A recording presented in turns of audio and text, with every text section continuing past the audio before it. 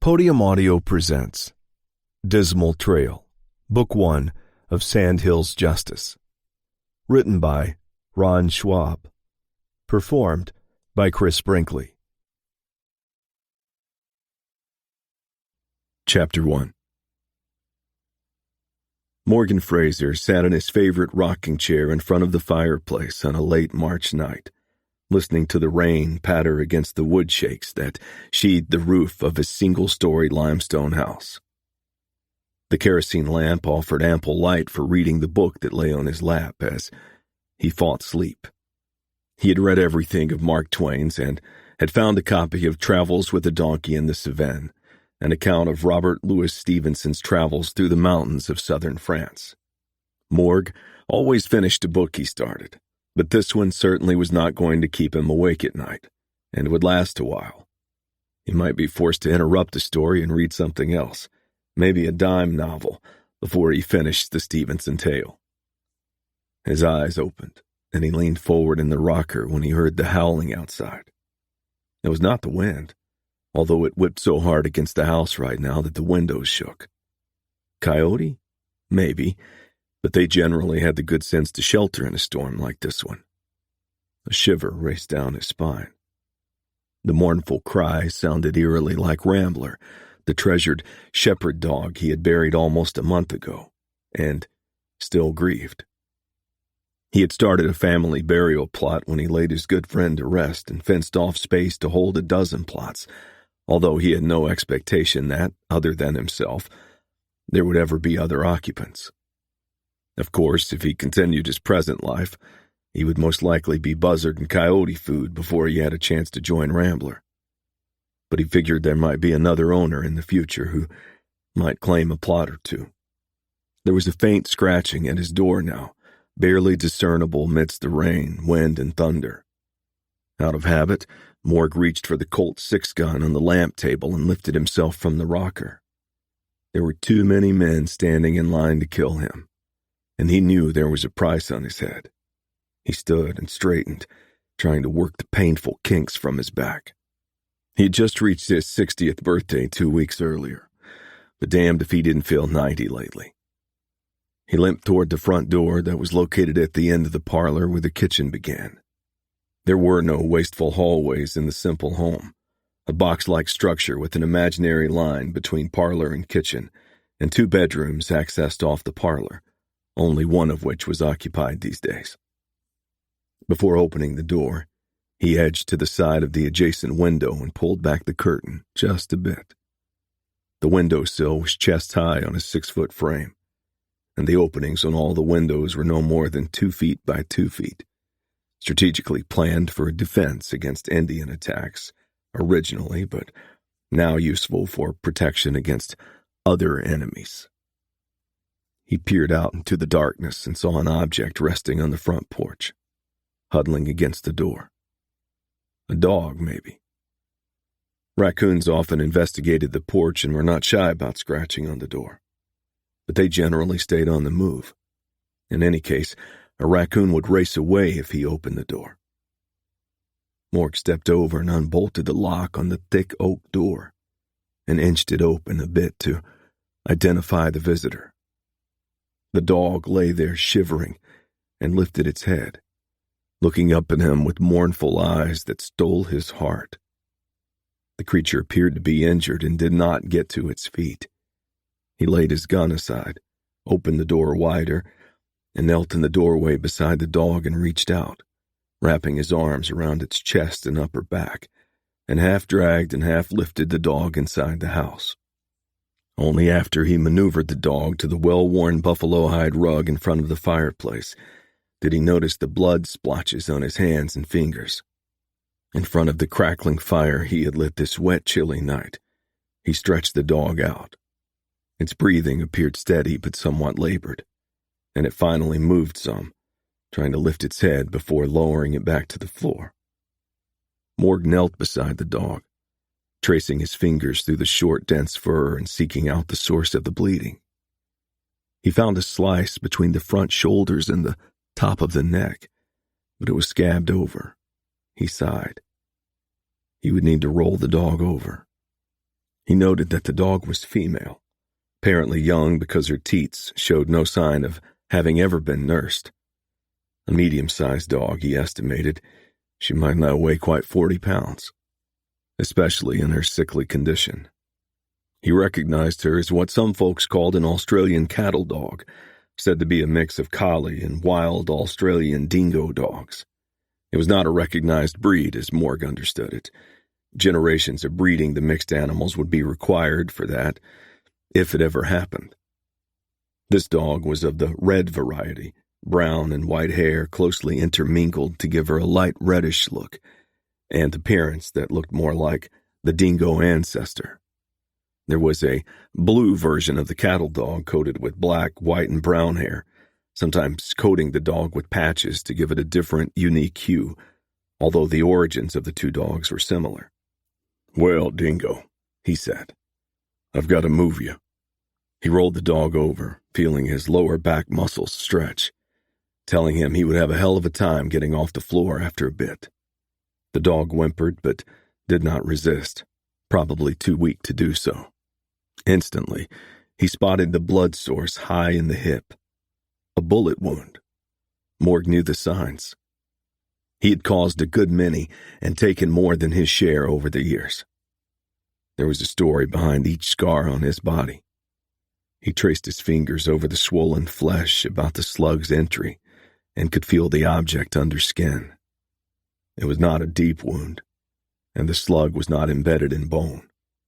There were several men who held themselves out as veterinary surgeons in North Platte, but mostly they dealt with cattle, hogs, and sheep. One was quick to put a cat or dog out of its misery with a bullet in the head. Morg did not hesitate to assign himself the task. He had handled dozens of such wounds on humans over a lifetime. If Dingo did not resist much, he could remove it and maybe get in a few stitches to help the healing, leaving a gap for drainage. He grabbed his rocking chair to leverage himself to his feet and started to get up. The chair toppled over as he was getting to his feet, and he fell to the floor. "Clumsy son of a bitch," he scolded himself, rubbing the elbow that had struck the floor. Next time he used the lamp table and made it without mishap. He was fine when on the move, he reminded himself. His body just was not made for sitting. He went into the kitchen area and put a small pot of hot water on the wood stove to boil. Then he retrieved a few clean rags, his sewing kit, a sharp kitchen knife, and tweezers. He hoped the knife would not be needed. When the water was ready, he took his surgical supplies back to the parlor. This time he let himself down carefully to the floor and tended to his mission. He worked gently as he could, cleaning the wound and probing with the tweezers to latch onto the slug and remove it, glad that the knife was unnecessary. The dog he was now calling Dingo did not resist, and he suspected the poor thing was too weak after the apparent loss of so much blood, and likely being near starvation, according to the ribs protruding from her side. When he had finished the stitching and put his crude instruments away, he pumped a pan full of water from the little pump at the kitchen sink. He also put some meat scraps from supper that he was going to dispose of anyhow into another pan and took both to the dog. But she was just sleeping now. He placed them near enough that she could reach the pans, if she got to her feet. Morg went into his bedroom and yanked several blankets and a pillow off the bed, dropped them on the floor next to the dog, near enough that he could share part of the buffalo rug. After tending to the bolt lock on the door, he sat down in his rocker and pulled off his boots before he slowly let himself down onto the floor and made up his bed. This was luxury in comparison to sleeping on the ground in the woods someplace, as he had done so many times over the years, especially when it was storming outside. Maybe it was about time to change his way of life. He had a few weeks to decide. He would think about it long and hard. Several minutes later, sleep crept in and claimed him. Chapter 2. Morg's eyes opened when he felt something cold and wet against his cheek. He brushed his fingers against the spot and felt the whiskery snout that could only be a dog's. At first he thought it was a rambler, and then he remembered. He turned his head and found himself face to face with the injured cattle dog he had taken in. The dog had crowded up against him, but was lying upright now, head raised, and front paws stretched in front of her. Streaks of sunlight streamed through the curtains, so the day looked more promising. The storm had evidently moved on, and somebody else might enjoy the spring rain now. In cattle country, a man never complained about rain for the pastures. He tossed the blankets off and sat up, reflexively resting his hand on the dog's head. She did not flinch away, so she had accepted him as a friend. The pans he had set out were both empty, so sometime during the night Dingo had consumed badly needed nourishment. He would replenish both when he got to his feet, but first he would see if he could get her outside so they could both relieve bladder and bowels. He fried extra bacon that morning, and Dingo gulped down one of the biscuits with the bacon treats. While the dog ate, Morg applied a salve to the dog's wounds, the same greasy stuff from a tin labeled Doc Wilder's Miracle Salve that he used for cattle, horses, and himself. At least the medicine seemed to do no harm. Dingo was moving stiffly. That made two of them. But barring infection, he did not see her being disabled for more than a few days. His guess was that exhaustion and hunger had been the major causes of her pitiful condition the previous night. She was eating from the pan on the floor. No table privileges, not yet anyhow. "Feeling better, Dingo?" The dog did not respond. He did not expect to reply in English, but a friendly turn of the head and tail wag would have been welcome. Dingo looked disappointed when he held her back as he was leaving the house to tend to chores. "Sorry, girl. You're not up to that yet. I don't want you to pull those stitches or start to bleed again. You've got to take it easy for a few days. You can rest on the rug while I'm gone. Maybe we can take the rug out on the porch when I get back. We'll sit out there and soak in some sun." He was talking to the dog just like he used to do with Rambler. The big shepherd always seemed more interested, though, offering a yip or a whine now and then and always attentive. Maybe that will come later. He chided himself for thinking that he had a new dog. He wasn't up to taking in another just yet. Wasn't sure he ever would be.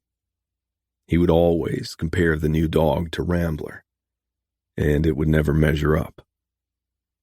He would not likely outlive a dog as young as Dingo, and it would not be fair to the dog for him to keep her. Hell, he was thinking crazy. She belonged to somebody, and he was pretty sure who. He wanted to know more about the gunshot wounds, though. He would talk to Jay Boyden. He came over every other day to check the cattle, and this was the day Jay was due to show up. Chores did not take long, since he just had to tend to the 3 horses in the small stable section of the big barn. He grained the critters in their separate stalls and opened the rear stable door that led to 30 acres of fenced-in grass. He forked some hay into the pen from the big stack outside the fence. Some of it would be wet, but the horses would eat it. He did not want them gnawing the grass down to the dirt before it came back, so he offered ample portions of hay. When he turned the horses out, Buckshot, the dark gray gelding that had been with him for a dozen years, did not join the others immediately as they headed for the hay outside. He waited for some rubbing behind the ears and stroking of his muzzle by his long-time rider before he moved on. He was Morg's special mount, and they shared a bond that only horse owners could understand. The horse had been dubbed with his name for the sprinkling of white on one hip that reminded Morg of the appearance of a shotgun target. It was mid-morning by the time Morg and Dingo were settled on the small roofed porch. Dingo lay on the buffalo rug. Morg sat in his weathered porch rocker with his feet propped up on the railing. The house was perched solidly on a sandstone flat overlooking the Dismal River, well above any threat of flooding, although the river channel was no more than 75 feet distant from the front porch. The river was easily accessed by a gently sloping path from the house, But he no longer depended upon the river for his water supply, with a windmill and water pump located midway between the house and barn that also connected to the house kitchen. 2 others were set out in the Sandhills pasture lands on the nearly 1,800 acres he owned, adjacent to Jay's ranch operation. His eyes were focused on the billowy white clouds rolling northward, with a soft south wind over the seemingly endless sand dunes surrounding the ranch. Spaces between the clouds were a glowing, brilliant blue, not the sort of hue that would be easily captured by an artist's brush, he thought. The sunlight filtering between the clouds was strong and bright, assuring him the rain had likely ended for a few days. The breeze shook the tiny emerging leaves on the cottonwood, birch, and oak trees and shrubs that covered the bottomlands along the river, and as it caressed his face, it was like soothing, healing balm. The Dismal River, so anointed by some map-maker he supposed, would be called a creek by some, but however classified, it carried generally clear water from its spring-fed source and snaked its way through less than 100 miles of west-central Nebraska until it forked and merged with the larger Middle Loop River. The southerly boundary of the Bar F edged the Dismal's north bank and officially ran to the river's center, presenting legal problems for some when a river cut a new channel. Near the Bar F, the river was more than halfway on its journey to the Middle Loop and ran waist-deep and was normally no more than a dozen feet wide. At other places, it might be half as deep and twice as wide on stretches where sandstone cliffs and walls did not contain the water. Beyond each side of the river were seemingly endless sand dunes rolling over the plains. Early explorers had dubbed the area the Great American Desert, but later it was discovered that the dunes were grass-covered and held intact by the deeply rooted carpet, and water was beyond plentiful. The bison had discovered that years before and thrived here, providing sustenance for the Indians without depleting the herds that were easily replaced until the white hunters came, and later the cattlemen, to reduce and drain their numbers beyond replenishment. There was something about this morning that cleared Morgan Fraser's mind. He reached over the rocker's arm, and his fingertips found Dingo's head. He scratched the dog's ears and looked down to see the dark eyes staring back at him. "You won't be leaving me, Dingo, unless you choose to, and I've decided it's time for me to stay put. This is where I want to spend the rest of my days." Dingo just looked at him, and then suddenly got to her feet and stared eastward along the river in the direction of what locals called the Dismal Trail, a narrow horse and deer path that sliced through the river woodlands before they gave way to the Sandhills dunes. It served as a shortcut for riders traveling from ranch to ranch, but too narrow for a wagon.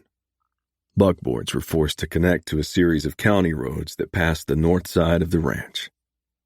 He just leaned back in the rocker and waited, his fingers patting the grip of the Colt, holstered at his waist. Chapter 3.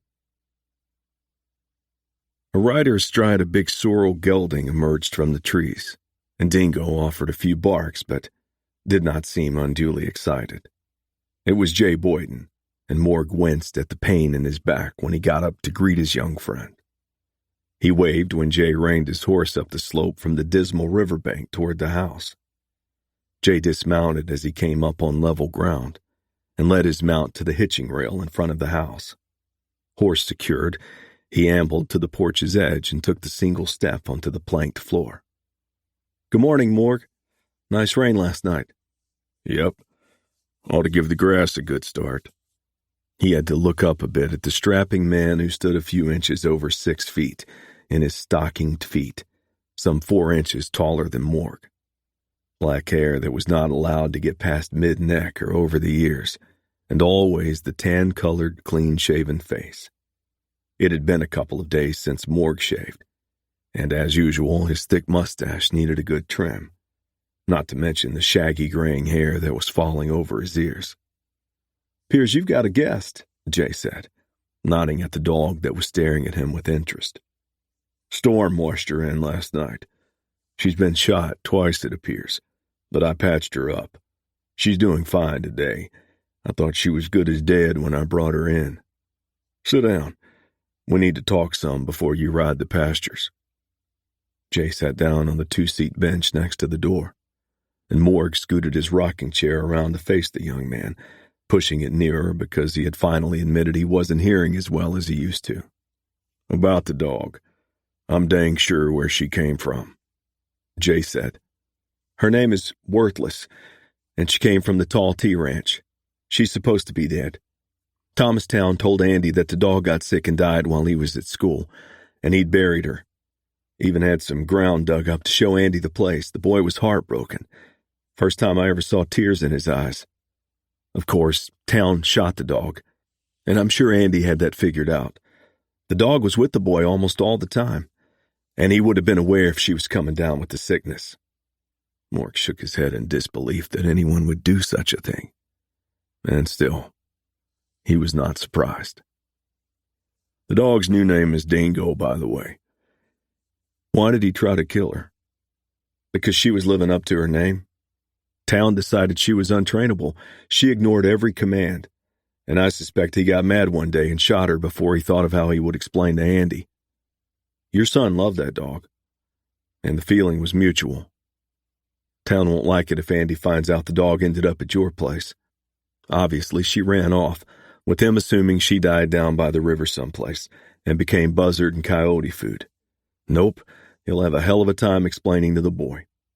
Andy was Andrew Fraser, Morg's 12-year-old son. His mother, May Town, was Morg's ex-wife. Well, the dog's found a home. She will stay with me. I don't want to cause trouble, but I'm not above using Dingo to lure my son down this way once in a while." "Do you think you can take Dingo, with you on assignments like you did old Rambler?" "That's what I wanted to talk about. But I want to know about Sheena. How's she doing? I gather you were over to the Tall Tea or you wouldn't have learned about the dog." Sheena was Morg's 20-year-old daughter, who hadn't spoken to him for some years. Seemed to hate him for the atrocity of being divorced by their mother. Of course, he could not deny that he deserved it. "Well, she loves her teaching at the school, and I think she likes boarding with the family near the school better than living at the town place. Of course, she's never lived that much there. Went off to North Platte to high school on your money, which she doesn't know about, and now boarding someplace else. In the 10 years May's been married to Town, Sheena's only lived there 4 years full-time. Otherwise, it's been a month or 2 summers and some holiday vacations that she's come back home." "What about you and her?" "We just don't see much of each other, with all the distance between us. She's back for a 2-week break that runs into Easter, and then she's gone again. I drop by for a visit. That's when I talk to Andy. The school out here is losing their teacher, and I suggested she'd try for that job next school term. She could probably snatch it in a minute. Then we could see each other regular-like. She asked who would want to live in this lonely, God-forsaken country. Well, I sure do, and that triggered a big fuss. And I don't think I'm welcome to visit, for a few days anyhow. Gotta be honest, she flies off the handle every time I talk about you and me being in business together." "Do you think you could stay married to somebody with a temper like that?" "I'd like to try." "I suppose I'm partly the cause of your problems. I haven't even seen her for a few years. She's either not there when I ride to the town place, or if she is, she refuses to see me. That's nearly half a day there and back if I spend any time at all. I try to ride over every other week when I'm in the Sandhills to visit with Andy. He'll talk to me some, but it's mostly yeses and nos, and he won't come over here to visit for a few days. What can we do together in a few hours' time? Of course, I've been gone for months at a time over the years. I don't blame May for finding another man and getting rid of me. I wasn't a good dad. Or a husband. Those are only a few of the demons that chase a man like me." "Don't be so hard on yourself, Morg. You did what you had to do to support your family." "I did what I wanted to. I could have found another way to make a living. I was 20 years older than May when we married. I'd been doing my work for 15 years by then, saved about every nickel I earned." I should have known that a man like me wasn't meant to be married. But she was the sweetest, loving gal when we got hitched. Prettiest young woman in Nebraska. And she worshipped me for a spell. But I started trying her patience after a year or two, being gone all the time and my mind somewhere else when I was home. You're leading up to something. I'm resigning from the service. Within the next few weeks, I'm taking my written resignation to the U.S. Marshal at North Platte and turning in my marshal's badge. I won't take on any new assignments. I'm done. I can't handle any more saddle time, and I'm moving like a dang crippled turtle. It wouldn't be long before some no-good took me down.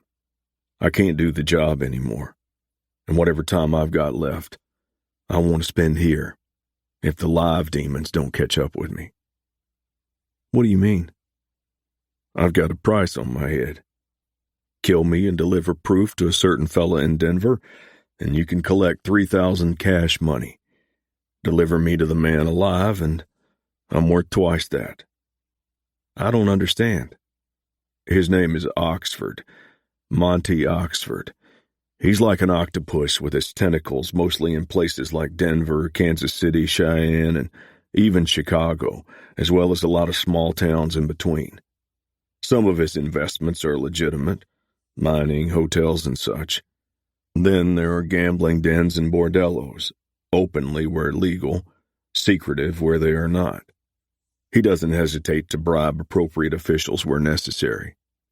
And then his brother, Joe Oxford, ramrodded the train and bank robbery division. I tracked Joe for months, and a few years back I intercepted Joe and two of his colleagues robbing a bank in Fort Collins, and killed all three. You do know how to use that sidearm that I've never seen you without. I'm not proud of it these days, but my life could depend on always having my 6-gun within reach. Anyway, my assignments after taking Joe Oxford down were mostly focused on the Oxford enterprises, and with the help of a few deputies, we closed a half dozen of Monty Oxford's operations. But the goal was to nail the head man who holds himself out as a respectable businessman. He has not taken this kindly, and as far as he is concerned, I murdered his brother. Someone close to Oxford informed the marshal at North Platte about the price on my head. I don't know why, and that man is dead, allegedly from suicide, which I doubt. Does Oxford know where you live? I have no way of knowing, but he eventually will find out. I have some hope he will call off his wolves if I'm no longer on the case, but I won't count on it till the guy is dead, or behind bars. Few have seen this mystery man. I don't have a notion of what he looks like. His Denver office has 3 employees, but the boss is never in when a marshal or deputy stops by with questions. And they know nothing, of course, and are no doubt paid well for that. I'd be danged uneasy if I were you. You're carrying a big load on your back. Most of us do over a lifetime. I do want you to know that I want to continue our business arrangements. Maybe I can help a little more than I have in the past, but I'm way past my prime when it comes to working cattle. I won't be adding to my herd, and you can still run the same numbers on my land in exchange for looking after my cattle. I won't run more than 50 cows with calves at side. I appreciate that. All I ask is that if something happens to me, you will take Dingo in. Done. But you haven't figured out Dingo's problem yet, have you? What are you talking about? Andy says that Dingo is deaf. She can't hear. That's why she can't respond to voice commands. Andy has tried to convince Town, but the Aussie doesn't believe it and says it doesn't matter.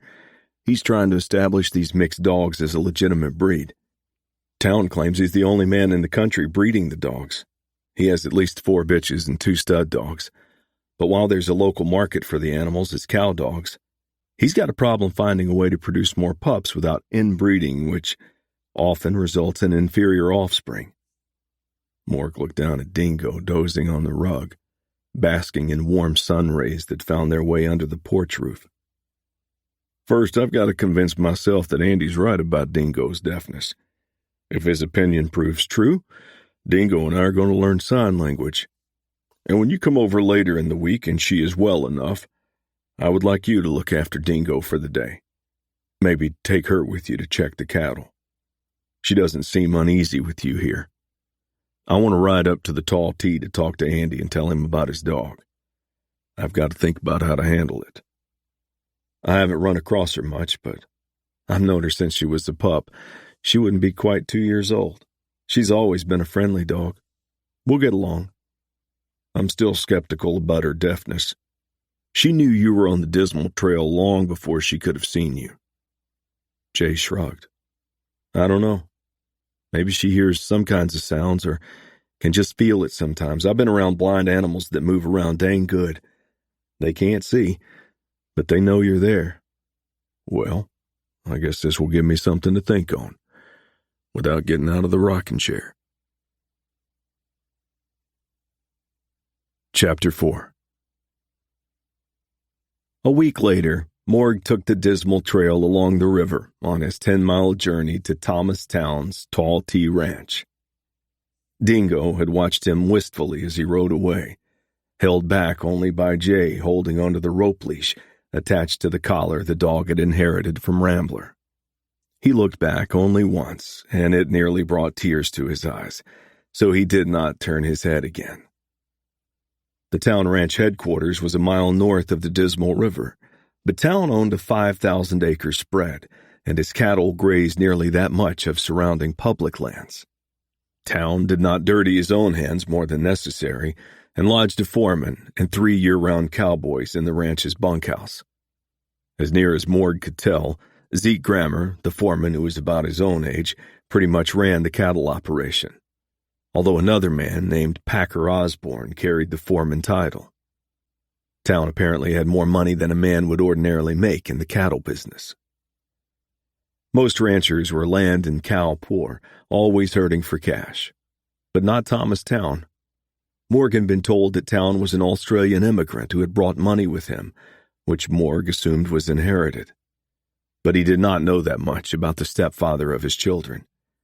Hell, he had not been around enough to know that much about Sheena and Andrew. It was a perfect spring morning, and the wooded areas that edged the narrow trail were quiet with a gentle breeze, not strong enough to shake new growth.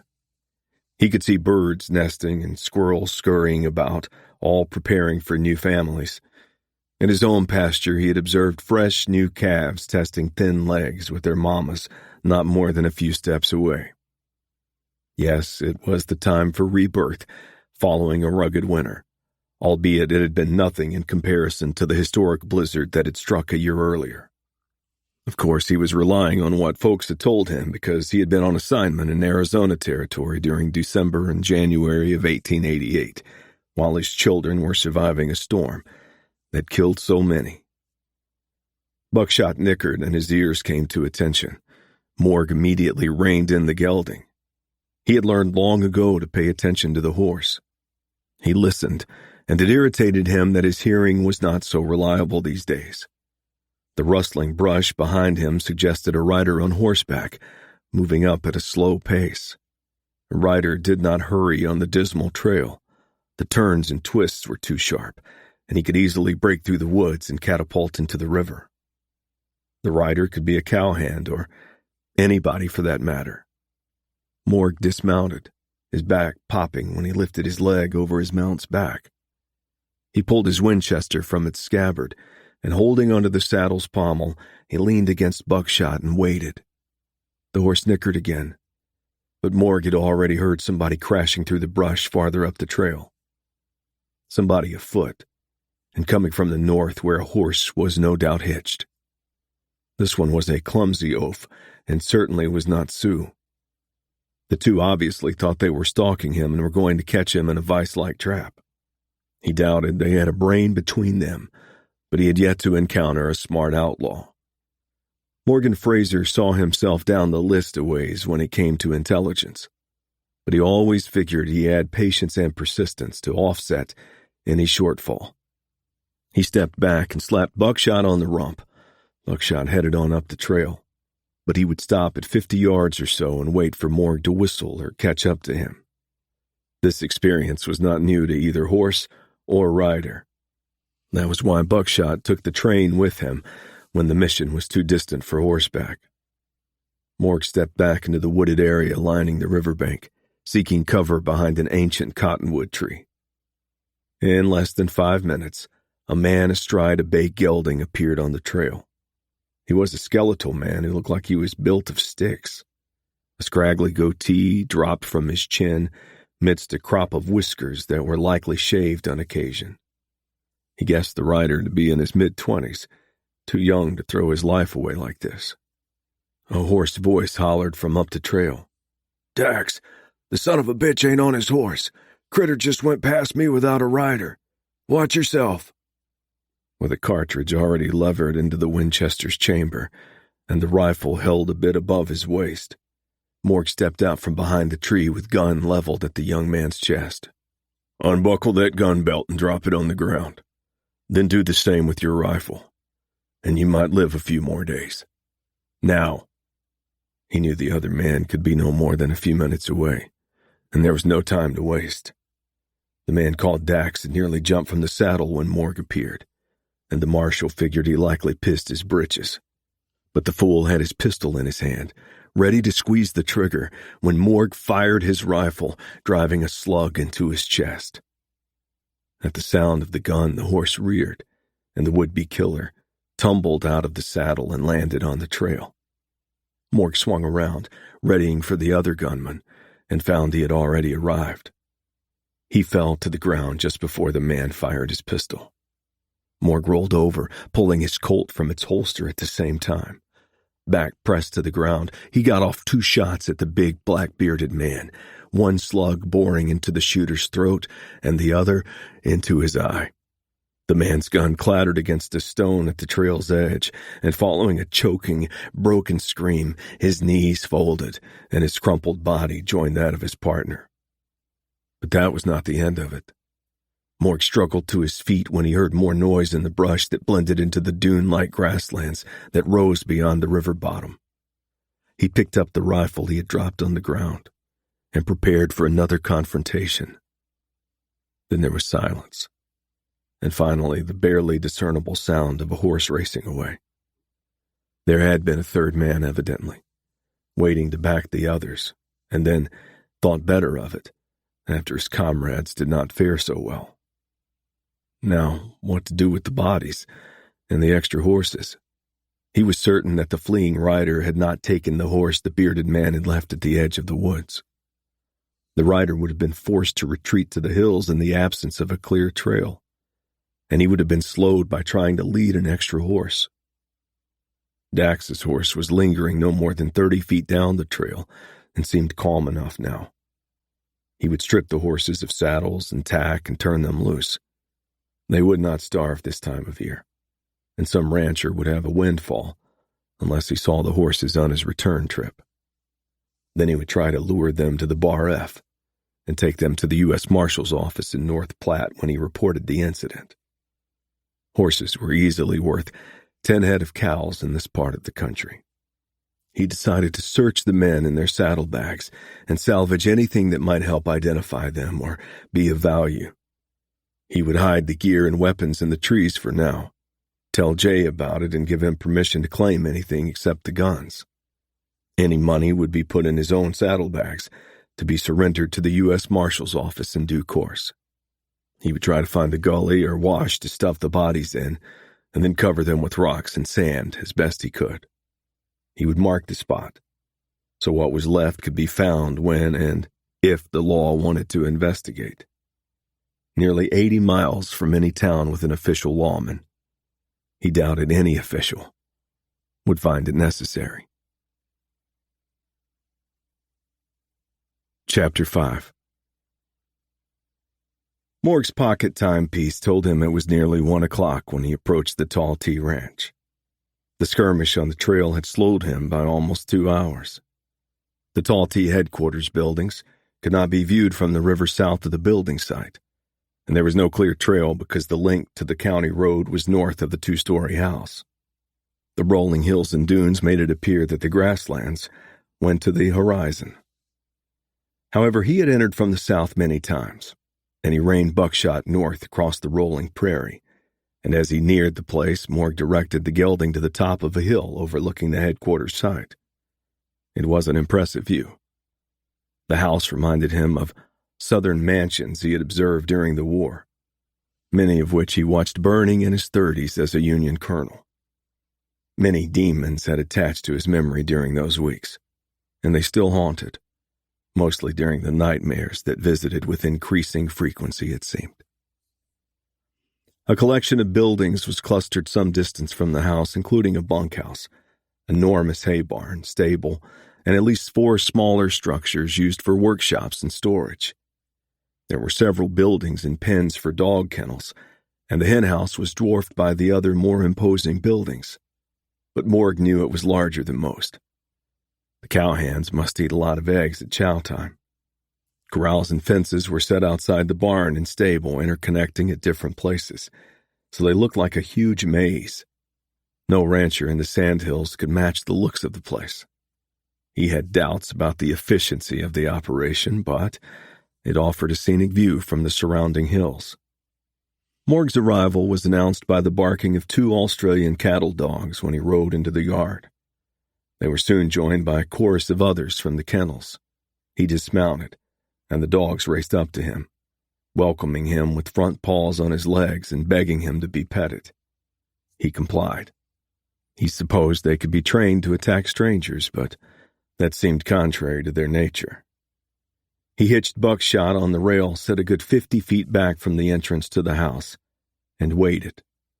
He had never been invited into the mansion, and when a servant or someone inside identified him, Andy would usually come out, and they would go to the barn and sit on a bench and talk.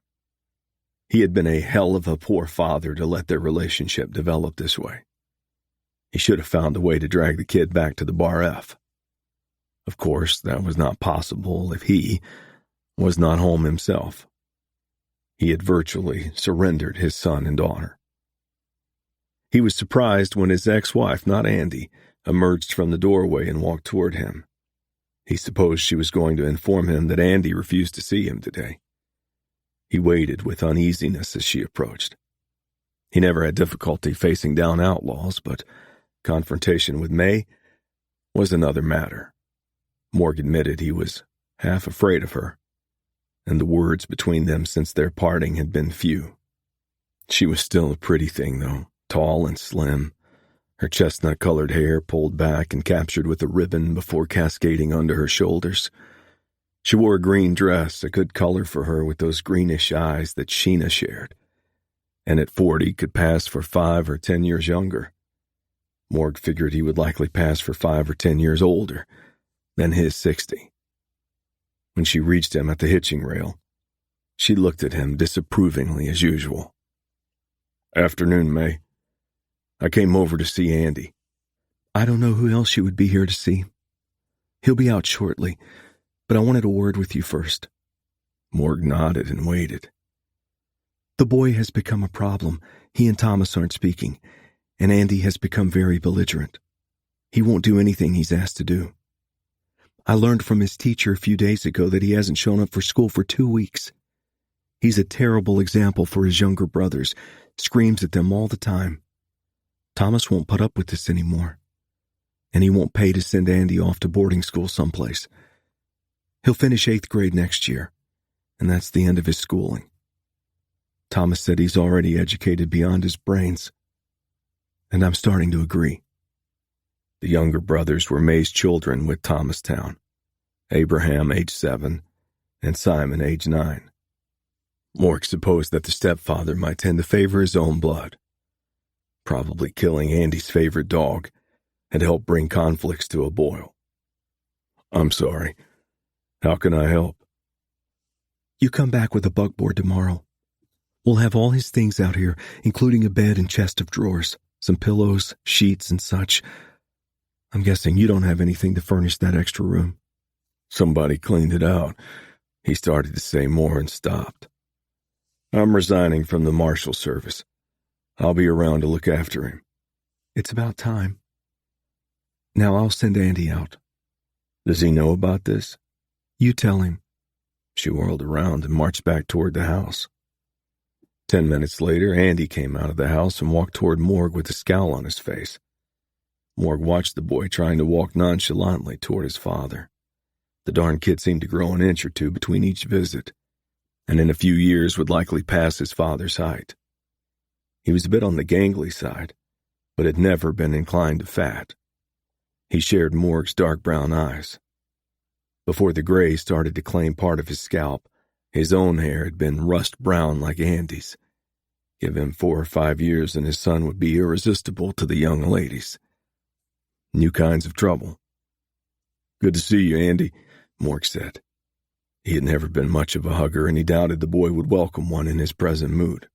"Hello," Andy said, his eyes narrowing as he looked at Morg suspiciously. This was going to be difficult. He had no idea how to broach the subject on their agenda. "Shall we go to the barn? I need to water Buckshot at the water tank along the way. Maybe steal a little hay." "I can get him a scoop of grain from the stable. Got a mix of oats and cracked corn." "That would be nice. I'll get Buckshot a drink and meet you at the barn." He could not recall the last time the kid had volunteered to do something kind. The boy May was telling him about would not have done that. But Andy always did have a good heart when it came to animals. There was a bench just inside the barn door they usually shared. And after Andy put a pan with a small scoop of grain in it in front of Buckshot and fetched 2 arms full of hay for the horse Morg had staked outside, the boy joined his dad on the bench. There had been no need for Morg to fret about broaching the subject he had worried about. Andy asked him abruptly, "What were you and Ma talking about?" "Your mother said you were having some problems here. She thought maybe you should come stay with me for a spell." "They're kicking me off the place, ain't they? Thomas hates me. The feeling is mutual. I've been listening to Ma and Thomas yell at each other. I knew this was coming. How can I live with you anyhow? You're never home." "I'm resigning as a U.S. Marshal. I'm settling in at the ranch for good." "I lived with you once till I was 2, but I don't remember." "I wasn't much of a father. I'll try to do better. At least I'll be around. There will be rules. You will have chores. You will show up at school every day. There's a small school held in a house less than 3 miles from my place. I don't think there's more than a half-dozen kids. I've never met the teacher. I understand she's a widow lady, and quite nice." "I hate school." "Maybe a change will help." "Not much chance." "We'll see. I'll talk to the teacher. It's a private school. She doesn't have to take everybody that wants to go there. She charges a monthly fee." "You got the money for that?" "Enough. There's something I came to tell you about." For the first time, Andy raised his eyes from the barn floor and looked directly at Morg. "What?" "You had an Australian cattle dog here, a female called Worthless." "Not by me. I called her Dog." "She has a new name. Dingo." "What the hell are you talking about? That son of a bitch Thomas killed her, shot her, and buried her." "She was shot, but she didn't die. She's at my place. Jay recognized her. You can see for yourself tomorrow. I don't think you should say anything to Thomas about this, though. I'm coming with my buckboard tomorrow morning to pick up your things. Your mother said we can even take your bed." For the first time, Andy smiled. "I'll start packing this afternoon. I don't know what I get to take, but I'll be ready. Your place can't be worse. So I guess I'll find out if you and me can get along. And I sure as hell want to see this dog you call Dingo." When he rode away from the tall T, Morg began to wonder what he was getting into with his son. He had been a failure as a father to this point. He had to do this thing. It was a chance to at least partly set things right with this boy he hardly knew. He supposed it was too late for him to have a chance with Sheena, but this was a start. Maybe he could kill a few of the demons that chased him, rectify his failure as a father somehow. But was he bringing the boy into danger? The bounty on his head likely did not disappear with the deaths of the 2 gunslingers this morning. Others might come for him. He had no way of knowing whether those outlaws worked directly for Monty Oxford, but he needed to learn more about this man, regardless of his resignation as a marshal. Chapter 6. The next morning, Morg drove the buckboard behind a mule team along the county wagon road that bordered his north property line. First stop was Jay Boyden's ranch house, where he left an unhappy dingo. She had obviously enjoyed sitting on the wagon seat beside him, but he dared not take her onto the town place. If Thomastown saw her, there might be too many questions and unneeded unpleasantness. The day did not promise to be a celebratory occasion as it was. When he slowed the mule team in front of the town mansion, he saw an assortment of stuffed sacks and bags on the veranda. The chest of drawers, bed frame, and mattress that May had promised were stacked next to the circular drive that passed near the veranda. The two cattle dogs barked their greetings again and ran beside the wagon as Morg reined the mules into the driveway and up to the railed veranda. The door opened, and Andy came out with a small canvas bag of what Morg assumed were personal items. The boy's face was emotionless as he walked across the porch and down the 2 steps. "I'm ready. Everything I'm taking is out here." The dogs scampered up to him, demanding pets and hugs. Andy knelt and accepted their sloppy kisses on his face. His stoicism evaporated, and he broke out in sobs, clutching the dogs with both his arms. Morg fought back his own tears watching the scene. He did not know his son well enough to find the words that might console him upon leaving his friends. So he chose silence. Soon, Andy got to his feet, wiping the tears from his face with a shirt sleeve. He turned away from the dogs and said, "Where do you want me to start putting stuff?" "Help me get the chest and bed frame parts on the wagon first, then the mattress. We'll stuff other things around them to hold everything snug. I brought rope to help bind the mattress on." They worked silently, and Morg thought Andy did more than his share of the lifting. The kid was likely stronger than his old man. There wasn't a threatening cloud in the sky, but they tossed the canvas tarp Morg had brought with him over the load and secured it with rope anchored with multiple diamond hitches like Morg had used on pack horses and mules. Morg enjoyed teaching Andy how to tie several types of knots and hitches, and was pleased that his son learned quickly. When the wagon was loaded and the contents secured, Morg asked, "Do you want to go say goodbye to your ma? Tell her I've got a young gelding you can ride over for a visit any time." He supposed he should talk to May about staying in contact with Andy, but he was not up to broaching the subject. Things were happening too fast. Andy said, "Ma's not here. Her and Thomas, along with Packer, left early for Broken Bow to catch a train to Omaha. They'll stay one night in an inn along the trail. Ma likes shopping for stuff, and Thomas has got business of some sort there. I don't know why Packer goes so much. They got a nanny for my little brothers and a cook and housekeeper, so things don't change much when they're gone. Zeke Grammer runs the ranch anyhow. Thomas ain't here all that much. Suits me fine, especially now. Thomas has a burr up his ass about something these days. That ain't unusual, though." It seemed strange that May would not be at the ranch to see her son off. But how could he judge? He was the father who had virtually abandoned his children for his work over the years. As they rode down the trail, the buckboard bouncing less with a load now, Andy sat beside Morg on the seat. They were silent for a long spell before Morg spoke. "I got a bag with sandwiches and sweet biscuits under the seat if you want to pull it out. They're roasted beef and cheese. The biscuits are my own concoction, frosted cinnamon biscuits. There's a canteen for each of us there, too. Take your pick." Andy reached under the seat and found their lunch. "Do you have a cook?" "Me? I've cooked on the trail for years. Not much variety, I fear, but we won't starve. I've got a boy that comes by once a week selling eggs and sometimes vegetables for his mother, and Jay Boyden furnishes milk from his milk cow. He even makes cheese when he can grab the time, so that helps with supplies."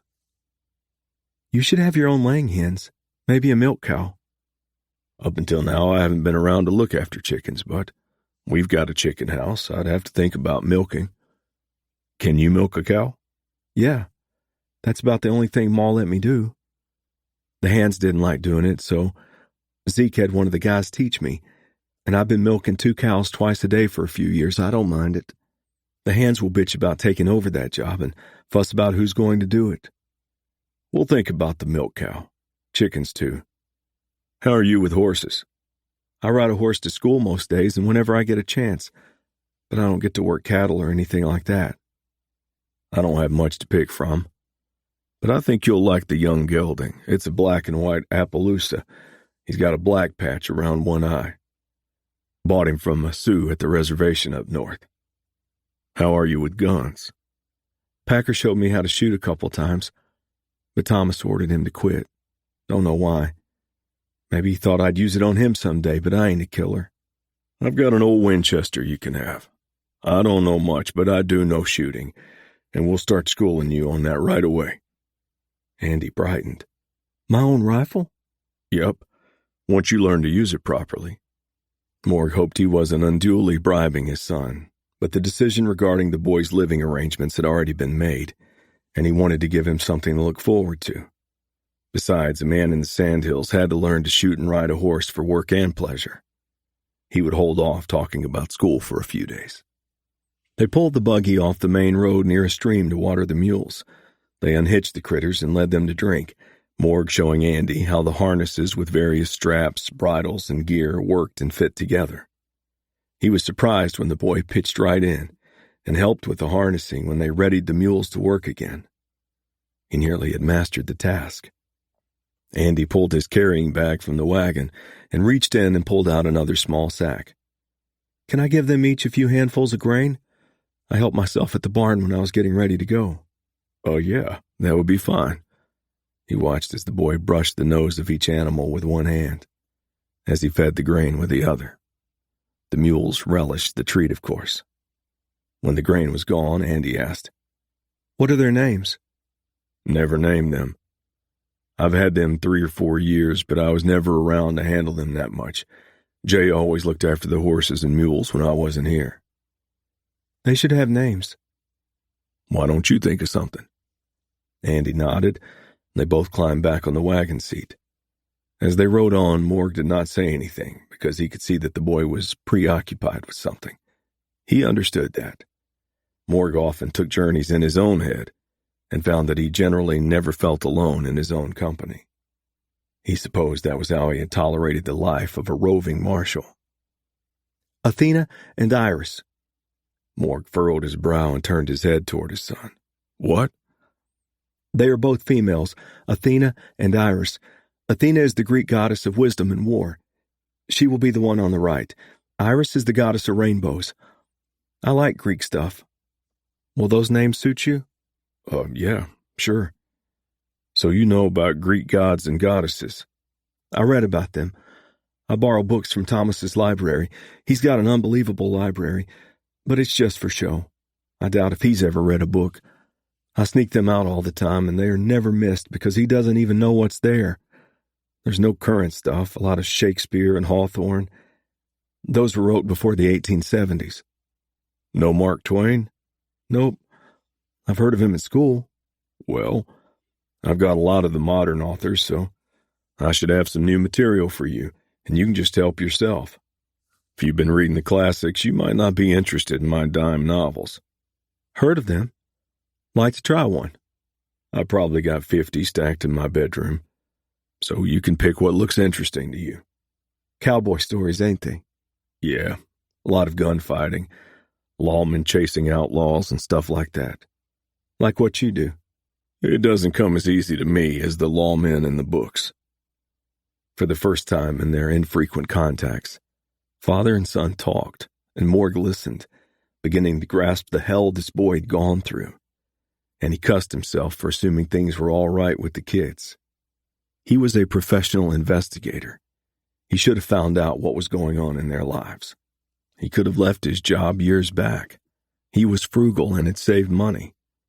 In the early years, the marshals had been allowed to keep rewards paid on outlaw capture, and he had collected plenty, purchased the Sandhills Ranch with some of the funds.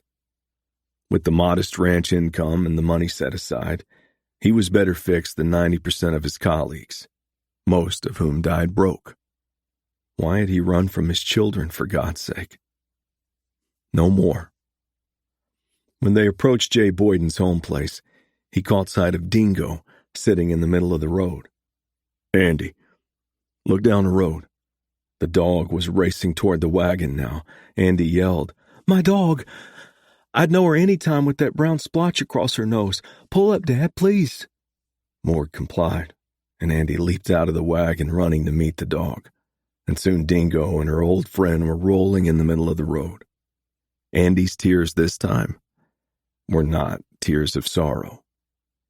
Jay had been following the dog at a slower pace, and he walked up to the wagon, shaking his head in disbelief. "Morg, that dog knew you were near 15 minutes ago. We were down by the barn, and I had her on the leash. I was afraid she'd chase after you. Anyhow, she started barking like crazy, pulling on the rope and about knocking me over. I let her lead me out to the road. I didn't see anything, but she sat down in the middle of the road and fixed her eyes east. I waited with her, and then I saw the dust you were kicking up with the mules and wagon. I figured it couldn't be anybody else, so I turned her loose." Both men watched boy and dog for a bit before Morg said, "I hate to interrupt the reunion celebration, but we need to get home and get Andy settled in before dark. But this is a special scene we're taking in right now. I'll never forget it." "That makes two of us. But how did that deaf dog know?" Chapter 7. Sheena Fraser sat at her desk in the single-room schoolhouse, checking the schoolwork her dozen students had turned in before they left for the day. She loved teaching, but she was tired. It was a challenge teaching students ranging from 1st to 8th grade, but never boring. She was checking little Alice Klein's arithmetic paper, perfect as usual. The 8-year-old was so bright and always smiling, seemingly unfazed by the loss of one foot, frozen by last year's blizzard. Her older sister Maisie had died during that storm, when the two girls had started home afoot, and the schoolteacher Mabel Norman had died also when she went after the girls to rescue them from the storm's wrath. They had all been found in a haystack, where sister and teacher had lain above Alice, to insulate her from the bitter cold. Sheena thought of the teacher she had replaced often, and wondered if she would have the courage to risk her life for her students. She liked to think so, but she had so many doubts about herself, and blamed the father who had abandoned her for most of them. She despised him for surrendering her so easily to her mother in Thomastown, the man who had sometimes crept into her room at night and touched her forbidden places while she feigned sleep and then, after several years of his sick molestations, crawled in her bed and tried to rape her. She had been 14 by then and fought back, raking her fingernails across his face till she drew blood. Her screaming had aborted the attempt, and when her mother ran into her room, Town accused Sheena of trying to seduce him. Her mother claimed to believe him despite the scratch wounds on his face and scolded her, calling her a liar when she told her of the other times Thomas had visited her room. A fragile relationship between mother and daughter thereafter turned downright hostile. She was rescued only by a letter delivered by Jay Boyden, then only an acquaintance and 5 years her senior. The letter informed her of a scholarship for room, board, and tuition to attend high school in North Platte. She was baffled because she had not applied for such a scholarship. She supposed her teacher had contacted the school. But why had Jay been courier for the message? Jay told her he had attended the school under a similar scholarship offered by an anonymous donor from the Sand Hills, who tried to help young people at remote rural schools attend high school after 8th grade. Jay's parents had been homesteaders, always on the brink of starving out, and would have been unable to send him to high school. The parents and 2 younger daughters remained until after Jay finished high school, and thereafter they sold Jay the land, taking his note for payment, and moved to Lincoln, where Jay's mother had family to help them get settled. The father had suffered from a mysterious ailment that forced his wife to assume responsibility for the family's support. Sheena had wanted to further her schooling, but Thomas refused to pay for it. Her mother pushed her to accept the scholarship, administered by a North Platte bank, and she gratefully departed the lavish home, regretting only that her little brother remained behind. She was grateful for where the education had led her. She worked as a clerk in several town stores to earn money to support herself following high school, through the one-year normal training program to qualify as an elementary teacher, never asking her mother or Thomastown for a penny. A new scholarship from the mysterious donor had paid the school tuition, but she was responsible for her own support. There was a rapping on the front school door, and it opened. Jay Boyden stepped in. She got to her feet and hurried to meet him. He took her in his arms, and they shared a chaste kiss before she stepped back. "Jay, what are you doing here?" "I came to visit a lady who doesn't get back our way much. I told Mrs. Markham she didn't have to prepare supper for you tonight, that we would be eating at the Loop River Tavern. I even borrowed their buggy, and I'm renting a spare room at the Markham house for the night." "Rather presumptuous, aren't you?" George and Clara Markham owned a large house on their homesteaded farm and took in boarders to supplement their income, farm receipts being unreliable. They were kind folks, their children all grown up now, and she would be happy to occupy her room for a long time. "I suppose, but we've got lots to talk about." "We do?" "Yep, but it's almost 6 o'clock. Let's head over to the tavern." She sighed. "Okay, give me a minute to grab my jacket and things. I'll need to lock up." She was a little nervous about the lots to talk about. She knew Jay loved her, but didn't know why. He shared his life and history generously with her, but she was guarded regarding what she would share with any man. She liked him a lot, but she had never said she loved him, was skeptical about love, and especially marriage. The Loop River Tavern, as the name suggested, was located along the Loop River at the intersection of 2 section line roads and the river. It lay about 5 miles east of the fork where the Dismal River merged with the Middle Loop River to form a larger watercourse. A large trading post that supplied customers for many miles in all directions adjoined the spacious tavern restaurant to provide a symbiotic commercial center for the sparsely populated area. Sheena and Jay sat at a table in a corner of the restaurant, a quiet, friendly place where rowdiness was not tolerated by the big, mustachioed bartender, who matched the stereotype of the trade created by dime novels. While they waited for their steaks and fried potatoes to be served, Jay began to explain his presence. "There are things going on back at the Tall Tea I felt you should know about." "Such as?" "Your brother is now living with your dad. It's been over 3 weeks now." "I don't believe it. Why?" "Your ma and Thomas booted him. He was getting to be a problem with discipline and such, I guess. Your ma told your dad to take him." "But Dad's always gone." "Not anymore. He will be resigning from the Marshal Service as soon as he can get to North Platte." "It won't happen. They're getting along fine. Your dad's teaching Andy to shoot and work around the ranch. He's got his own rifle and horse.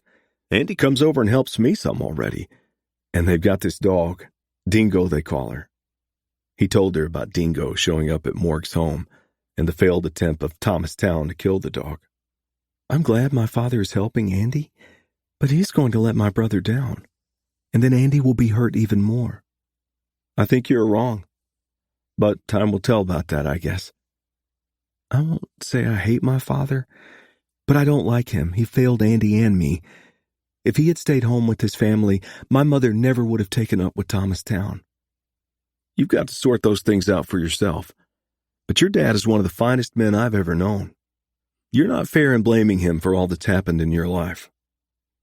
Their meals were served along with fresh coffee. They ate in silence for a time before Jay spoke. "I wish this place was closer to my ranch. I'd be taking meals here a lot," Sheena said. "Why are you always defending my father?" "Because I've known him since I was a kid. He wasn't around a lot, but when he came back, he always had time for me. Taught me how to shoot because my own father was drunk most of the time. Morg might not have been home much, but he was there for me more than my own father. Insisted I should get more education, and saw that I got it. What do you mean? He paid for my so-called scholarship to high school, supported me during those years with deposits in the bank. And he paid for yours too. He told me I should never tell you, but I never gave a promise back. I've tried to respect his wishes, but dang it, it's time you were told. She was stunned. Her father made those arrangements, came up with the funds. I see. Why was it such a big secret? He said he didn't want you to think he was buying his way into your life. He's a strange man, hard to figure out, but he's a good man. What do you know about his own life as a boy? Very little. He was orphaned when he was 8 or 9 years old, taken in by an uncle for a few years, then left at an orphanage in St. Louis. But he never told us much beyond that. He had a decent education, but I don't know how much for sure. Did you ever ask? No, I guess not. He attended college for 2 years, somewhere in Ohio, thinking he was going to be a college English professor. After his second year, the law called him, and he worked as a deputy sheriff in Kansas, then was elected county sheriff. The war came and he joined up and was made an officer because of his experience. Rose to the rank of colonel. Got hired on as a deputy U.S. Marshal when the war ended, and soon was a full U.S. Marshal. Why did he become a lawman, for God's sake? His parents were doing business at a bank in Missouri the day they both died. Shot down by bank robbers who were never caught. He decided it was his mission to catch those kinds of people and bring them to justice. How did you get all of this information? I asked questions. Sometimes it was like pulling teeth, but he's my best friend, and I thought he needed to talk. He's been going through rough times in his head for several years now. He blames himself for things in his past that he couldn't control or stuff that it's time to forgive himself for. But there are limits to what he'll talk about. Are you saying he's crazy? Like a fox? No. Most of us have got problems to work out in our heads. He's just got more years' worth. I'm betting you've got some of your own, especially the notions you've got about your dad. Maybe she did, but she wasn't going to talk to Jay about it. Not now, anyhow. When they finished their meal, including slices of apple pie, Jay said, "School's out mid-May. You've only got a few weeks. Are you going back home for the summer?" Home? What home? I'm not going back to the Tall T, that's for certain. No, I'm staying put. I'm taking on a clerk's job at the Loop trading post next door. I was hoping I would see you more after school's out. That would be nice, but I'm done with the Tall T. If I go back for a day or two to see Mother, I'll write ahead of time and let you know. But that wouldn't be often, if at all. Once we're past calving season, I can get away to see you here once in a while. I do appreciate the effort you made today. And it is good to see you. Well, I had ulterior motives. I was going to ask you something, but I can see the time's not right. Maybe someday. And maybe not. She was thankful he was sparing her, and he was right. Maybe someday, and maybe not. Why don't we go back to the Markham house? I can change into some breeches and comfortable shoes, and we can take a walk into the hills. Nearly a full moon and a balmy night. It's perfect for a long walk. That sounds good. After all those hours in the saddle today, I could do without sitting for a spell. After Jay settled the bill, they stepped outside, Sheena locking her arm in his as they walked toward the rear of the building where the horse and buggy were hitched. When they turned the corner, a rifle butt slammed into Jay's head, and he dropped to the earth like a sack of flour. A hand pressed over Sheena's mouth, and an arm wrapped around her bosom, dragging her away from where Jay had fallen. He was still as death, and she thought the blow might have killed him. A gravelly voice spoke softly in her ear. "You listen close, woman. You let out a scream, and my friend will put 2 lead slugs in your friend's head. We got nothing to lose. And if you fight going with us, there's 2 more slugs for you. Understand?" She nodded, and the man's hand grasped her arm tightly and pulled her with him as he hurried her into a wooded area near the river. There she saw a third man and an extra horse. They obviously intended to take her someplace. "Where's Goober?" asked the third man. Her captor said, He's leaving the ransom message where they'll be sure to find it. Was she going to be held for ransom? Fools. Thomas would not pay a nickel for her release. And when he refused, she was buzzard bait, as she had heard cowhands say. She was afraid, but she was surprised she was not hysterical. At this moment, she felt a strange calm. Her main concern was for Jay. Dear God, let him be all right. Chapter 8. Morg was a bit nervous about taking Andy to Susanna Mercer's house for Saturday lunch. He had spoken briefly with the school teacher several days earlier about enrolling his son at the private school, conducted in her home, and she said she would be inclined to accept him, but wanted to meet him first and explain the rules. Financial terms were more than generous, and he liked the woman. Based upon her qualifications and graduation date from college, she had volunteered. He judged Sue, as he had been invited to call her, to be about 5 years younger than himself. But notwithstanding snow-white hair, she appeared even younger. Her gentle voice and azure eyes had entranced him, and after talking for a bit more than an hour, he was struck by a schoolboy's crush on the prospective teacher.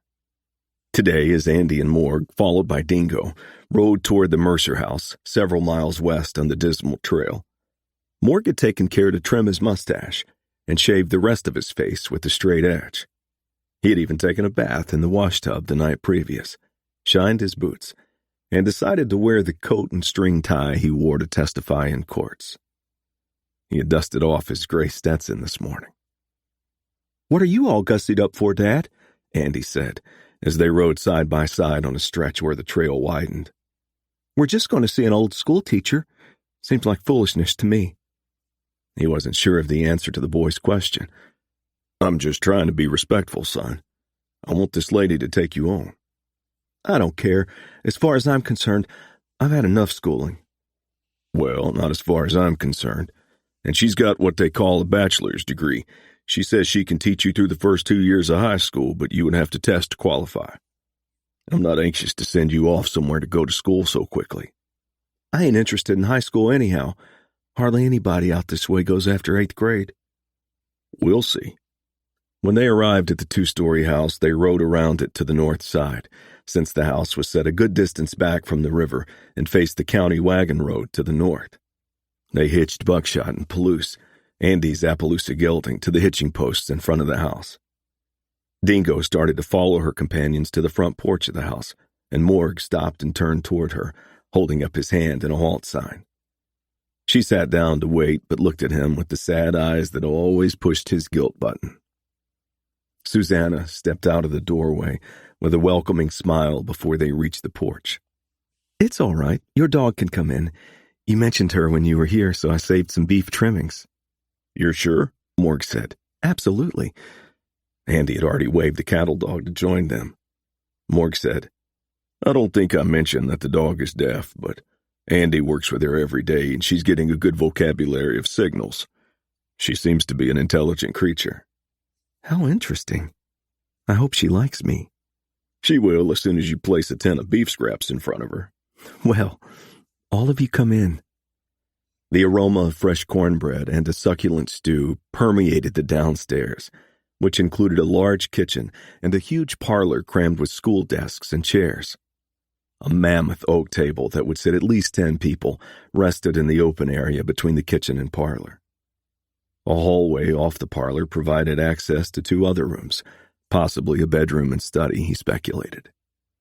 A stairway at the end of the hallway apparently led to the 2nd floor. Susanna put a plate of meat scraps on the floor on the kitchen side of the table for Dingo, telling her guests to be seated. She soon placed a pan of cornbread and a jar of honey on the table. "The cornbread's sliced, but you will need the spatula to dig out the pieces. Eat all you want, but save room for apple cake." She then added 3 bowls of beef stew to the feast. After retrieving a pot of coffee for Morg and herself, she put a cup of hot chocolate near Andy's plate. "I hope this is all right, Andy. I can get a glass of cold water if you prefer." "Oh, no, ma'am, thank you. I love hot chocolate, Ain't had it for a long time. Morg was struck by Andy's good manners. He had not seen that at his house. On the other hand, he was probably raised with more refinement than his father offered. Sue sat down. Shall we bow our heads while I say the blessing? Andy tossed a glance at his father and followed his lead in bowing his head. She said, Father, we thank you for this food and for this beautiful day. Thank you especially for the special guests, Morg, Andy, and Dingo, who have joined me for this meal. May we all see the opportunities before us and take advantage of them in such a manner as you would approve. Amen. Morg said, Amen, and Andy followed. As they ate, Sue asked Andy questions and talked about school rules. Andy, I would love to have you as a student here, but you have missed some school since moving to your father's home. We only have 2 more weeks of classes here. I think it would be best for you to start by coming here 2 days each week for special tutoring after school is out, so I can determine if you need to do some work to be ready for at least 7th grade level in the fall. We will stop the sessions when I am satisfied that you are prepared. Would you be willing to do that? Andy gave a reluctant, I guess so, ma'am. I don't tolerate truancy. If you miss school without a written excuse from your father, you will be dismissed. Do you understand that? He was silent for several moments before he replied. Yes, ma'am. I understand. You will likely change several times, but if you could choose a way to earn a living when you grow up, what would you like to do? He did not hesitate. I would like to be a veterinary surgeon. I love animals. He nodded at Dingo. All animals. I love helping Dad and Jay with birthing cows. Dingo's always been special to me, and Dad helped her. I would like to be able to do that.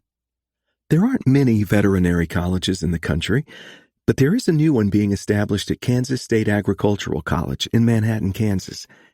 You would need to finish high school to get admitted, but if you are willing to work, I know you could do it. Most of the vets around here never went to high school, let alone college. But someday soon there will be licensing requirements. And if you want to be the best, you should set your sights higher.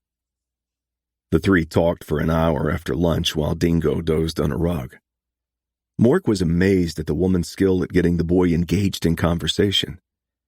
She would be not only a great teacher, but a good friend as well. Finally, Susanna adjourned the session. Well, gentlemen, this has been a delightful conversation.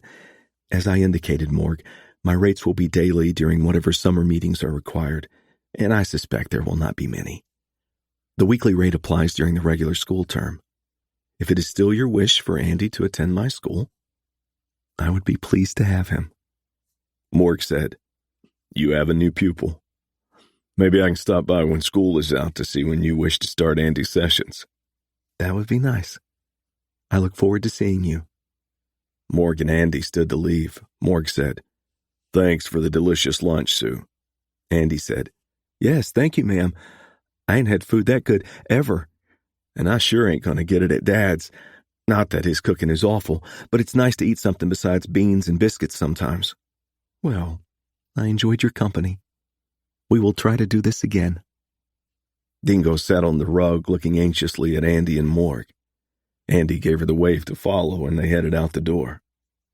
Morg started to follow, but stopped and turned around when Susanna said, Wait, Morg. She moved nearer to him, so near he could have reached out and touched her. Sue's eyes fastened on his. Morg, you're doing fine with the boy. You told me how it's been over the years. It's going to get better.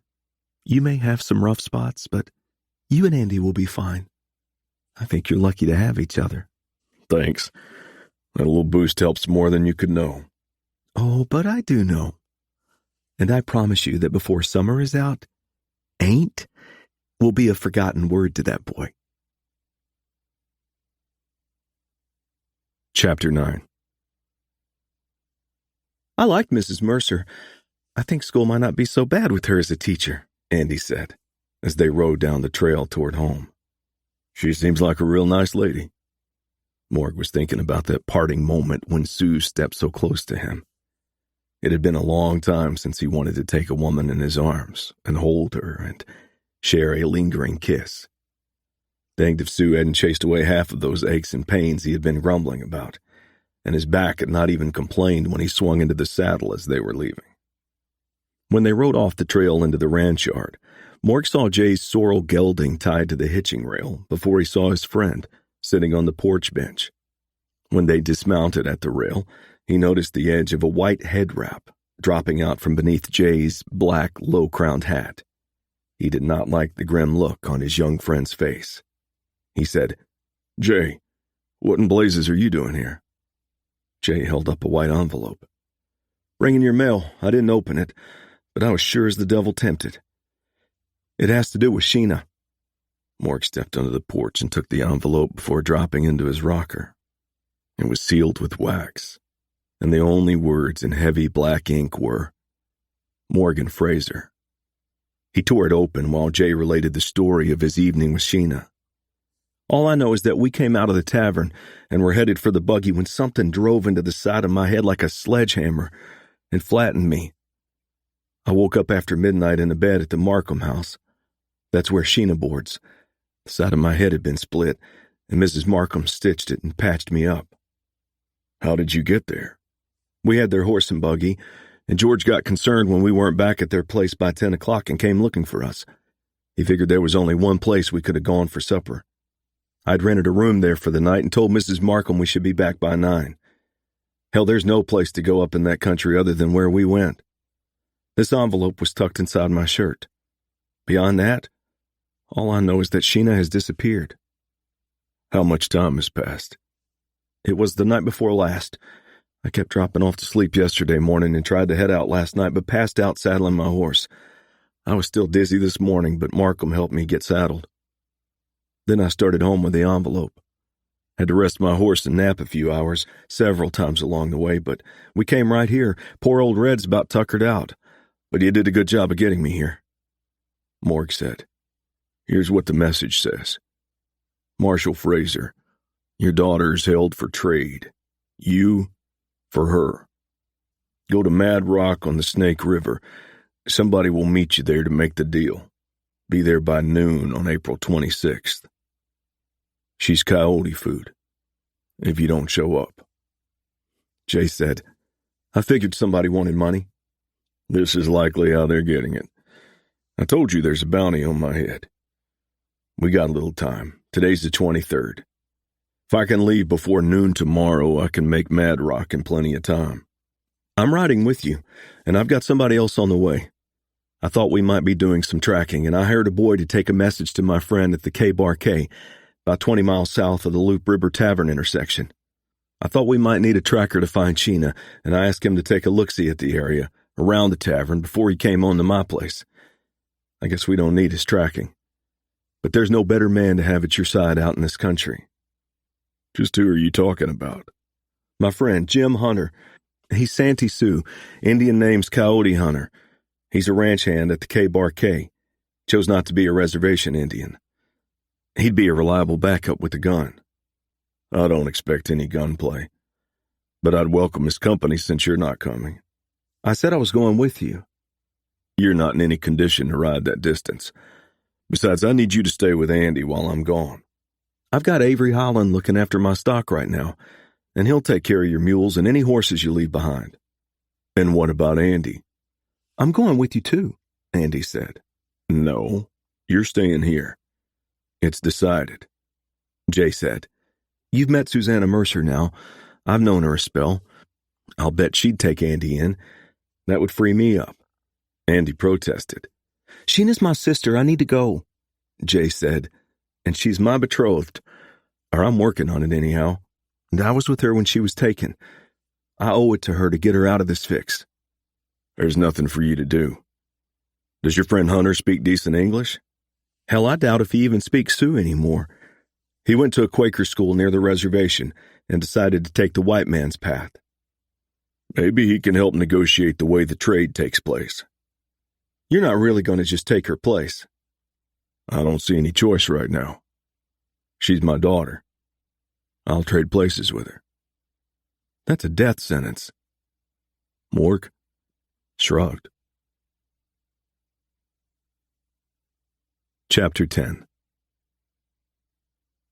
Morg liked Jim Hunter, who rode a coal-black gelding alongside Buckshot and himself.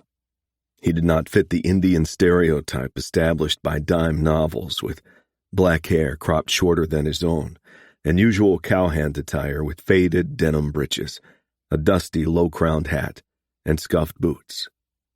No moccasins, and not a feather to be seen. The only giveaway was his bronzed skin and slightly aquiline nose. Morg guessed the young man would be a year or two short of 30. He was a handsome devil, but Morg envied Hunter most for his lean, sinewy frame that carried him with the agility of a mountain cat. The two were about the same height and weight, he supposed, but he moved like an old arthritic hound in comparison to Hunter, and carried his pounds in less useful places. They reined in their mounts near an ash and cottonwood-edged stream after a less than 20-mile ride. There was not much natural cover, but a clear sky above them signaled they would not require shelter from rain. Nebraska weather was known to be fast-changing, but Hunter assured him there would be no rainstorms for at least several days. Many folks granted Indians mythical powers when it came to such things as weather forecasting, but Morg was skeptical. The mounts and pack mules staked in a patch of grass nearby. The two men sat with cups of steaming coffee by the dying embers of a fire where they had earlier roasted a rabbit shot by Hunter. Stale biscuits collected by Morg in a rushed harvest from his own kitchen had supplemented the meat. They had not talked much about the mission, and Morg decided Hunter was entitled to know just what was planned. "Jim, I don't think Jay had much chance to fill you in on just what this ride we're on is all about. I know your daughter was kidnapped, and I see a United States Marshal's badge pinned on your vest. That's enough for me. But I might be more help if I knew something more about what you've got in mind. You've said we are headed for Mad Rock. I've passed the place many times. That point on the Snake River is not many miles from the Great Sioux Reservation to the north. Of course, last month, Congress broke that up into 5 separate reservations. Mad Rock is nearest to what will be the Pine Ridge Reservation for the Oglala Sioux. You keep up on these things better than I do. I know Dakota Territory likely will be broken up into 2 states before the year is out. North Dakota and South Dakota are on their way to being the next states admitted to the Union. I've got families spread out on the reservations. Even though I chose not to make my life there, I want to know what's going on. My people will all be South Dakota residents along Nebraska's north border." Morg said, "I've never been to Mad Rock. Tell me about it." It is a sandstone formation on the north side of the Snake River. It takes a bit of imagination, but it stands on high ground and protrudes from the sandstone shelf below it like a man's neck, and then widens into a rough egg shape to look something like a human head. The so-called head is probably a good 10 feet high. I don't know if it was carved by humans or nature, but there's a crack in the stone that appears to be a frowning mouth, and above that are 2 slits that look like unfriendly eyes. The face overlooks the river and is a local landmark. Morg said, "I'm supposed to meet somebody involved in the scheme to abduct my daughter at Mad Rock. We are to work out the logistics of a trade. Her for me. She will return with you. I stay with the men." Hunter stared across the fire at Morg, his face revealing nothing. "Are they going to kill you?" "Not likely right away. An outlaw leader has put a bounty on my head. The reward is doubled if they take me to him alive. My first concern is to get Sheena to safety. After that, I'll worry about how to finagle my way out of the mess. This assumes they keep their part of the bargain and let your daughter go. They'll die if they don't." Mad Rock sits about 30 feet above the Snake, and the river narrows there and rushes along the sandstone wall below. There's not a high bank on the south side, and they can see for miles if they were on the hilltop with Mad Rock. The ground behind Mad Rock slopes down gradually and meets with the prairie dunes and grasslands below, where they would likely have set up camp. One man is probably posted as lookout all the time near the rock. I suppose the lookout will tell us what we do after we get there. I'll propose that one man meet me where you can keep an eye on me to talk terms. I'm wondering if I shouldn't be the man to talk terms. They might have a plan to make off with both of you if they can get you separated from your backup. I couldn't let you take that risk. We're both at risk anywhere within rifle range. But you don't get your daughter back without risks. I'll sleep on this. We've got a full day to figure things out tomorrow." Both men laid out their bedrolls within hearing distance of the horses. Morg did not hear so well anymore, but he figured it wouldn't take much disturbance to bring Jim Hunter out of his slumber. The ride had sapped Morg's energy, and he dropped off instantly to sleep. It was almost sunrise when he was awakened by a slobbery kiss on his lips. He must be dreaming, but he hoped Sue offered a better kiss than that. He sat up and found Dingo next to his bedroll. He rubbed the cattle dog's ears and petted her for a few minutes, noting that Hunter had vacated his own blankets. "Dingo, what in blazes are you doing here?" He supposed she had followed them from the ranch, but that seemed like a lot of miles for a dog. Still, she was bred to be a cattle dog, and such creatures were expected to cover a lot of miles in a day, racing back and forth to contain a herd on the move. She didn't seem exhausted, so she must have rested occasionally on her journey. He got to his feet and signaled Dingo to stay, while he went into the trees to relieve himself. Mission accomplished, he looked around the campsite and still saw no sign of Hunter. The black gelding was still staked nearby, so he had not deserted. He stirred the coals in the fire ashes and found the few still had life, and soon had a small fire going and a pot of coffee heating. Soon he heard Hunter's voice coming from downstream. He was obviously speaking to someone else. When Hunter stepped into the clearing, he was joined by a companion, leading an Appaloosa horse. Morg expressed his anger with a withering glare at first, taking time to rein in his temper. Andy's eyes shifted to his boot toes. "Explain yourself, boy. What are you doing here?" Andy's reply was half mumbled. "I came to help my sister and my father. I brought my Winchester, and it's in the scabbard." "I told you to stay with Jay. Did he give you permission to leave?" "No, sir, I just went. He and Avery were tending to a cow calving, and I said I would ride over to our place and get my bedroll and things together, since I was going to be sleeping at Jay's house till you got home. I just didn't go back to the J Bar B." "You realize Jay's worried sick about you taking off like that. If I know him, he'll be coming after you as soon as he makes sure Avery can look after livestock at our places." Avery Holland was a grizzled cowhand who worked at different ranches as a handyman these days and lived rent-free in Jay's bunkhouse in exchange for helping with chores when needed. He was paid a wage when he worked during roundups in spring and fall. Morg had a feeling that Jay was not going to be especially upset that Andy had taken off, and given him an excuse to join the party. "I don't want to upset Jay, but me and Dingo felt the need to come." "Well, you're here, and we don't have time to take you back. You will be punished when this is over." That would give him time to think about punishing the kid. He was not experienced at child punishment. He knew how to render it with a gun facing down an outlaw, but he was not capable of using a razor strap as his uncle and supervisors at the orphanage had done so many times during his childhood. He could be a violent man, but not with a child.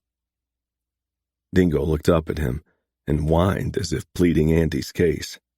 "You're in trouble too, Dingo, for leading him here." Then he remembered the dog could not hear a word and just sighed. "Let's get some breakfast together so we can be on our way." Mid-morning, they stopped at a spring to water the horses. They had ridden in near silence, allowing Hunter to take the lead. When they dismounted, Hunter said, "When I rode up on that dune a few minutes ago, I saw dust south of us, Ryder coming faster than he should. I'd say he's got a spare horse, and has been switching now and then.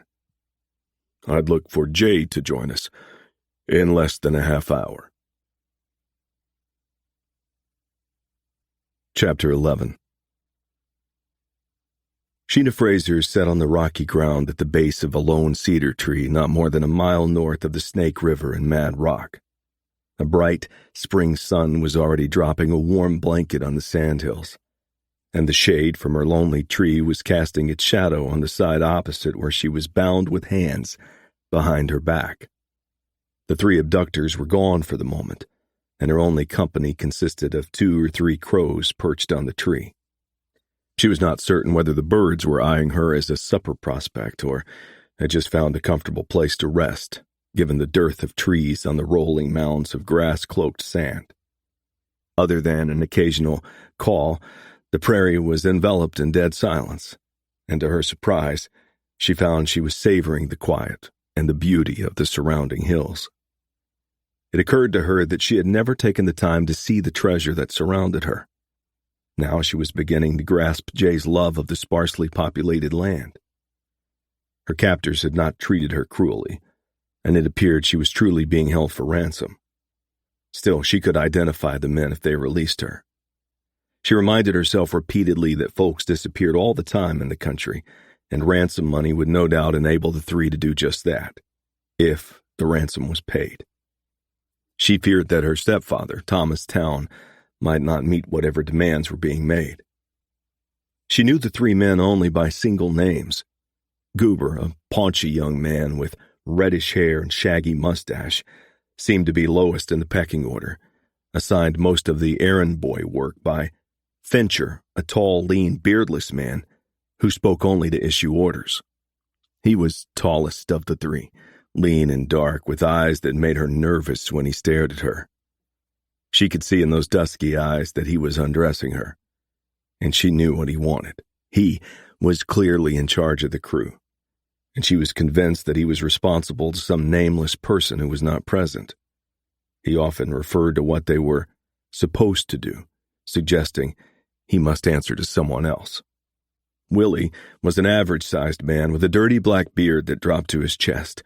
He evidently fancied himself a gunfighter, because his gun belt carried a holstered pistol on each hip. He was a storyteller who liked to brag about the men he had shot down. None of these men had served in the war, however, and Will would have been prime age for service during the War of the Rebellion. He likely evaded the draft by disappearing in the West. She wondered how many of the men shot down had taken a lead slug in the back. Sheena saw the dust of a rider coming her way and watched as he approached Goober. That likely meant a message. The ransom was to be paid today, and supposedly she would be released to someone. Her heart raced when Goober rode up and dismounted. He had a broken-toothed grin on his face when he spoke. "Y'all are headed home today, Missy. Fincher had his spyglass up by Mad Rock. 2 men coming for the trade." He knelt and untied the knots in the rope that bound her hands to the tree. Her fingers were numb, and she flexed them for relief. She said, "Trade?" "I guess I can say now.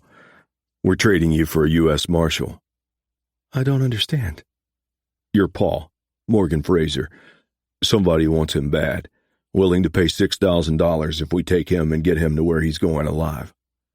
$3,000 if we got to kill him. He's your ransom." Sheena was stunned. Her father? This made no sense. "Wait here, Missy, I'll get your mount. Fincher says we got to show the merchandise, and then there's still some dickering to be done. Don't do nothing stupid. Y'all is about free." She stood up and brushed off the baggy breeches that had replaced her dress. At least the men had had the foresight to bring denim trousers, shirt, and moccasins for her to wear. She had never ridden side saddle, and a dress just did not adapt well astride a horse's back. She had figured out, though, that a woman wearing a dress might attract undue attention from persons they might encounter on their journey.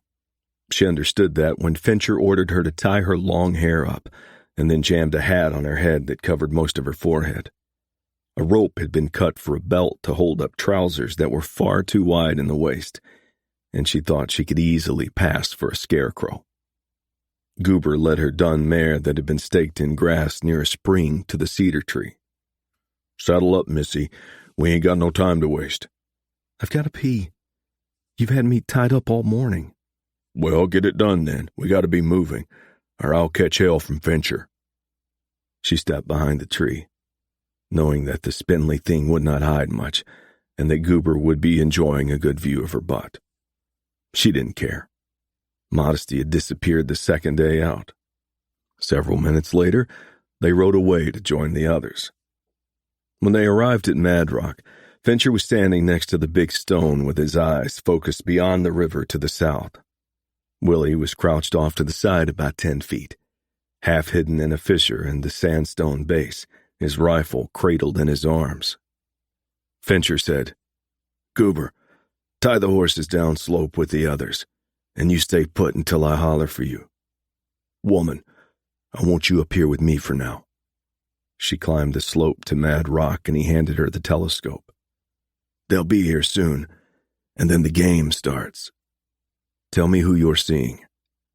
She pressed the spyglass to her eye and focused on the riders. It would likely do more harm than good to lie. "One is Jim Hunter. He's a hand from the K-Bar-K. "He's got an Injun look." Sheena shrugged. "I've only met him once, when I stopped by the K-Bar-K on a visit to Broken Bow."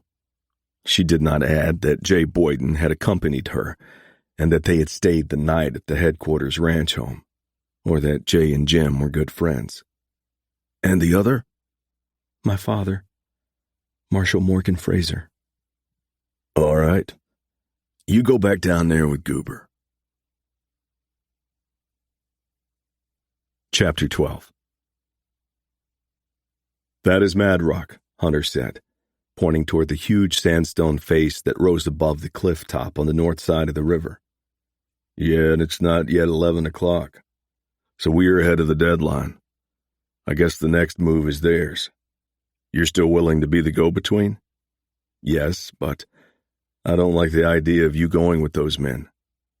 "I'm not excited by the prospect, but we got to get Sheena out of there, and with Jay and Andy before I make any other move. I'll keep my eyes open for opportunities to escape. We're at least a day and a half from any town.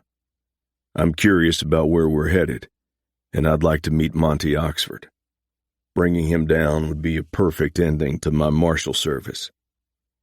If you meet Monty Oxford, your ending is more likely 6 feet under, and I'm betting he doesn't plan on it being quick. Yeah, I'm just talking tough. I've got a son I'd like to see grown up and a daughter I hope to make peace with. I'm thinking I'd like to take at least one of these men alive and find out if he knows enough to get me to this Oxford." Hunter said, "After I get your daughter to Jay, I could double back and set up an ambush. You've done more than I ever expected. No, this isn't your job. I want you to see my kids home safely." Hunter knew there was no arguing with the man, and his eyes were now fastened on an object across the river. "Somebody's waving a white flag on the end of a rifle barrel. Time for me to go. I'll see what kind of a bargain I can make." "Make the deal. Whatever it takes, so long as we're assured Sheena will be safe.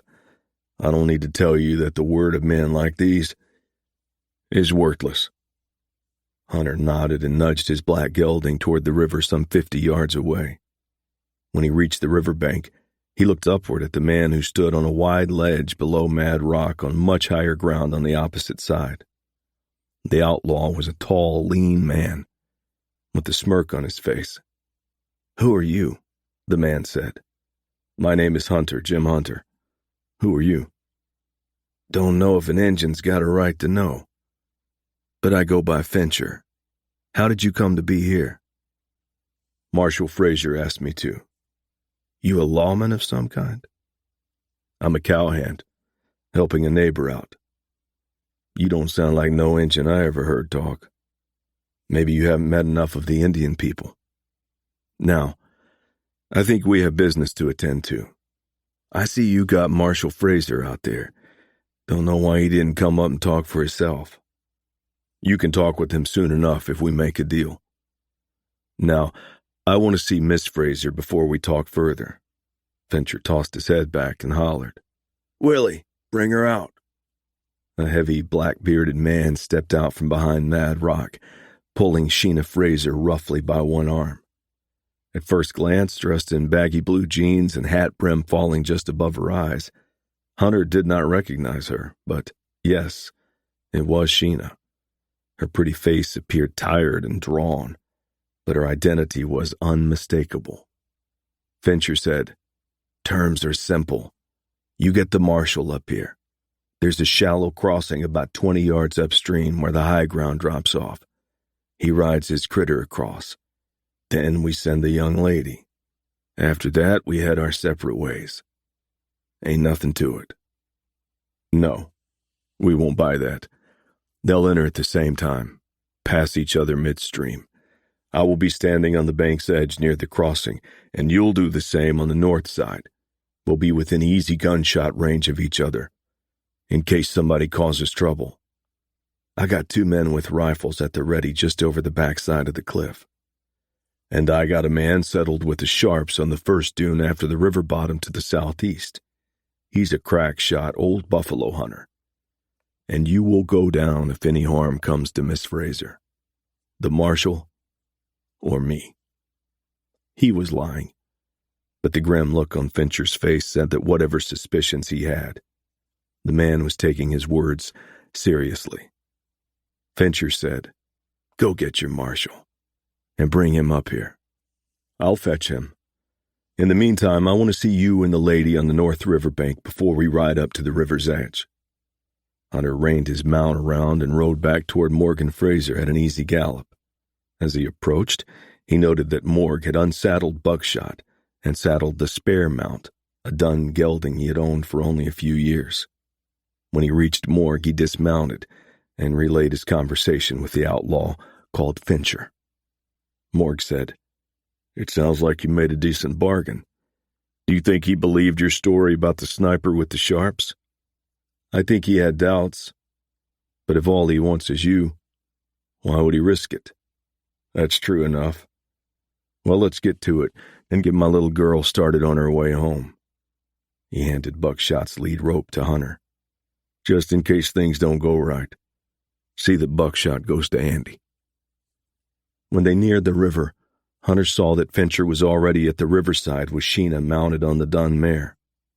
The river was wider here, but still not more than 30 feet, he estimated, and its depth should not be more than a few feet. Spring rains might double the depth and widen the river some, but creeks and rivers tended to rise fast in the sandhills and drop quickly. Anyway, this day, the river should be no obstacle, and riders should stay dry. As they rode up to the bank, Fincher yelled, "Marshal, take off the gun belt and give it to your friend, or toss it in the river. That rifle in the saddle holster, too." Morg handed his weapons to Hunter. "Figured that was coming." "All right, Marshal, you start, and your daughter will be right along." Without a word, Morg reined his horse into the river. Sheena's mare immediately entered from the opposite side. Almost at the river's midpoint, the two paused, and Hunter saw that their gazes were fixed on each other. Talking with their eyes, Hunter always called such looks between people. When Sheena's mount stepped from the water onto the riverbank, he saw the tears glistening in her eyes but said nothing. He turned his horse away, leading Buckshot, and Sheena fell in behind him. Finally, Sheena spoke. "They're going to kill him, aren't they?" "Somebody wants to kill him. But I've heard about your father for years. He does not kill easily. And this game isn't over." "What do you mean you've heard of my father? He's not famous." "More than you think. The Sioux respect him for the work he has done ferreting out corrupt Indian agents and other government criminals. He has saved many lives with his work. Dime novels have been written about him, not true entirely, but reflecting the admiration many feel for him." "I've never heard these things. I'm sure Andy hasn't either." "I suggest you not underestimate your father. Now I have a few questions." "Of course." "How many men were with you near Mad Rock?" 3. There were 4, but one left yesterday. He didn't join us until a day or so after I was abducted." "What did he look like?" "Average height and skinny, young, blonde with a scraggly goatee. The thing that stood out, though, was his left eye. That looked like it was half shut." "Okay. We'll talk about him later. We are about 2 hours from your brother and Jay Boyden." "I don't understand.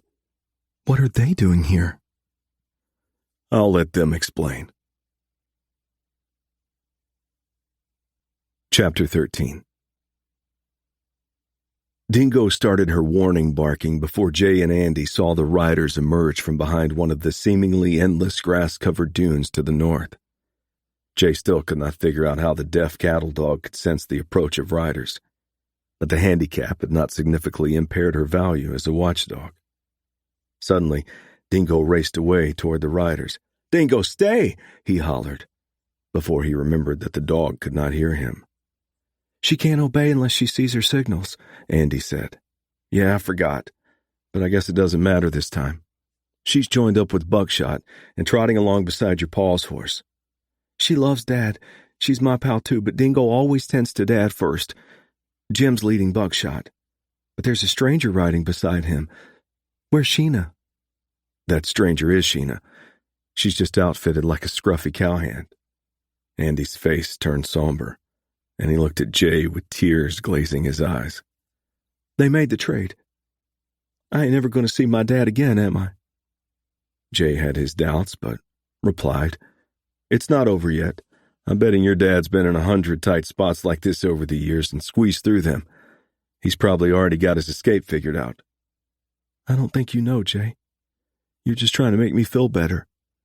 I just want to see Dad again, keep on getting to know him better. He's different than I always thought, ain't a bad person like I'd grown up believing. I like being with him and don't want to go back to the tall T even if they'd take me." "Morg would be the first to tell you that most of us are a mix of good and bad, but we should try to be more good than bad. Of course, there are a few rotten apples where it's dang near impossible to find the good. Those are the kind your pa spent most of his life chasing down and bringing to justice, cold-blooded killers and the like." He was not going to add that Marshal Morgan Fraser had a reputation for rendering his own notion of justice before his quarry ever made it to a courtroom. When Hunter and Sheena rode into the campsite, Andy hurried to greet his sister, and when she dismounted, he wrapped his arms around her. Sheena, obviously surprised, held on to him for a moment, and then stepped back and smiled. "Andy, I swear, this is the first time you've ever hugged me, and you always slunk away like a scorned dog whenever I tried to hug you.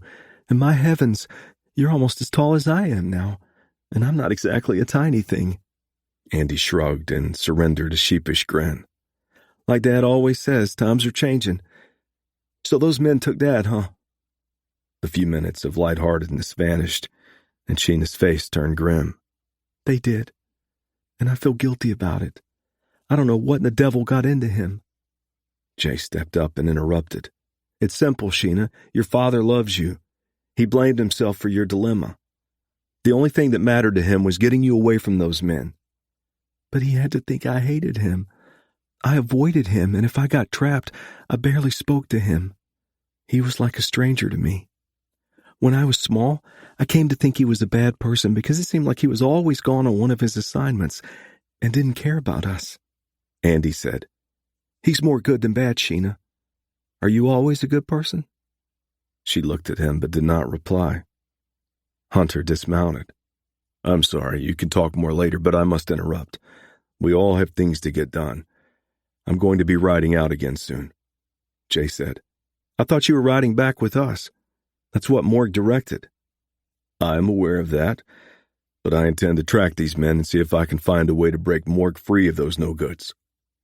"That's not what Morg said he wanted." "Nope, but I'm not on Morg's payroll. I'm my own boss." "Well, then I'm going with you." Hunter shook his head negatively.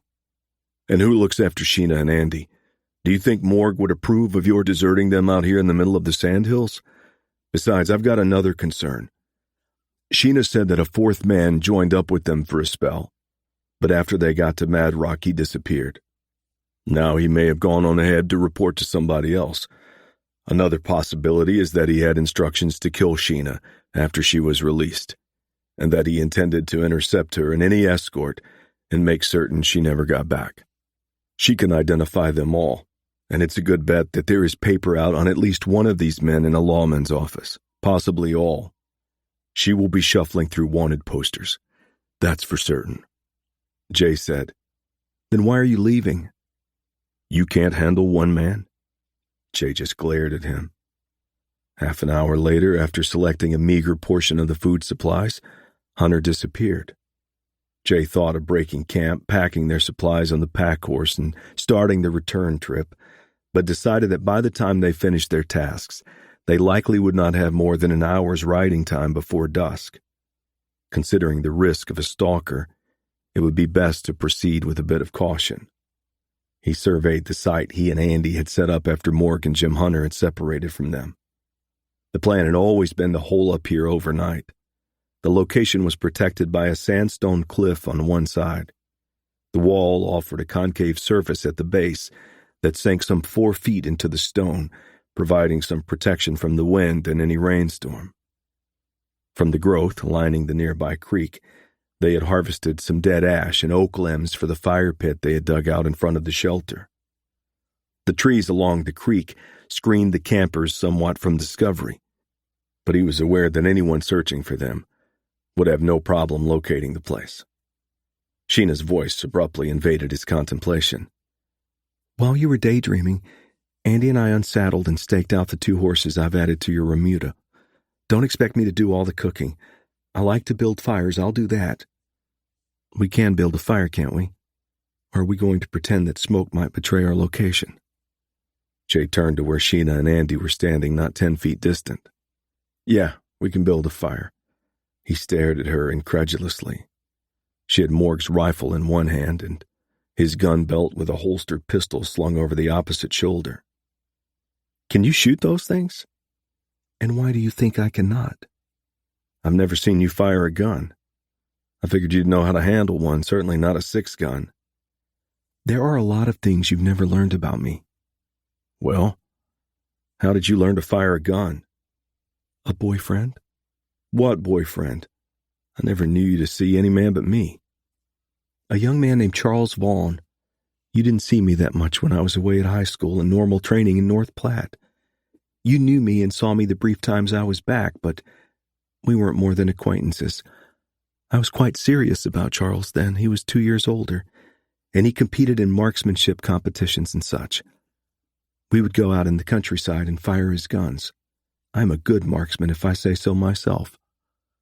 Maybe better than you. She was starting to annoy him. First the boyfriend, and now bragging about her marksmanship. You fired a rifle, I assume.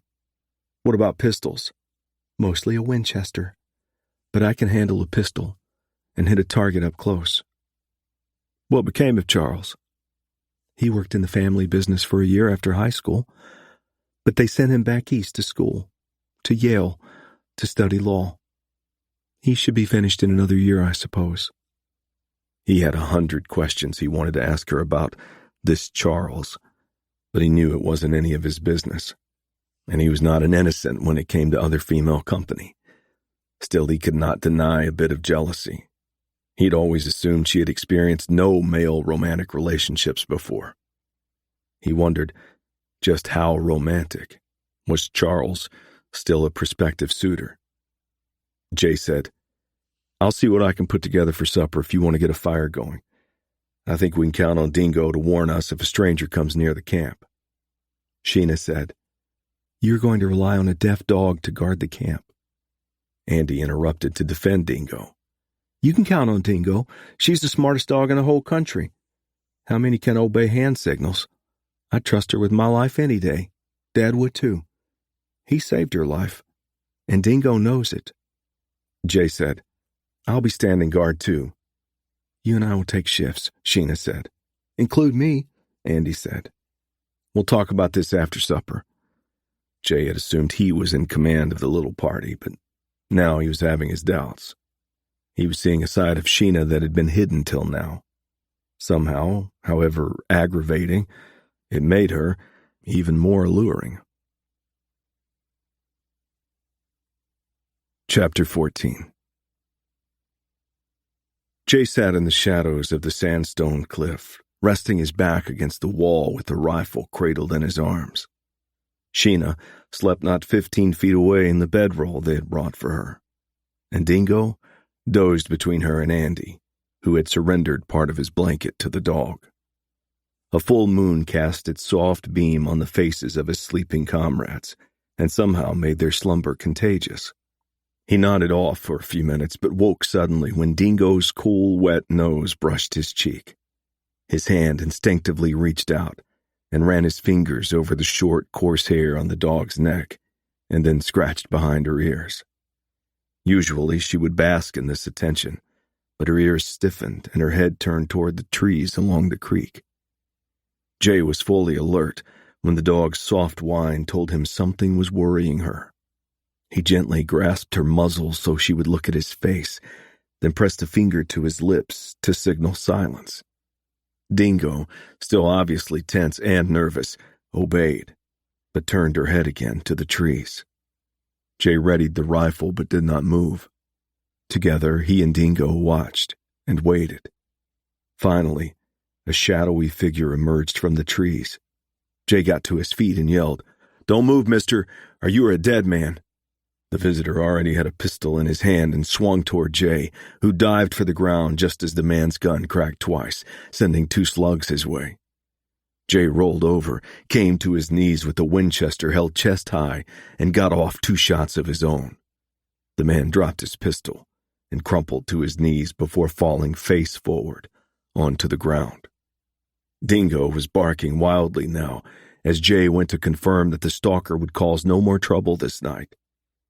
He started to bend over to look at the man he had taken down when the dog's barking turned to near a roar, and growling, someone screamed and he whipped around, fumbling to position his rifle as he saw Dingo off to his left farther up the creek. A man was stumbling and trying to maintain his balance as he tried to get his pistol pointed at the vicious creature that had anchored its teeth in the calf of his leg. A single rifle shot echoed in the darkness, and Dingo's would-be killer collapsed. Jay turned and saw Sheena lowering her own Winchester. Andy stood near her with his rifle at the ready. Dingo had paused her attack, but stood beside her victim, daring him to move. A quick look at the outlaw near his feet told Jay that the stocky man was dead. 1 slug had hit an artery at the juncture of his neck and shoulder, and the wound was bleeding him out. The other appeared to be a lung shot, and likely would have taken his life, but at a slower pace. Jay judged him to be middle-aged. His hat lay on the ground beside him, revealing a balding scalp. A brushy black mustache decorated his face that was otherwise covered with a good week's growth of whiskers. He caught up with Sheena and Andy, who were headed to the downed man being guarded by Dingo. The moonlight did not reveal his fate until they were near. Jay knelt and rolled the man over on his back. He was a slim man, fair-haired with chin fuzz, probably not much past 20 years. The slug had driven into the center of his chest. Not much blood. Jay thought it had likely killed before the recipient hit the ground. "This is Manny," Sheena said. "The fellow who rode with us a spell and then left. I killed a kid who had so much of his life ahead." Not likely that much given his chosen occupation. Your dad told me once that life is about making choices and living with consequences. This guy chose the owl hoot trail. That's generally the route to an early death. A consequence. And my father chose to abandon his wife and children. It's more complicated than that, but you're too dang stubborn to see anything else right now. She seemed not to hear him. I've never fired a gun at a person before. The first time I do, I kill a kid. Jay did not know what to say that would not lead to a fuss. It was time, perhaps, for Sheena to start sorting some things out on her own. Consider maybe that I would likely be a dead man if you had not pulled the trigger. I thank you for saving my life if that counts for something. At sunrise, Andy and I will see to the burying of these men. We'll need to go through their things and find their horses before we pull out. I don't know that we need a watch, but I'm the knothead who assumed there was only one gunman. I'll take watch duty. The rest of the night. Sheena declared firmly. No, it's my turn. I will take a few hours. That will take us to sunrise. You didn't wake me when you were supposed to, and that pisses me some. I'm getting damn tired of your treating me like I'm a helpless ninny. Jay! Sheena! It was Andy hollering. He and Dingo had gone to inspect the other gunman, while Jay and his sister were squabbling. They hurried over to respond to Andy's summons, keeping some distance between them. "What is it, Andy?" Jay asked. Andy pointed at the body. I know this feller. He came to work at Tall Tea maybe a month before I got sent off to Dad's. His name was Arthur. I never knew his last name. Crabby devil. So I steered clear of him. Chapter 15. The night before they would arrive home, wherever that was, Sheena thought, she sat silently in front of the cook fire, still trying to sort out all that had happened the past week. On the opposite side of the smoke curtain that rose from the dying embers, Andy and Jay chattered about some nonsense that she had no interest in, while Dingo dozed with her head on Andy's lap. She knew that Jay was trying to distract Andy from worrying about his father. She regretted the way she had snapped at Jay so often on this journey. He had been more than a good friend, patient and understanding to a fault. Maybe that was part of the problem. She was itching for a fight with someone, and it was his misfortune that he was the only candidate. Her father was at the root of her turmoil. She was haunted by the warmth and love she saw in his eyes when they passed in the middle of the Snake River, and the whisper that she barely heard. "I love you, Sheena." She had nearly broken out in sobs. Yet she had not responded in kind, even though he had quickly offered his life for hers.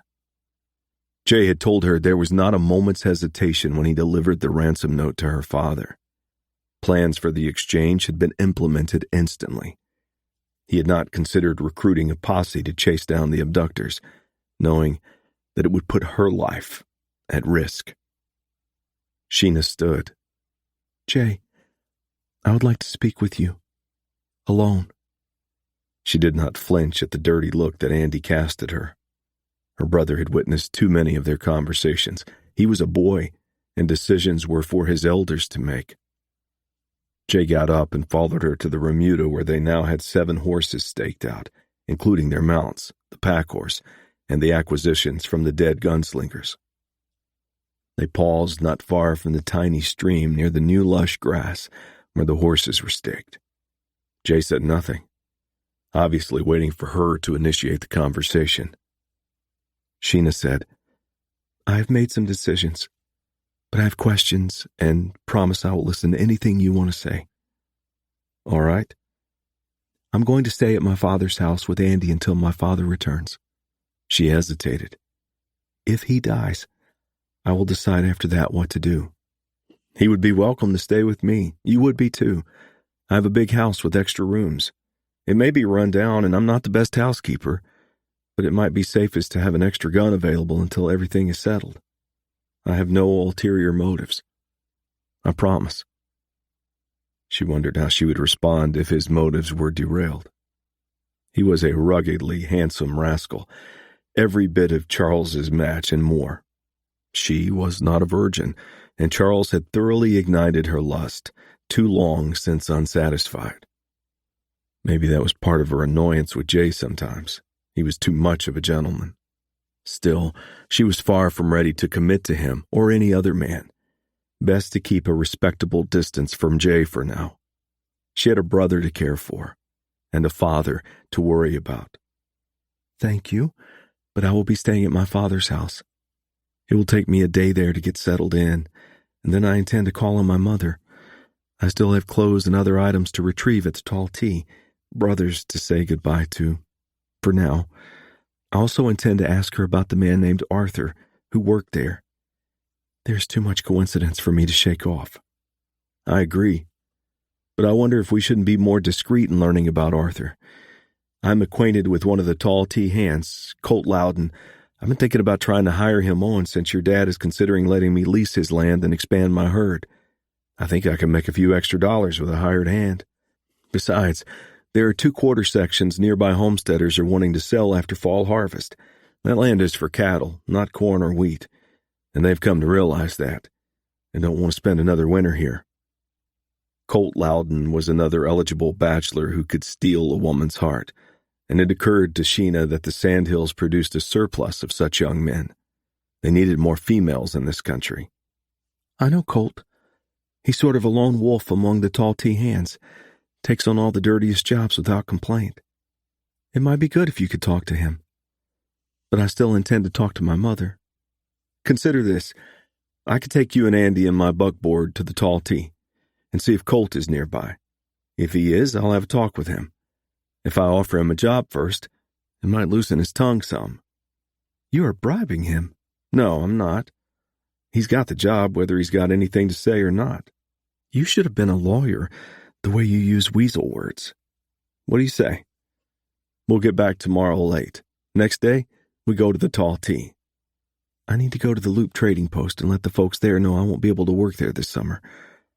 The school year's about finished at Willow School, and I'm sure somebody has been found to finish out the year there. I can't promise I will be back in the fall, and I should let the board know they are free to employ somebody else. And I must pick up my things at the Markham boarding house, pay rent for an extra month, and inform them of my situation, and that I may not return." "You're making a permanent move to your dad's?" "Only if he doesn't come back." She could not bring herself to say that he was likely dead. "If he does, I will check back with Willow School, and if they have made other arrangements, I will start hunting for a new teaching job. Maybe something in a town that civilization has touched, like Lincoln or Omaha, New York City." Chapter 16. Sheena rode next to Jay on the wagon seat, and Andy and Dingo were curled up together on blankets in the wagon bed as they neared the Tall T Ranch headquarters. Jay had been at the Fraser house before sunrise, and boy and dog had been awakened to eat a quick breakfast. Sheena had slept on the couch, inexplicably uncomfortable with the notion of sleeping in her father's bed. "Are you acquainted with someone named Susanna Mercer?" Sheena asked. "I've met her a few times. Nice lady. She's a widow lady, owns a small ranch several miles west of your father's place, on the Dismal Trail. She rents out all the ground and carries on a private school out of her house. Morg talked to her about taking on Andy at the school, and she told him she could take Andy through the first 2 years of high school, but he would have to test to that level at the school where he chose to finish at. Your father was real enthused about the notion. Andy was going to take some schooling this summer to decide if he was at the level he should be." "Why wouldn't he be?" "It seems he didn't show up for school much." "My mother should have known and done something about it. My little brothers attended the same school." "I don't know anything about that, but I do know that Andy is a clever kid who doesn't always channel his brains to noble deeds." "I don't see how that would improve under my father's care." "Maybe you can be wrong about something once in a while." She held back her retort. "I just wanted to know about this Mercer woman. She left a note from my father. It was jammed under the front door when we arrived yesterday afternoon. I tore open the envelope and read the note because of the uncertainty of my father's future." "Of course." "I hope your sarcasm doesn't suggest I was being nosy." She told herself she was just curious. That was not the same as nosy, was it? "Well, your father isn't available to respond to any message, so it seems reasonable to find out if the note was something urgent." "She invited him over for lunch again and said he should bring Andy and Dingo." "That sounds neighborly." "She sounds like a woman on the prowl. They were to go over the day after tomorrow. We should be back from Willow's school errands by tomorrow evening, unless my father is back. I thought I might ride over with Andy and tell her about what has happened." "A substitute for the lunch guest." "If she invites us. I hate cooking." "I have noticed. Probably not much opportunity growing up in a place like the Tall T. Anyway, I think that's a great idea. She does need to be informed." When the wagon rolled up in front of the house, the 2 barking dog alarms ran out to greet them, and Jay reined in the mule team, climbed down from the wagon, and went around to the other side to assist Sheena, who was already on the ground by the time he got there. Jay said, "I'll wander about and see if I can locate Colt Loudon after I water the mules. Andy used to treat the critters to a bit of grain and hay from the barn, but I don't think we'll be doing that today." Sheena looked in the wagon bed. Dingo was up, tail wagging and ready to go. Unfortunately, she would need to stay in the wagon. The dog would not be a welcome guest here if Thomas Town saw her. Andy was feigning sleep yet, but he was not going to get by with it. "Andrew Fraser, get your Fanny out here. You are wide awake, and you are going to pay your respects to your mother." Andy rolled over and glared at his sister. "Don't want to." "I don't give a darn. You are going to. Now get moving." After Andy signaled Dingo to stay, they walked up to the mansion where their mother now stood on the veranda, arms folded across her chest and a sour look on her face. When they approached, she said, "What are you two doing here?" Sheena said, "It's so nice to see you too, Mother." May sighed. "I don't mean to be rude. It's just that Thomas says that neither of you is welcome here." The three stood awkwardly on the veranda, but her mother did not invite them into the house. Sheena said, "You heard about my abduction, I assume." "I did, and I was very worried. I was glad to hear that your father had the decency to surrender himself for the exchange. I was surprised, frankly." "Why?" "I just never saw him as a man who would risk his own life for anybody." "But that's what he did every day in his work." It seemed strange defending her father. She doubted she had ever done that in her life. "I suspect he took few risks. If he shot an outlaw, he probably did it while the man slept." Sheena decided that this would be a futile debate. "Mother, I came to remove any remaining belongings of mine from the house. Andy says he has a few things too." Andy, previously silent, finally spoke. "Mom, you're wrong about Dad. He ain't a coward. He never hesitated for a second about giving himself up for Sheena. And the work he did all those years saved a lot of lives, got a lot of no-goods locked up or dead if it came to that. And he's been a good paw since I went with him. Not the feller I always heard about." "You poor, ignorant child.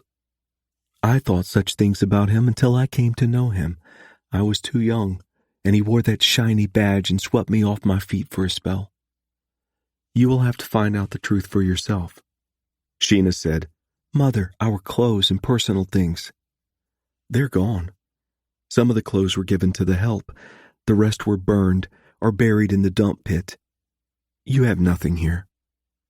Sheena could not believe what she was hearing. It was as if she had divorced her children. She had never been a woman of great warmth, and defense of Thomastown always came first, even when he had molested her and eventually tried to rape her. Was it fear or blind love of the man that drove her to be like this? "I guess we'll be on our way then, Mother. One question." "Yes?" "Did you have a man named Arthur working here at the Tall Tea recently?" She was caught by surprise and was obviously struggling with her answer. "Arthur, I don't recall anyone with that name. Of course, I don't mix with the hands much, but no, I'm sure there was no Arthur here. I would have at least heard his name mentioned." Her mother was an accomplished liar, but it was not working this time. She did know there had been such a man at the ranch, and likely had met him. Besides, Andy had already confirmed the man's presence there. "A man named Arthur who worked at the Tall Tea for a time. Tried to kill Andy and me.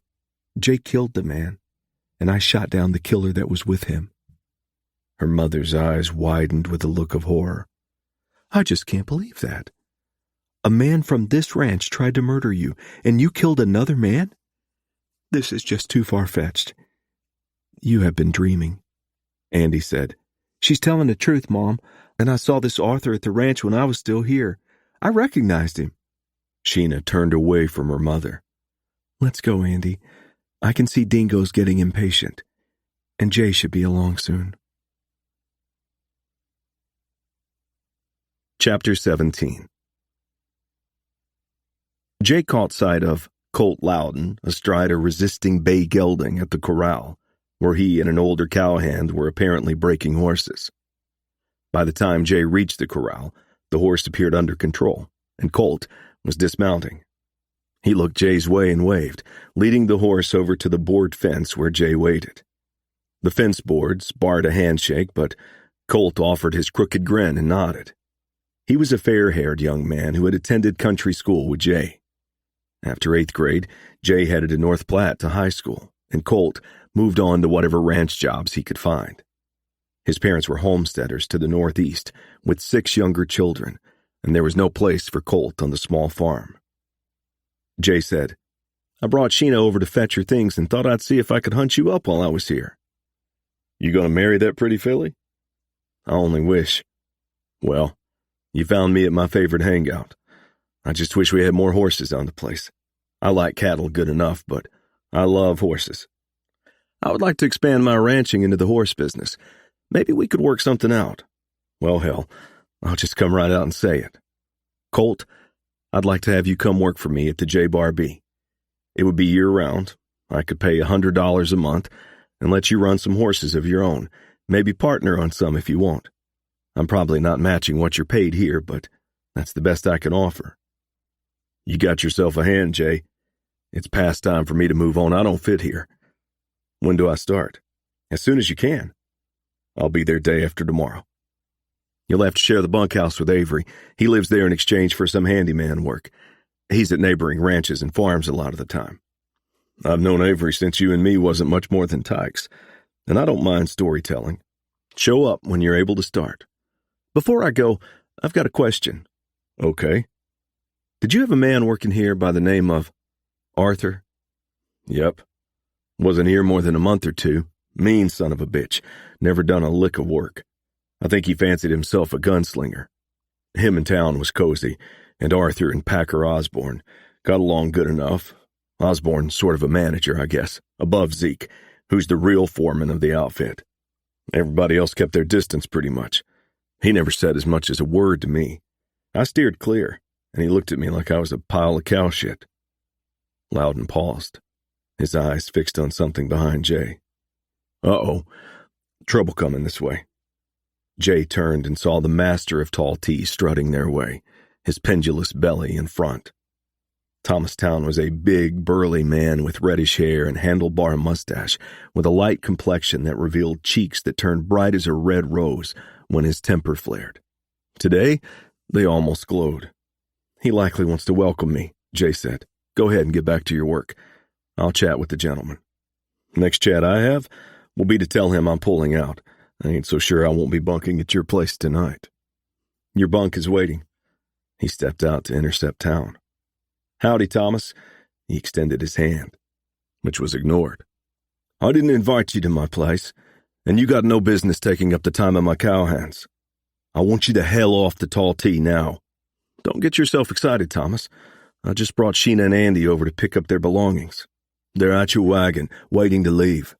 Good riddance as far as those worthless kids carrying the Fraser brand are concerned. Those kidnappers are damn lucky they didn't get stuck with that bitch Sheena. It was all Jay could do not to drive his fist into the pompous bastard's mouth. Not now, though. Someday, maybe. Jay wheeled away without another word and hurried to the buckboard. When he got there, Sheena and Andy were waiting. He noted that the wagon bed was still empty. You didn't get your things, he said. Andy said, They got rid of any stuff Sheena and me had here. I don't understand what's going on. Mom wasn't always like this. I always felt she liked Abe and Simon best, but I didn't think she hated me. She doesn't hate you, Andy. I'm thinking she's dealing with some difficult times right now. Things will get better. I'd bet on it. The anger simmering in Sheena's eyes told Jay it was best not to pursue the matter further. I guess we will head on to Willow School and the Loop Trading Post. We will hopefully be able to get lodging with Mr. and Mrs. Markham for the night. Chapter 18. The captured United States Marshal was somewhere in an isolated village in Dakota Territory that Jim Hunter had never heard of. Badlands City, according to the crude sign at the outskirts, was currently populated by 13 people. The sign's scratched-out numbers indicated residents had ranged from 10 to 18 since the sign's stake had been driven into the rock-strewn ground. Apparently, someone periodically posted the current score. The party who named the village must have been someone with a sense of humor, Hunter figured, to have anointed the collection of structures a city, considering that the buildings consisted of no more than 8 stone or log houses, 2 taverns, a trading post, and what appeared to be a jail. As near as he could guess, The village lay somewhere between the west edge of the Lakota Sioux Reservation and the eastern part of the vast area known as the Badlands. The latter word had been translated from the Sioux words Makosicha, meaning bad lands, referring to the rugged terrain and rock formations with steep canyons and slippery clay soil. With frigid winters and baking summers and little water, few were enticed to settle in the area. He had followed the men for nearly a week to a place they could have reached in 3 days from Mad Rock. They were either lost or worried about being tracked. It made no sense that they had crossed the Niobrara River, first heading north to Dakota Territory, then crossing again to the south and, after some time, once more to the north. They had camped for several days in a small canyon. A long rest, watching for someone following. He wondered if they were waiting for the man to catch up with them after he completed what Hunter assumed was his task of disposing of Sheena and himself.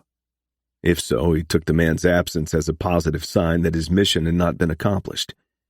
It worried him that he had sent the others on with the knowledge they could be in danger. Still, he trusted Jay Boyden to look out for Sheena and Andy, and he suspected Sheena Fraser was as good as any man, likely better than most.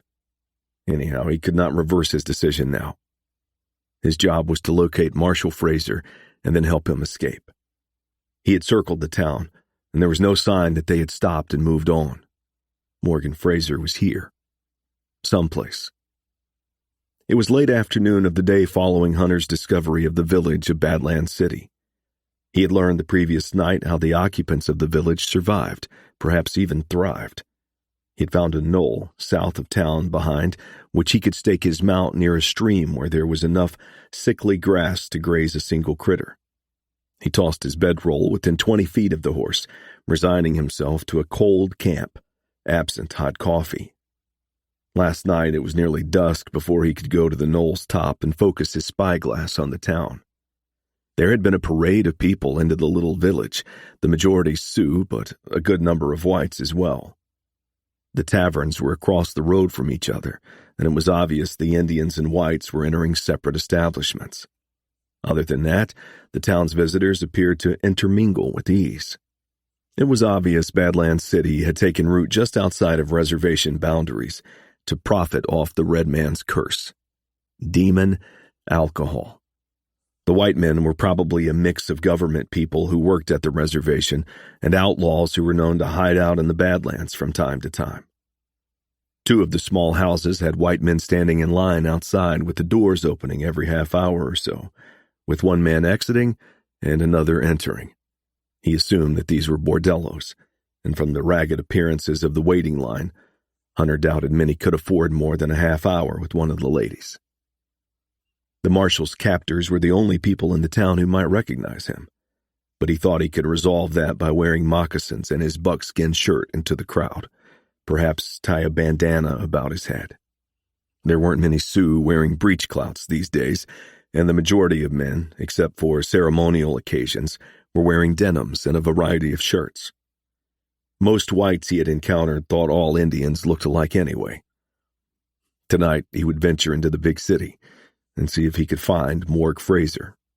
As dusk dropped its shadow over the rocky, rugged earth that surrounded Badlands City, Hunter walked toward the village. He felt naked without his rifle, but Indians were prohibited from carrying such things near reservation land. His Colt was slipped into his belt and covered by the buckskin shirt that fell to his hips, and he did not intend to be near enough to others for anyone to notice any bulge. As he walked into the village, he saw that the social evening had already started. The hitching posts were all claimed for the moment, and other horses were staked along the edge of the village. Obviously, the town had not been formally platted and mapped. The houses and business buildings were not lined up along defined streets, but were set haphazardly and at random, it appeared. The passageways must have been opened by wagon and horse travel between the structures. He walked past the buildings along the convoluted trail that snaked between them. No boardwalks or sidewalks in this village. He made 2 rounds, keeping his eyes on the jail, steering clear of the 2 bordellos, which were obviously exclusively engaged in white trade. The trading post, however, was doing a brisk business, and only a sprinkling of whites appeared among the Sioux. He stopped suddenly when he saw a familiar face exiting the jailhouse. Fincher, the man Sheena said was boss man of the kidnappers. He stepped back into the shadows of a small stable behind one of the bordellos and watched as the man unhitched the only horse at the rail and mounted the animal. After confirming that the man was headed for the tavern, he turned his eye onto the little jail. It was a box-like structure constructed of native limestone. A small porch protruded from the doorway, extending no more than 5 feet in length and width. It rested on the ground, and no steps were required to access the platform. The hitching post was just in front of the porch. No other structures fronted the jail, and it was set off from the village proper, like it had been built as an afterthought, or for the sake of privacy. He figured the jail could consist of no more than 1 or 2 cells, and he had already determined there were 2 barred windows at the rear of the building and no back entrance. His only logical move was to get behind the jail unseen and try to determine if there were any occupants. Fraser had to be there, but he could not understand. A United States Marshal locked up in a local jail? What fool lawman would do that? He thought about it. Any village marshal in this place was likely appointed by the people who owned the town property. The cluster of businesses and houses was likely not even a legal town organized under territory laws. He could not make sense of it, but before he made a move, he must verify that Marshal Fraser was being held there. The village activity tonight was in the commercial area, and the jail, set off by itself, was lit dimly. He could see the shadowy form of a man at a desk through the window, and the way his head drooped forward, Hunter suspected that the man was dozing. Hunter decided that searching through barred windows would take too long, and that the door would be quickest. He moved from his cover at the stable and walked deliberately across the rutted, dusty trail that passed in front of the jail. He stepped under the sagging porch, noted the sign that simply said, Town Marshal, and crept up to the doorway. Very slowly, Hunter opened the door a crack and saw a young, red-haired man with arms folded on a desk, his head cradled in the nest they formed. He stepped in, pressed the door shut softly, and waited for the man to awaken. When he did not, Hunter looked about the room, almost breaking the quiet when he saw Morg standing on the other side of a barred cell door. Morg nodded at him and then pointed to the wall just behind the marshal's desk. Hunter saw the spike sticking out from the wall with the ring of keys. Glad he had worn moccasins this night, he slipped behind the sleeper and removed the keys from their perch. In that same instant, the guard raised his head and started to turn around. Before he completed the turn, the butt of Hunter's pistol drove into the side of his skull and he fell forward, dropping his head back on the desk. Hunter took the keys over to the cell door. You ready to go, Morg? Yep. I'm not many days away from a necktie party, and I'd just as soon miss this one. Hunter unlocked the door, and Morg stepped out of the jailhouse's single cell. Morg said, I don't know what the hell you're doing here, but I'm dang glad to see you. We'd best be moving before Fincher gets back. Goober here's not a bad feller, but Fincher's pure mean. You didn't kill Goober, did you? Not likely, but he'll be sleeping for a spell, and won't know his name for a while after he wakes up. Morg walked over to the unconscious man and unbuckled his gun belt, trying it on for size, finding that it would take another half of him to fill it. He buckled the belt and tossed it over his shoulder with the holstered Colt, then went to the gun rack and selected a Winchester, much like his own. He levered a cartridge out of the chamber.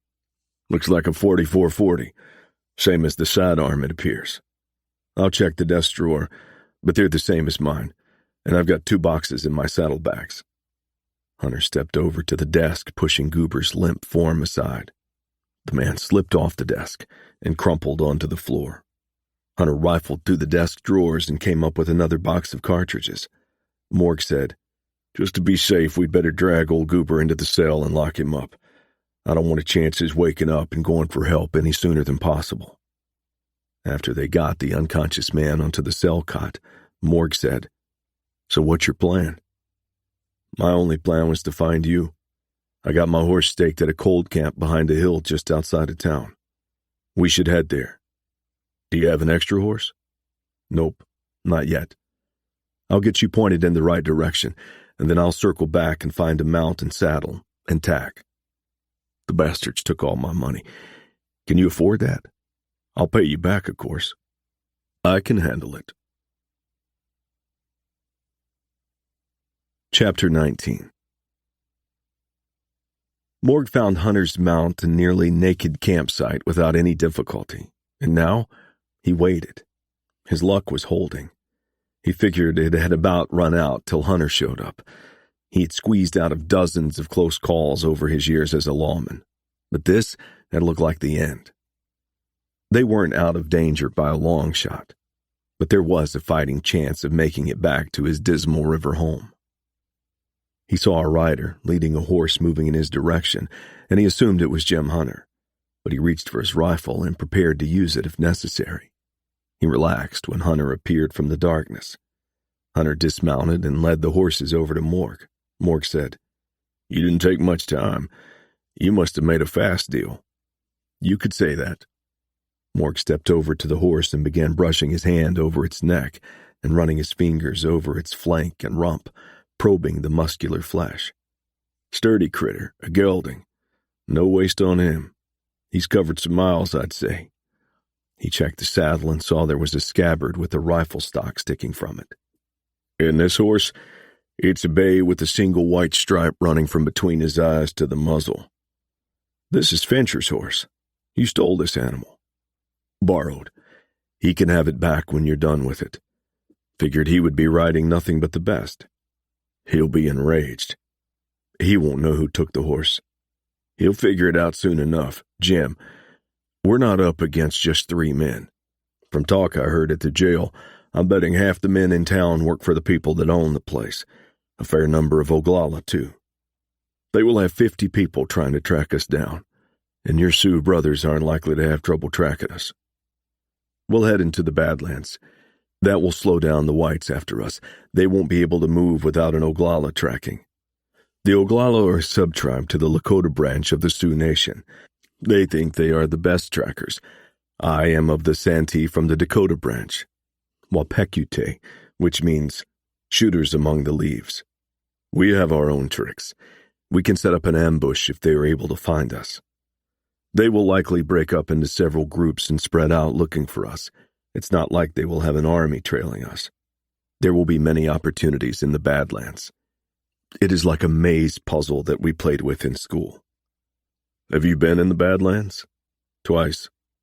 Can you find the way out?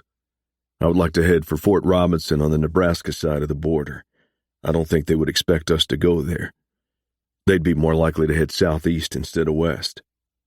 After we leave the Badlands, it would be at least a 3-day ride, but I don't think anyone will pursue a U.S. Marshal into the fort." Morg said, "I happen to know the commanding officer at Robinson. When I explain what we encountered at Badlands City, he might be interested in sending a small contingent to investigate the place, since it's on the edge of the reservation. I'd just like to stir things up a bit. I'm sure the Marshal Service will eventually send folks in to check the law enforcement situation in the town. I wouldn't mind doing that if I had a few deputy backups, but it can take months to obtain approvals. And I'm retiring." "But how do you know that the man who wants to kill you won't try again?" "I don't. He likely will. Since he kidnapped my daughter to get to me, he made this very personal. My children are in danger. I do not have to be a marshal to protect my family. That son of a bitch has declared war, and I don't intend to wait for him to strike again. I just want to get home and get things organized there. I've got to see that Andy's protected. Danged if I know what to do about Sheena. I'm just hoping she will talk to me." Hunter said, "We're headed west. That won't get us nearer home. Fort Robinson is about 30 miles from Crawford, Nebraska, where there is a railroad connection that will take us and the critters to Broken Bow. A day's ride to your K-Bar K ranch country, 2 days from me. We'll have to switch trains a time or two, but it will be faster and safer than horseback. No argument from me. My boss is likely wondering why my few days are taking so long. Now, I think we'd best be moving, or we won't make it to that train. Soon as you collect your things, let's mount up and head out. You lead the way. A half hour later, Morg and Hunter were leading their horses down a narrow trail that took them into the depths of the Badlands' twisting canyons. In the darkness, Morg could see only faded buttes and pinnacles with chasms winding between them, but he knew he'd never passed through more rugged terrain. He was not confident that even in daylight he could find his way out of this eerie land without Hunter as his guide. Morg asked, "Are we still on reservation lands here?" "Yes, but not for long. In 1868, the Second Treaty of Fort Laramie provided that the Badlands would forever be the property of Oglala Sioux. Action is now pending in Congress to break the treaty and declare the entire area returned to ownership of the United States. I suspect that the task will be accomplished by the end of this year. Obviously, this doesn't sit well with the Sioux, and I worry that it will trigger a feudal uprising. This is Sioux holy ground. Many ghost dances are held within the Badlands." Morg had heard of the ghost dance, apparently started by the Indian prophet Wovoka as the result of a vision. He claimed that by wearing ghost shirts and performing the dance, Indians would be impervious to bullets. He predicted recapture of the ancient hunting grounds and disappearance of the white man from Indian lands. This vision had become a religion of sorts, and many Indians were becoming Wovoka followers. The army was concerned that new Indian wars might erupt. Another hour passed before Morg could make out the canyon floor below. "We're going to hit the canyon floor soon. I'd like to find a place where we can grab some shut-eye. I don't suppose there's any grass for grazing the horses down here." "On the contrary, there is excellent grazing at places and decent water too. You just must look for the signs and search it out. That will be difficult till morning. We aren't likely to have anybody even starting to track us down here till daylight. We'll find a place to nap as soon as we get off this trail." Chapter 20. Fincher was furious when he emerged from the tavern and found that his horse was missing. He went back into the tavern and yelled at Willie, who sat at a poker table near the back, obviously tipsy from his drinking and gambling away his wages. The dimwit wasn't smart enough to play the game when sober. "Willie," Fincher yelled, "come on. I need your help." Willie looked up from his cards. "Soon as I finish this hand, Finch. I'm holding great cards. Ain't gonna walk away from this one." "If you don't get your ass over here, I guarantee you ain't walking away. You'll die right where you're sitting." The other 3 men at the table froze, preparing to dive for cover if bullets started flying. Willie stood up. "Oh, shit, I'm coming. First decent hand I've had all night." He tossed his cards on the table and stood up. Fincher prepared to draw his Colt in case Willie, in his drunken stupor, decided to reach for his own gun. He knew that the man aided him. Sooner or later, he would need to kill the oaf. Not tonight, though, since Willie was staggering his way. Willie came up to him, smelling like a still and slurring his speech. "What in the hell you want?" "Somebody stole my horse, tack and all, and my rifle." "Well, that ain't my worry. You're a damn fool for keeping your rifle with the critter. He'll show up. Some sozzled fool probably just took the wrong horse and will bring it back." "If you believe that, you're even dumber than I thought. Come on back to the marshal's office with me, and we'll talk to Goober and see if we can organize a search." "Damn. I don't know if I can walk that far tonight. And my critter's at the stable." "Well, I'm headed for the office. Crawl if you got to. And we'll get some coffee in your gut and see if we can clear your head." "Dang it, Finch. I was figuring on a stop at Lily's house tonight." "You're not wasting time with the dang whore until we find my horse. Pickled as you are, you don't have more than a limp worm hanging between your thighs anyhow. Now get your ass moving." Fincher turned and stomped through the bat-wing doors and onto the dusty trail that passed by the saloon. When he arrived at the jail, He was surprised to see that there was no lamplight coming through the windows, and it appeared pitch black inside. Why in the hell would Goober turn the kerosene lamp off? When he reached the door, he slipped his Colt from its holster, pushed on the lever door handle, and opened it a crack. "Goober, are you in there?" He thought he heard a moan, but he wasn't certain. He pushed the door open wider and stepped in, waiting a few minutes for moonlight to reveal more of the room. There was no one at the desk. He moved quickly to light the lamp there, still clutching his pistol, wary of what he might find. After digging out a match from the desk drawer, he lit the lamp, and as the light illuminated the small room, he looked about and saw a figure lying on the cot in the cell. Damn that Goober. Where did he take off to? Then his heart raced. That was not Morgan Fraser in the cell. It was Goober. He hollered, "Goober, what's going on? Where's the marshal?" He got a louder moan in response. He went over to open the barred cell door. Locked. He headed for the key peg and froze. The keys were missing. Casting his eyes about the room, he saw no sign of the keys. There was an extra set in his horse's saddlebags. He went back to the cell door. "Goober, wake up. Do you hear me? We've got to talk." The body on the cot moved, and Goober rolled over to face Fincher. His eyes were glazed and confused. The side of his head and neck was a mass of blood like a steer that had been shot for slaughter. "You ain't Fraser." "You idiot, you let Fraser go. What in the hell happened here? Sit up and talk to me." His panic was growing now. Oxford would be here in 3 days to face the marshal before the hanging. They were to conduct the trial the day before, which would only take an hour, maybe less if they could not keep the addled former judge awake that long. The old fart wasn't good for much but sleeping these days. Goober struggled to sit upright on the cot, pushing one leg at a time over the cot's edge until he was seated upright and with arms stretched out beside him, his hands pressing into the straw mattress for support. "I'm dizzy. My head's got a hammer hitting it. Don't know how long I can sit like this. Want to lay down and die. Die if it suits you. But first tell me what happened here."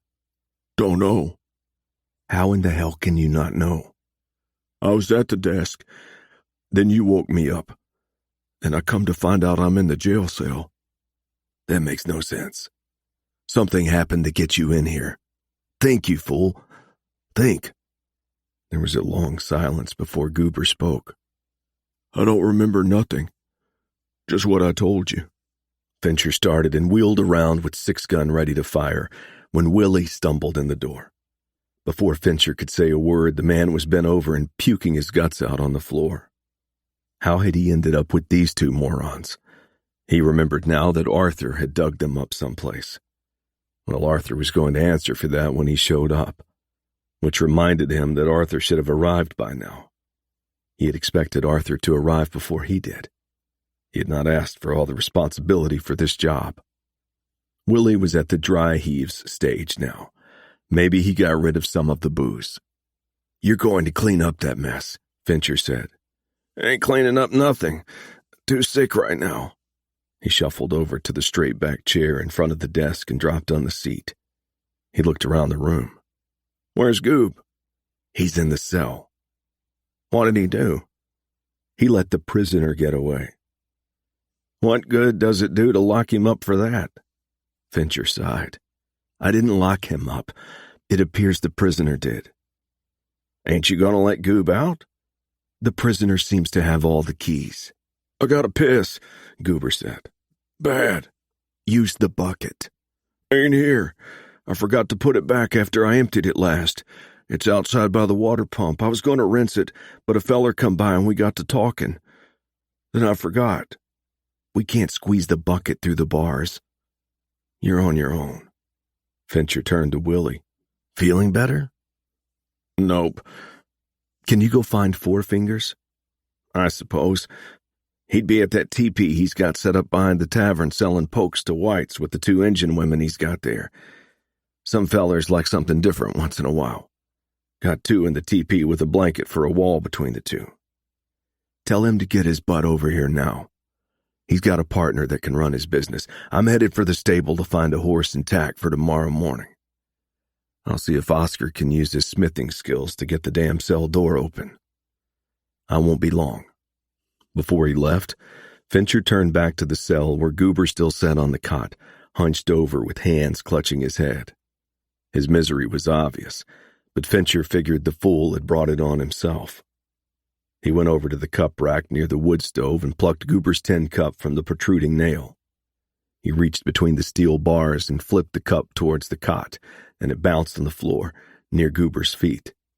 "Piss in that if you want." Goober looked up. "What if I fill it up?" "Drink it. Likely better than your coffee." An hour later, Oscar, the livery headman and blacksmith, was hammering and prying on the jail lock. The burly, graying man was cussing a blue streak as he worked. "You can forget about using a key on this dang door again. Get you a chain and padlock, maybe." "Not my worry." "You're the town marshal, ain't you?" "Without a badge or even a town council to appoint me, I've got a hunch we won't bring the feller that escaped back alive. Or if we do, we'll have a trial and string him up before he needs the jail." "He must be a bad one. What the hell did he do?" "Murder and horse thieving for a start." The jail door sprang open, just as Willie walked in with Four Fingers. Chapter 21. Four Fingers was taller than most Indians Fincher had encountered, standing several inches over 6 feet. He was missing his left hand's thumb, thus his name. 2 long braids, bronze-colored skin, and aquiline features attested to his ancestry. But his attire, aside from ankle-high moccasins, was more cowboy than Sioux, including a black Stetson hat. He spoke passable English and pursued profit with the vigor that matched that of any white capitalist. Most of his efforts were legitimate. A few, not so much. Fincher explained to the warrior what little he knew about the prisoner's escape. "Goober can leave the cell any time now, but he's dropped off to sleep again. He might be dying, I don't know. No doctors around here, so he's on his own." "I take him to Oglala medicine man, you want?" "Nah, we don't have time for that." "Why you want me?" "I want you to find the prisoner that escaped. Soon." "This prisoner? What'd he do?"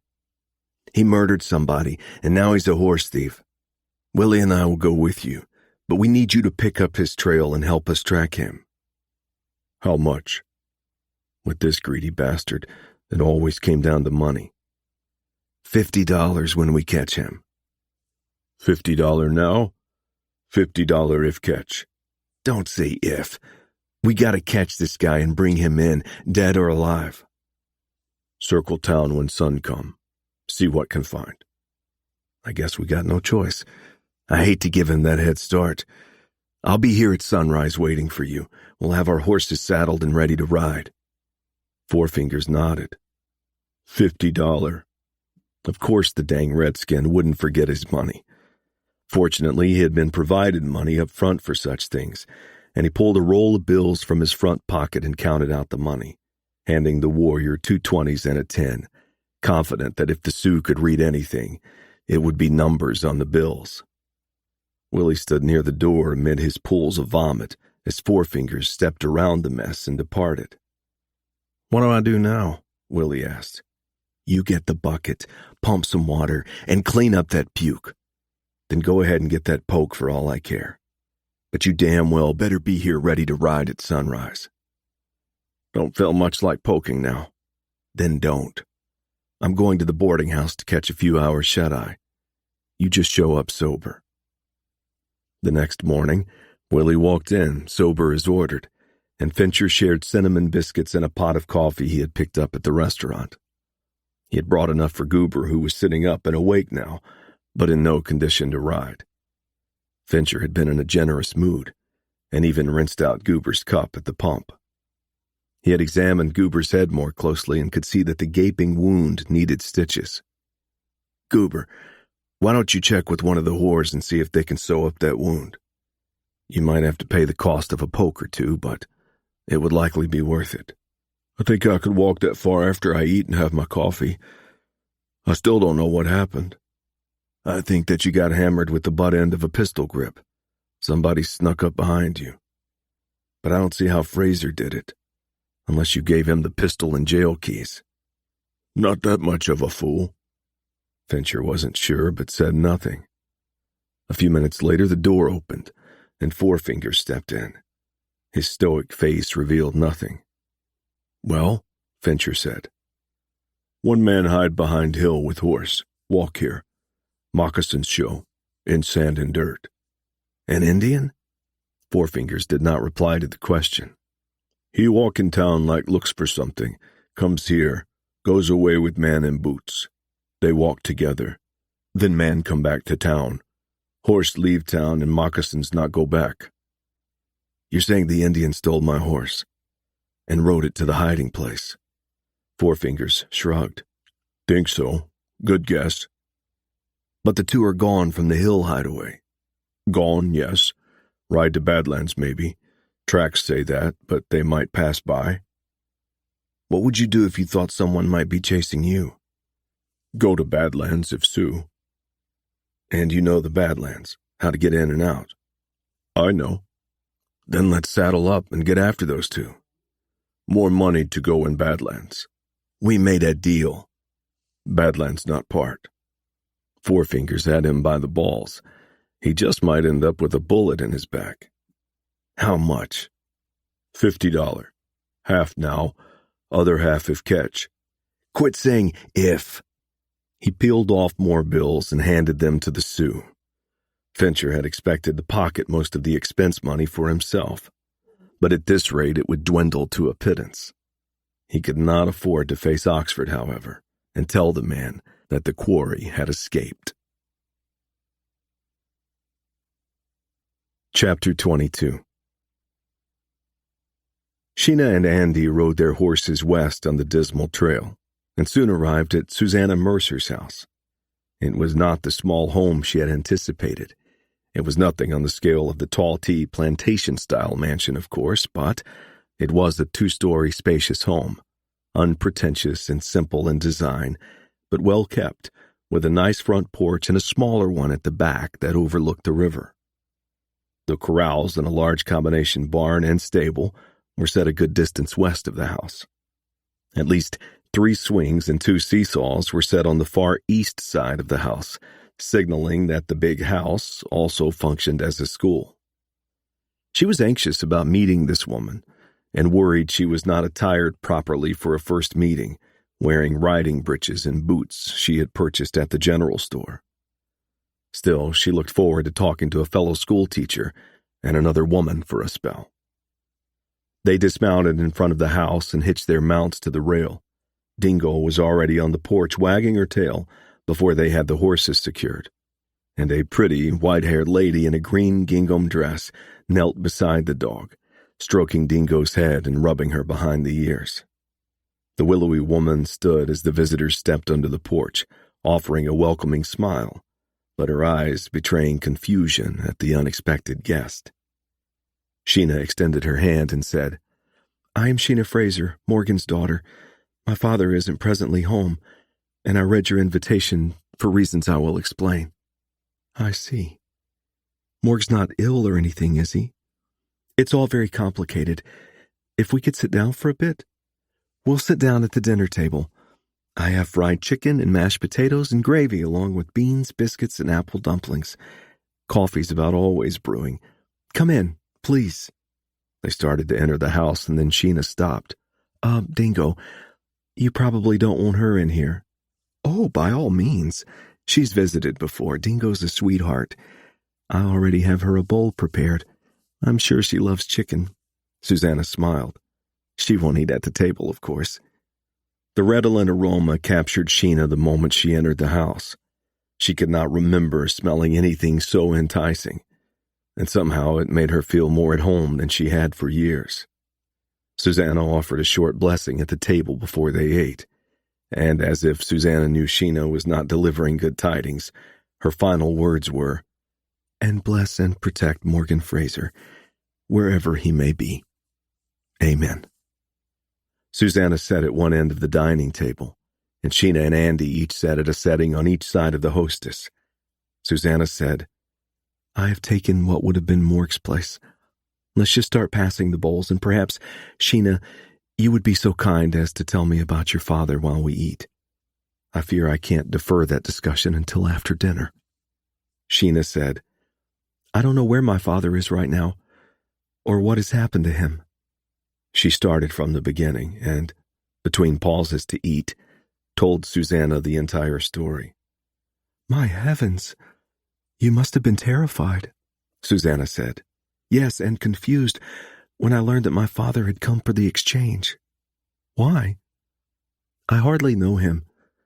My parents were divorced when I was young, and he was a traveling marshal who was rarely home before that. I loathed him. Someone you didn't know. Yes, and now I'm starting to learn more about him from Jay Boyden, who became almost another son to my father. I'm a school teacher, and I try to understand children and what challenges they might have endured. Jay said I should take time to try to understand my father.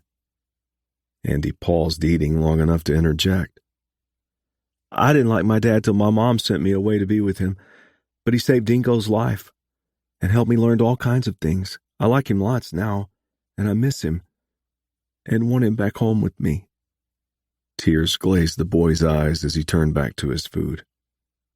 Susanna said, Sheena, I will always be here to talk if you wish, but Jay seems like a very wise young man. Perhaps you should take time to know your father. You must make your own decisions about your judgment of him. But I have met and spoken with him at length only once, and I dare say no man has ever impressed me more than Morgan Fraser.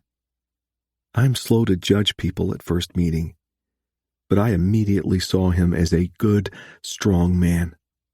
He tends to be quiet and unassuming, but he carries a conscience that is both his greatest virtue and heaviest burden. I hope I can come to know him better. Neither of us may have the opportunities we are seeking. I suspect he is dead by now. Andy burst out. How can you say that? You don't know. You don't know anything. My dad's alive, and he is coming home soon. You'll see.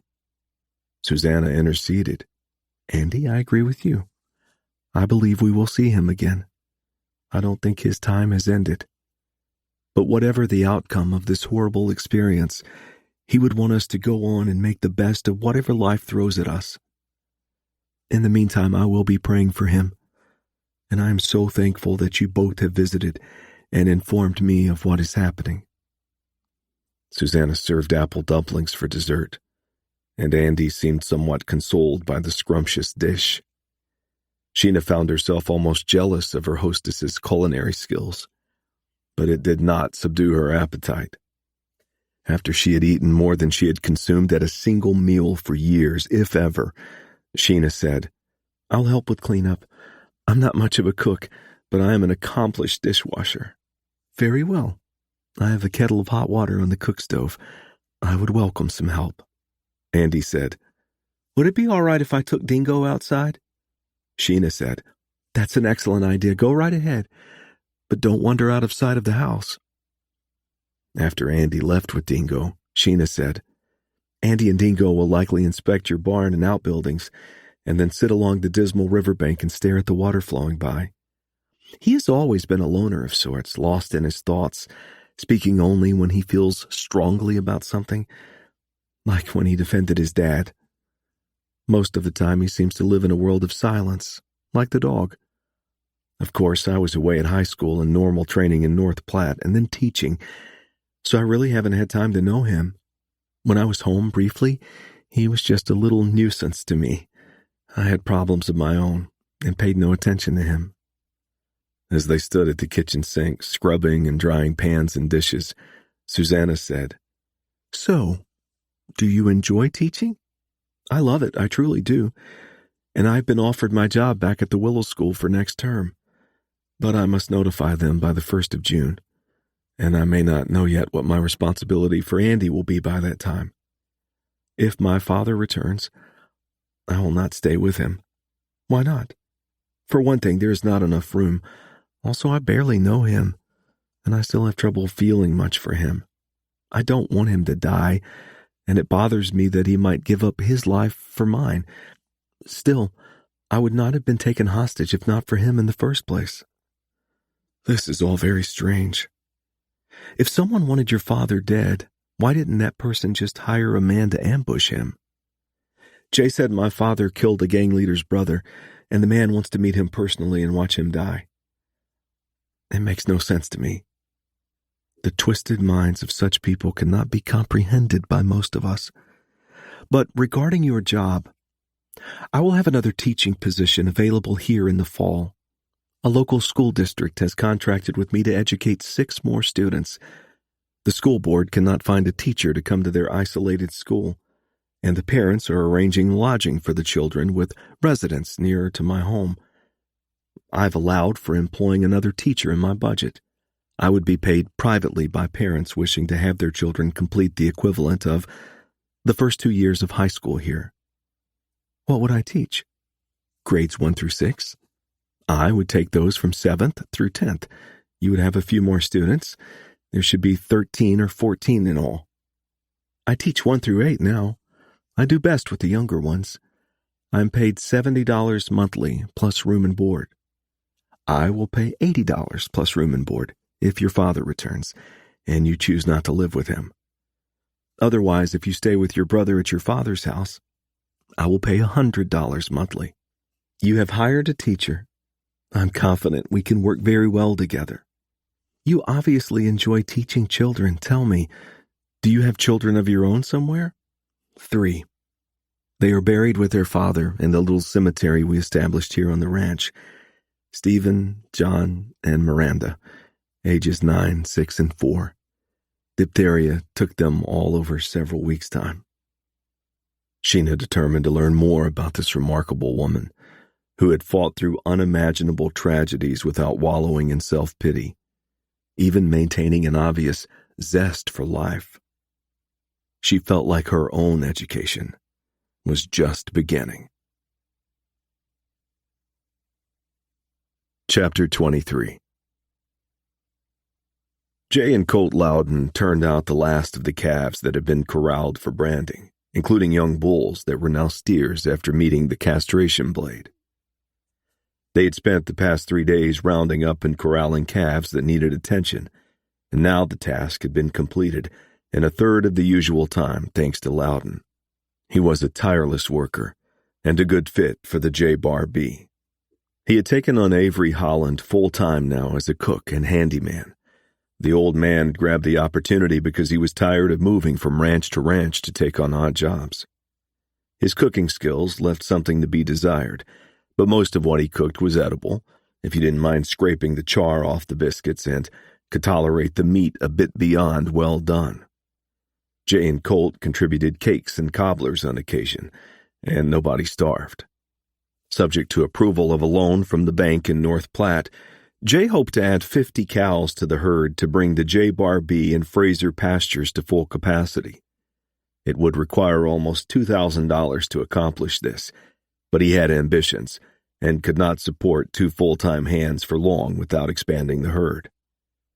He needed to be prepared because his neighbor to the north had mentioned selling his 1,000-plus acres in cow herd after pasture season in the fall, and it was a rare opportunity he did not want to let pass by. He figured he was like most ranchers. He was not a greedy land hog. He just wanted the land next to his. Jay and Colt leaned against the corral fence watching the suckling calves race out to join the bawling mothers in the pasture outside that had been protesting the abuse of their babies. They found sympathy there, and after a nosing and a few consoling face licks from Mom, were quickly consoled by nursing and a friendly teat. Jay said, "This is the best part of it, having the job done. You've been a big help, Colt. I'm glad you joined up with us." "Me too. I'm thinking we might be a good fit.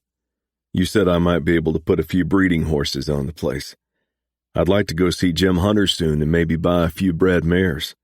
He's building a small herd of his own over at the K-Bar K, and he's the best horseman I know. Take a few days when it suits you. I know he's not around right now, though. He's following the men who took Morg Fraser. You ain't heard nothing yet? Nope. And I don't know if that's good or bad. It worries me sick. Morg's my best friend, sort of like a second dad. And Jim's been a good friend too the past few years. I never asked about how you got Sheena back here. Figured it wasn't my business, but Arthur had something to do with that, didn't he? Yes. He intended to kill her after the exchange was made. Arthur and another man. They're both dead. I killed Arthur, and Sheena shot the other fella. Colt said nothing while he rolled and lit a cigarette. He savored a few long draws before he spoke. What do you suppose Arthur was doing at the Tall T? Him and Thomas Town was sure cozy. No other hand ever got that close to town. Well, except for the manager, Packer Osborne, who let Zeke, his crew foreman, run the operation. Sometimes Arthur and Osborne would meet up with town and talk. Never made sense. Arthur never did any real work. He was more like a guest. Never ate at the chuck cabin with the rest of the hands. Him and Packer ate with the family. Really? That does seem strange. What do you know about Packer Osborne's background? Not a dang thing. I think he's been with town since the ranch started some 10 years ago or so. Of course, I was just a kid then, and I was only at the Tall T for not quite a year. I picked up a little gossip, that's all. I'm guessing Town and Packer are old friends, but Osborne's somewhat younger, early 40s. Packer Osborne wasn't so bad to work for, a hell of a lot better than when Town stuck his nose in. But he didn't know a lot about the cow business and left most of the day-to-day stuff to Zeke. I don't know if Town ever saw a cow before he came to the Sandhills. He seemed to work okay with dogs, but mostly because they was afraid of him, I think. He was cruel to the dogs? I never saw, but others said he would kick them or beat them with the stick if they didn't do what he said. I don't think that's the way most trainers do it. I'm under the impression Town traveled a lot. Yep. I doubt if he was at the ranch half the time. Sometimes Mrs. Town went with him. They always had a lady that looked after the kids. Osborne went along a lot, especially when the wife went, which seemed sort of strange. Did you ever hear anything about how Town got along with the Fraser children? Oh, yeah. It wasn't no secret. He hated those two. The boy maybe more than Sheena. Of course, she got out of there first chance she got, and hardly ever came back to visit her ma. That's what the old hand said. I wasn't on the place all them years. Some folks don't take kids with somebody else's blood, I've heard. Now, my stepdad is my paw as far as I'm concerned. I got 2 half-sisters and 2 half-brothers that got his blood. But he never treated me or my 2 younger brothers different. There's all kinds of parents out there. And some of us get lucky. What would happen if I tried to ask Packer Osborne some questions? Don't. He'd make a beeline direct to Thomas Town. You just as well talk to Town himself. But I don't like that neither, because I'd likely end up without a job. Why do you say that? Because you'd likely end up a dead man, if he didn't like your questions. They say not many years back, one of the hands made off with a couple of cows. Somebody tipped off Town, and the feller was found hanging from a cottonwood tree a few days later.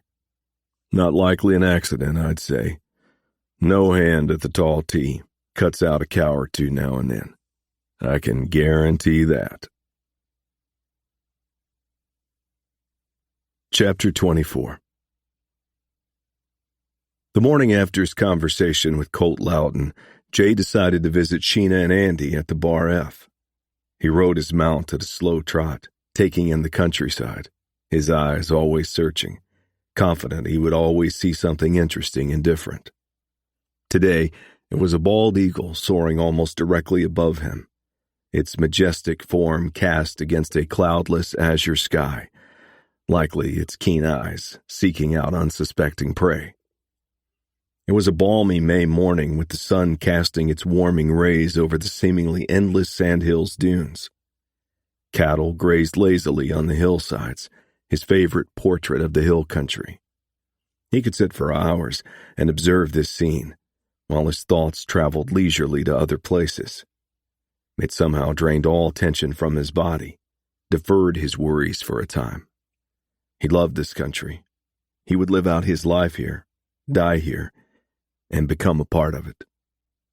He heard Dingo barking before he rode into the ranch yard, probably signaling that company was coming. To truly know that creature was to love her. Only Thomastown could shoot such an animal. As he caught sight of the buildings, he saw Andy coming from the stable, no doubt responding to Dingo's summons. Andy waved and hurried toward him. Jay reined in and dismounted, leading his horse to close the gap. "Good morning, Andy," Jay said. "Still doing chores?" "Nah, I just turned the horses out in the stable grass. There's good eating there now. At least that's what they say." "Are you doing sign language with horses now, too?" Andy chuckled. "Wish I could, but they say a lot if you pay attention. Look at them going after the grass. Ain't that telling you something?" "Yeah, you're right. Our animals do talk to us. We just need to listen." "You're here to see my sis, ain't you?" "Well, I wanted to check on you both, but I would like to talk to her. Are you two getting along all right?" "Sometimes, others not so much. She gets up in the morning and she's smiling and singing while she tries to burn up a breakfast. 2 hours later, she turns into a grump. And me and Dingo get out of her way. I'll tell you this, Dad's house is getting a cleaning. I thought she wouldn't be so crabby when she got that job." "Job? What job?" "She's going to teach school over at Mrs. Mercer's. If you look up at that porch, you'll see Sheena's watching us, and she's got her arms folded. She's saying she's pissed about something. If you pay attention, you can understand people without them speaking a word, just like dogs and horses. You can go talk to her. Me and Dingo are going to make ourselves scarce." Jay led his horse toward the house. "Good morning, Sheena," he said, as he hitched his mount to the rail in front of the porch. "Hello," Sheena said, not so warmly. "What's your business today?" "Just a neighborly visit. I haven't seen you and Andy for a few days. I wondered if there's anything I can help with." "We're doing very well, thank you." "Okay if I join you on the porch for a bit?" She sighed. "Oh, come on in the house. I've got coffee brewed and hot." Her voice was not welcoming, but he followed her into the house. He was not just making a neighborly call. They sat down facing each other at the small kitchen table after Sheena poured each a cup of coffee. "You seem upset about something," Jay said. "My father has disappeared. I don't know if he's dead or alive." "Am I supposed to be bright and cheery about that?" "No, of course not. The not knowing would make it extra hard." "You keep telling me wonderful things about my father. You almost worship him. Why?" "He's always had my back when I needed him. Helped me without expectation of anything in return. Sure, like the rest of us, he's probably got more than a few flaws, but beneath that tough hide, he is the most unselfish, kindest man I've ever known. There isn't anything he wouldn't do for me, or Andy, or you. I don't see why you can't understand that after the exchange he made at Mad Rock." "I'm trying to come to terms with this, and it's a struggle. I've always blamed him for anything that went wrong in my life. In my mind, he still ran out on Andy and me. My father was a drunk, sometimes a mean one, but Ma always excused him even when he hit her or any of the kids. She was kind but weak. Morg helped me acquire the little ranch here when my folks abandoned the place. Yet I blamed them as the cause of any struggle I had. Then one day, he told me something that changed my way of thinking. Some words an old-timer gave him when he was a young man." "What did he say?" "While we're young, our lives are shaped by environment and heredity and all kinds of things in the world around us that we can't control. But there comes a time in our lives when we have the ability to take charge and mold our own life into what we want it to be. Only the weak blame parents, their race, sex, or plain bad luck. We all have the power and ability to recognize what we are today, and then to determine what we will be tomorrow." "You sound like a philosopher." His words stuck. From that day on, I recognized that I am responsible for my own life, and I quit blaming anybody else for things that didn't go the way I wanted. I want Morg back alive in the worst way, but if it doesn't happen, I will pick up and go on, remembering always the things he taught me. I don't think I really know you at all.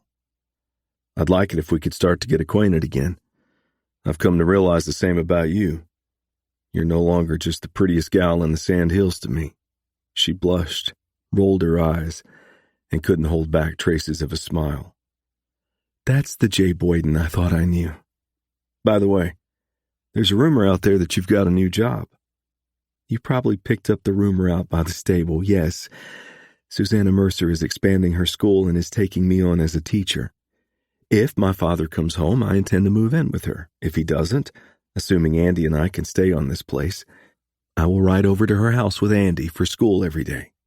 He said nothing, but he knew that she and Andy were assured of being able to remain. They would inherit the ranch under terms of a will prepared for Morgue by a North Platte lawyer, although Jay would be executor of the will and trustee over the ranch land for 10 years. The will was secured in his own safe because of the risk that Morgue might not return from a mission. At least she was staying in the Sandhills, and he realized today that they were a good distance from serious romance and that prospects of marriage were increasingly remote. There is something else I came to speak with you about. So this is more than a neighborly visit. I suspected. How much do you know about Thomastown? More than I want. I can tell you I hate the man. He's sick. There was a story behind her words, but this was not the time to pursue it. I'm referring to his business and his frequent trips. Mother divorced my father because he was gone so much. She didn't do much better at her second effort. Of course, almost half the time she travels with Thomas, so I guess that is an improvement, if she loves him. You question that she loves him? I truly don't know. She loves his money, enjoys helping him spend it. Do you know anything about his businesses, what he does? Nothing. Remember, I was 14 years old when I last spent significant time at the Tall Tea House. I had no interest in his business activities. I was just glad when he was gone. Why are you so interested in his business ventures? He guessed she was entitled to know what he was thinking. I suspect Thomastown of being involved in your kidnapping and the effort to kill your father. She stared at him in disbelief. What makes you think that? Andy told us about the man named Arthur being at the Tall Tea. I asked Colt Loudon more about the man and learned that Arthur performed virtually no ranch duties and often met Town and Osborne. Packer? He was always friendly enough, but he was certainly Thomas's right arm. He ate meals with the family most of the time. I suppose I could visit Mother and see if she might spill some information. Let's wait for that. It's likely that she knows nothing that would help. Certainly she would not be a party to your kidnapping. If you even hint my suspicion to her, there is a risk she will tell Town, and that could put all our lives at risk. The time might be right for such a question at some point, but not now. I'll think about this. But I do want to find out if Thomastown works for Monty Oxford. This might have to wait till Morgue returns home. You are convinced that my father will return, aren't you? Between Morgue and Jim Hunter, I sure wouldn't count him dead yet. Your father has spent a lifetime dealing with danger, and I'm very hopeful he will dodge a bullet one last time before he turns in his badge. Now, I'd best be getting up to leave. I've got business at the ranch to tend to. He slid back the chair and stood. Thanks for the coffee. A lot better brew than I get at my place. She stood to walk him out to the porch. He was surprised when she took his hand. Jay, thanks for dropping by. We've talked about some serious things, but you brightened my mood in giving me some things to think about. You're welcome here anytime, and I'll try not to be such a grump. He was surprised when she stopped, still holding onto his hand, and looked up at him with those sparkling green eyes. He swore he saw an invitation there, and released her hand, and placed his arms gently and tentatively around her, lowering his head to meet her lips. They kissed, very softly, but their lips lingered beyond a casual peck, before she stepped back. It didn't matter. She had lit a fire and he wanted more, but he was not going to ruin this moment. He just offered an approving nod and headed for the safety of his horse. Chapter 25. Morg understood now what Hunter meant when he referred to the Badlands as a maze. They had not ventured far into the twisting arroyos and canyons, but he was not confident that he could find his way back to their entry place, and certainly would never locate the exit they were seeking without Jim Hunter's guidance. They had ridden into a gap between two buttes that opened into a tiny canyon offering spring water and a carpet of lush, mixed grasses for the horses, a sharp contrast to the dirt and clay eroding slopes outside.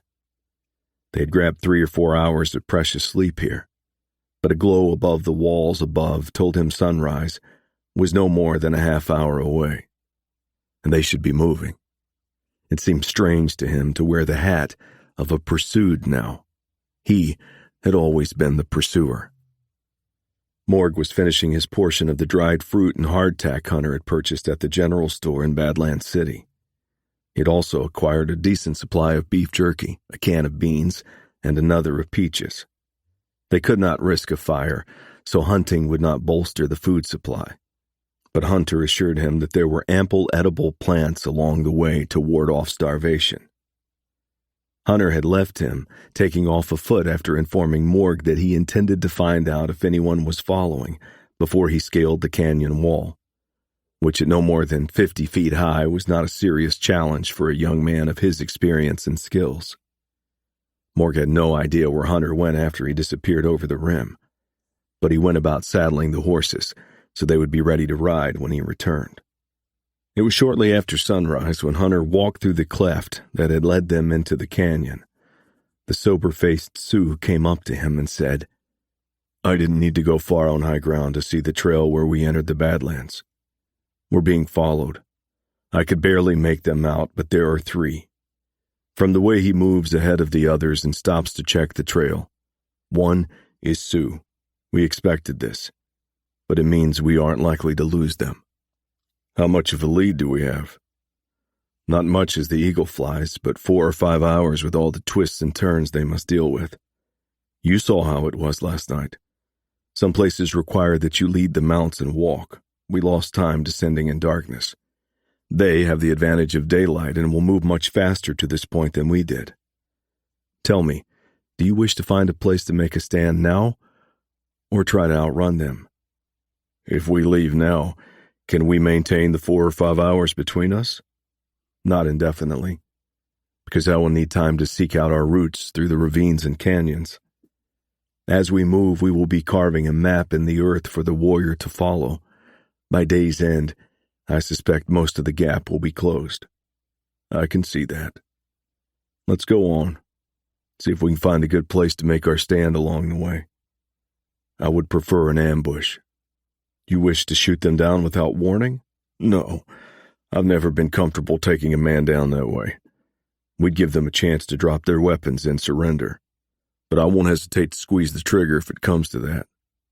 A few hours later, Morg and Hunter were back on their feet leading their mounts on a narrow, winding trail that snaked its way through naked, eroding walls of clay and shale interspersed with sandstone.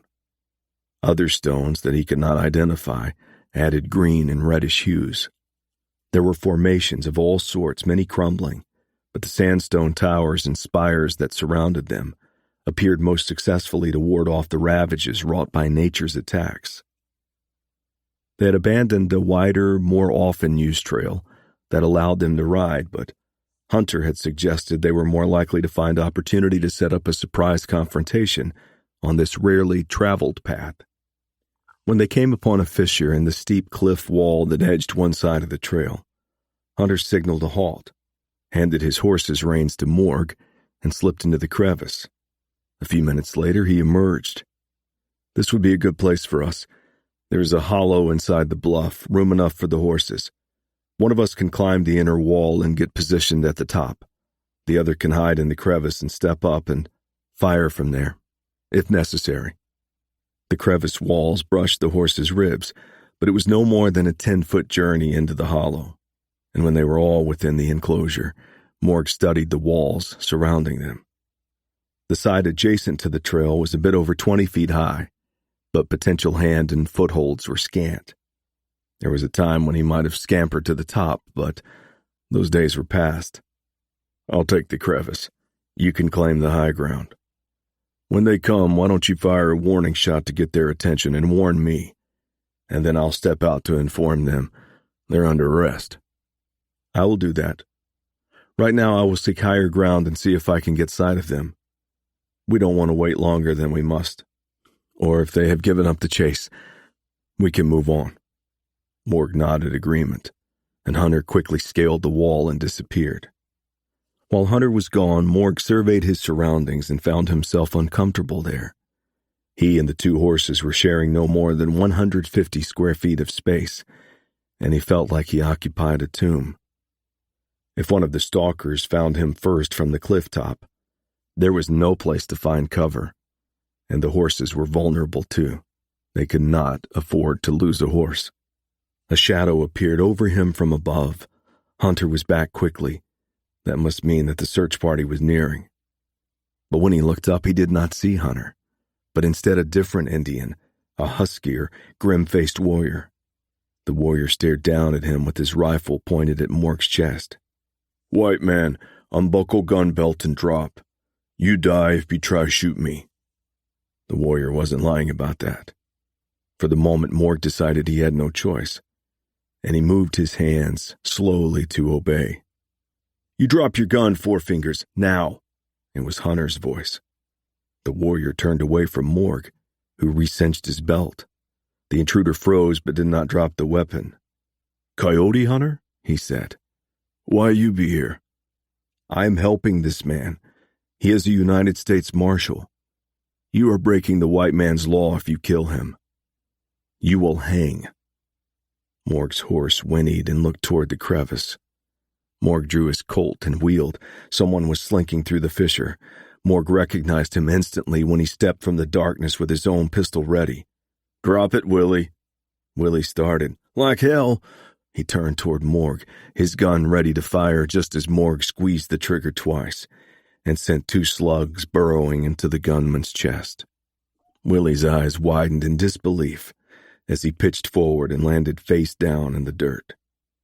Morg saw movement where the fissure met the trail, signaling that someone was retreating, and he rushed into the gap, hesitating a moment before he stepped out onto the trail. He heard a man's voice cussing a horse that was evidently spooked, and he stepped out cautiously before he saw Fincher, only about 20 feet up the trail. Fincher saw him at the same time and released the reins on his mount, diving behind some stones that had caved off the slope and getting off a shot that chipped away some rock and stung Morg's cheek. The marshal went to his knees, bracing the wrist of his shooting hand to steady the Colt as he aimed at the pile of stones. The horses had moved back up the trail away from the gunfire, and Fincher no longer had the option of making a run for his mount. The 2 men waited in silence for what seemed like an eternity before Fincher's patience gave out, and he raised his head, just enough above his stone fortress to peer out and receive Morg's slug, precisely between his eyes. Morg holstered his Colt but reached for it again when he sensed movement behind him. "Just me, Morg.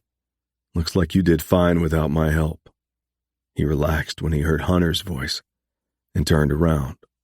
"Well, I wouldn't have been here to take care of it if you hadn't showed up when you did."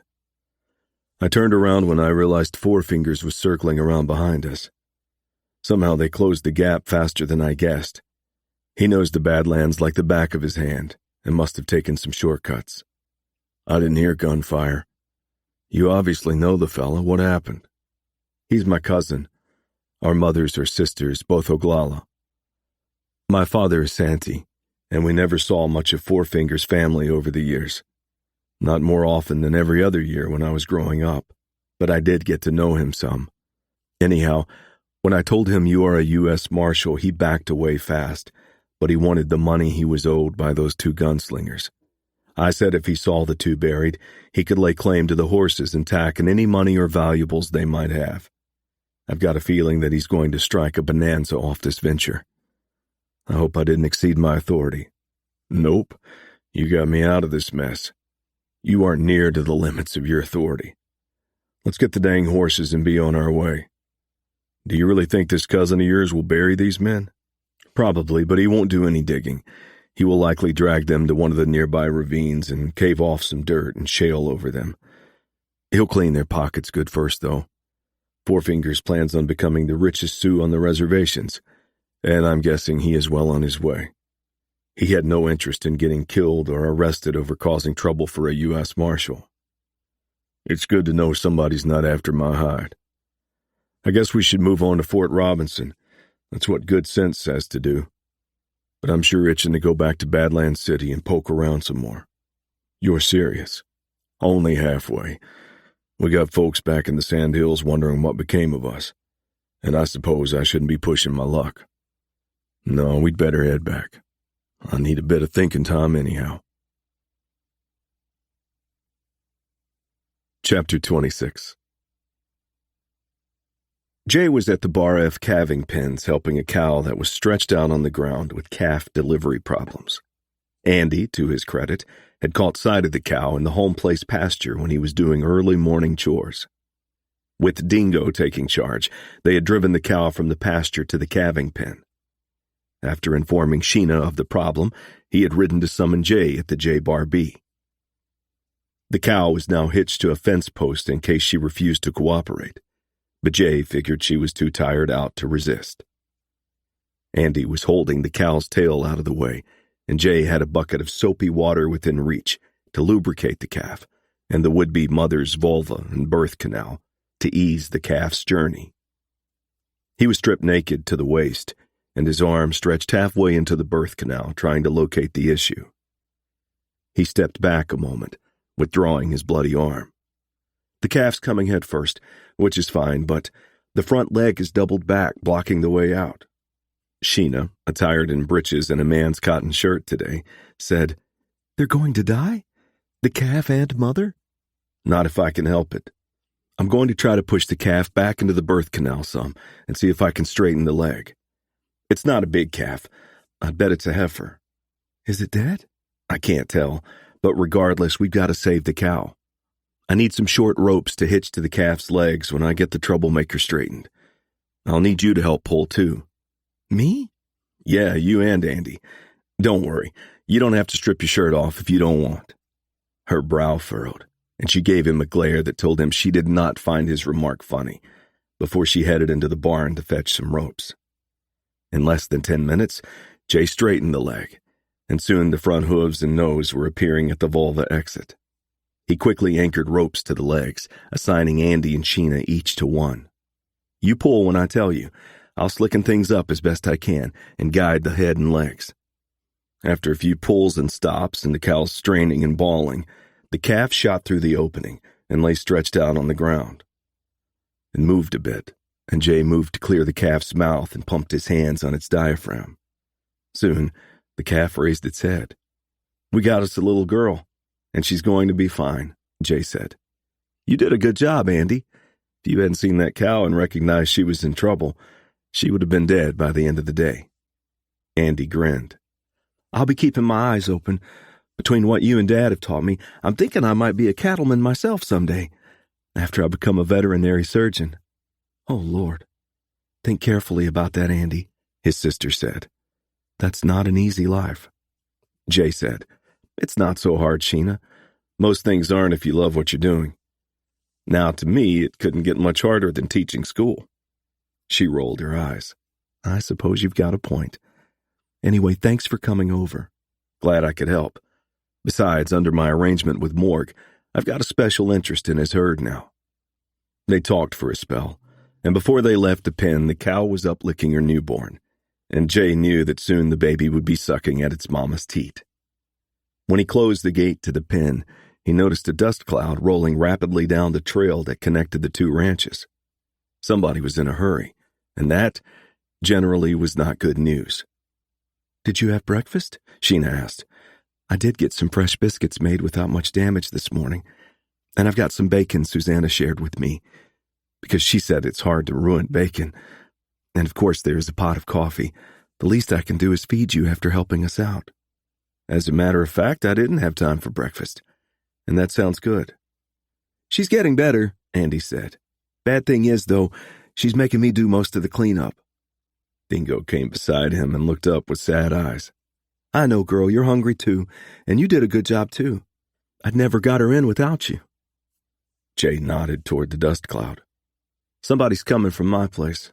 Maybe it's just a feller passing through, but I need to wait a few minutes and see. Sheena said, I'll go ahead and get the bacon frying. I'll look for you two shortly. If the rider is one of your cowhands, I'll be glad to feed him too. Jay could make out the rider now as he approached. It was Avery Holland, and he almost never hurried about anything. Jay stepped out to meet Holland as he rode up to the building site. Avery saw him and dismounted, leading his horse as he limped up to Jay. The ashen-faced old man seemed nearly breathless, as if he had carried his mount, instead of vice versa. Avery, are you all right? What is it? Colt's dead. Somebody shot him in the back. Jay felt weak. That good, hard-working young man. He could not accept the notion that his new hand's life had been robbed from him. You're sure he was dead? I know dead when I see it. I've spent a lifetime seeing dead, too dang much of it.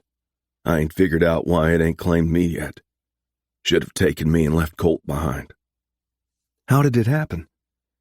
We was eating breakfast up at the house when we heard the critters making a terrible fuss down at the stable. Colt picked up his Winchester and headed down to the stable to check on the commotion.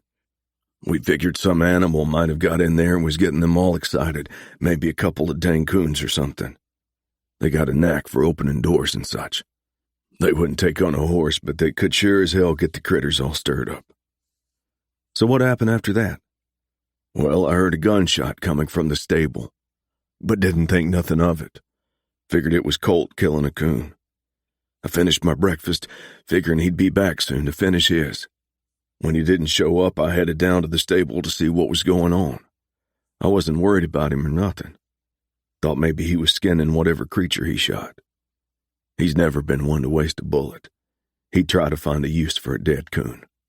I can tell you this, I wouldn't cook and eat one of the dang bandits. I did once, and I'll be starving before I do it again, and I ain't sure I'd do it then. Jay sighed.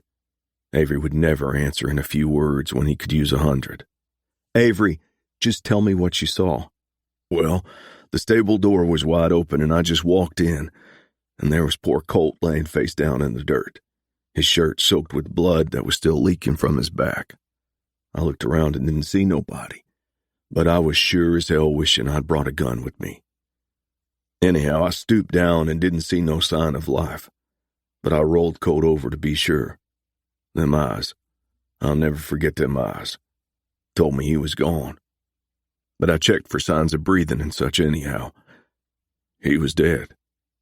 I got my horse from the stable, and after I had him saddled up, I closed the door behind me and headed over here. Dang, I really liked that kid. Jay turned to wide-eyed, sober Andy. Tell your sis I won't make it to breakfast. I gotta head back to the ranch. I'll try to check back later today, and tell Dingo to keep an eye out for visitors. Don't go out to meet anybody unless you know them to be good friends. That includes anybody, from the tall T. I'll tell Sheena. Chapter 27. Jay and Avery stood over Colt Loudon's still form in the stable passageway. Tears glazed Jay's eyes, and anger boiled within him. Death coming for the young always seemed unjust, but it was even worse when it was the result of the calculated murder of an innocent. It saddened him to think that this might never have occurred if he had not approached Colt about working for him. Guilt he would likely carry the remainder of his days. He understood now what Morg said once. The burden of accumulated guilt can get dang heavy when you get to a certain age. You gotta put down the load for a spell when you can. Morgan mentioned that sometimes he envied folks who didn't seem to be saddled with conscience.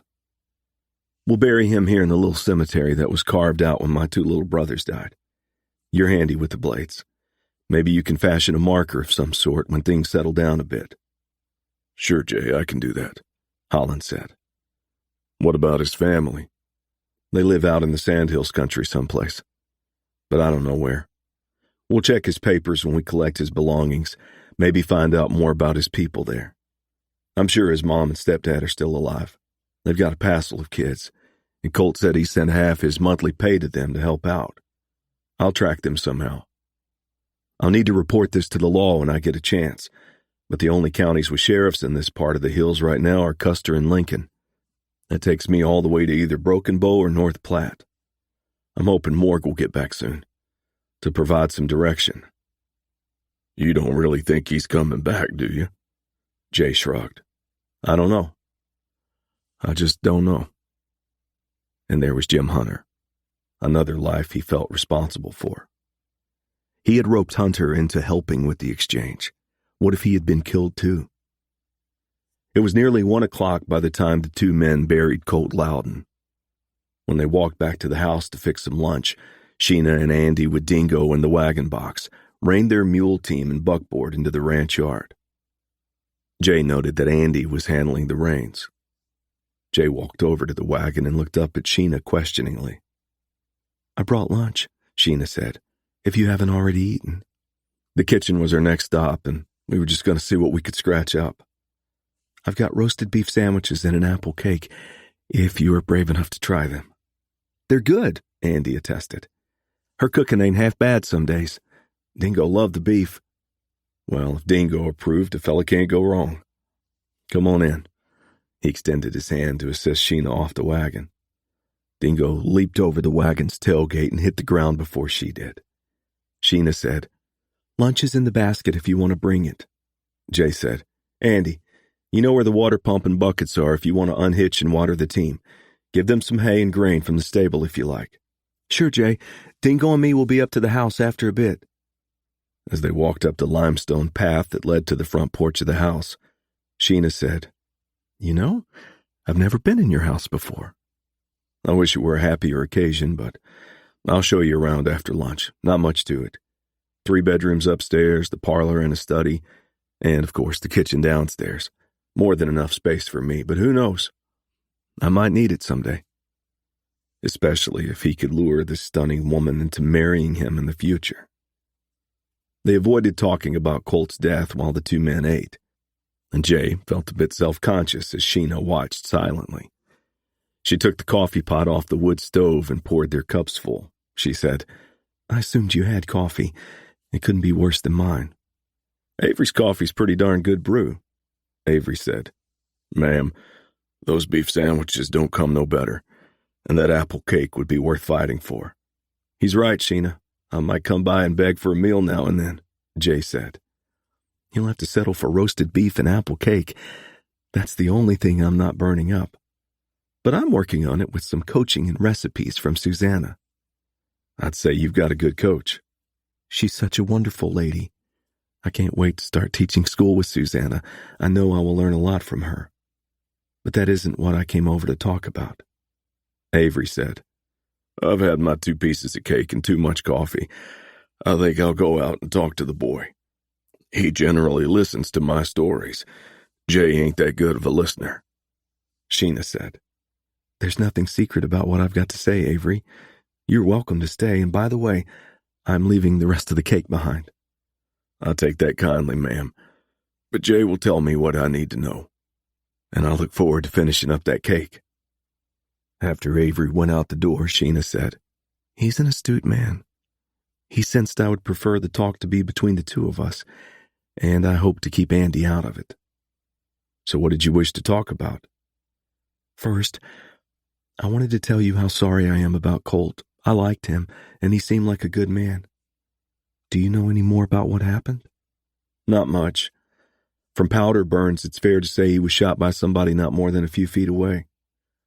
I don't think Colt ever knew what happened. He was probably killed instantly.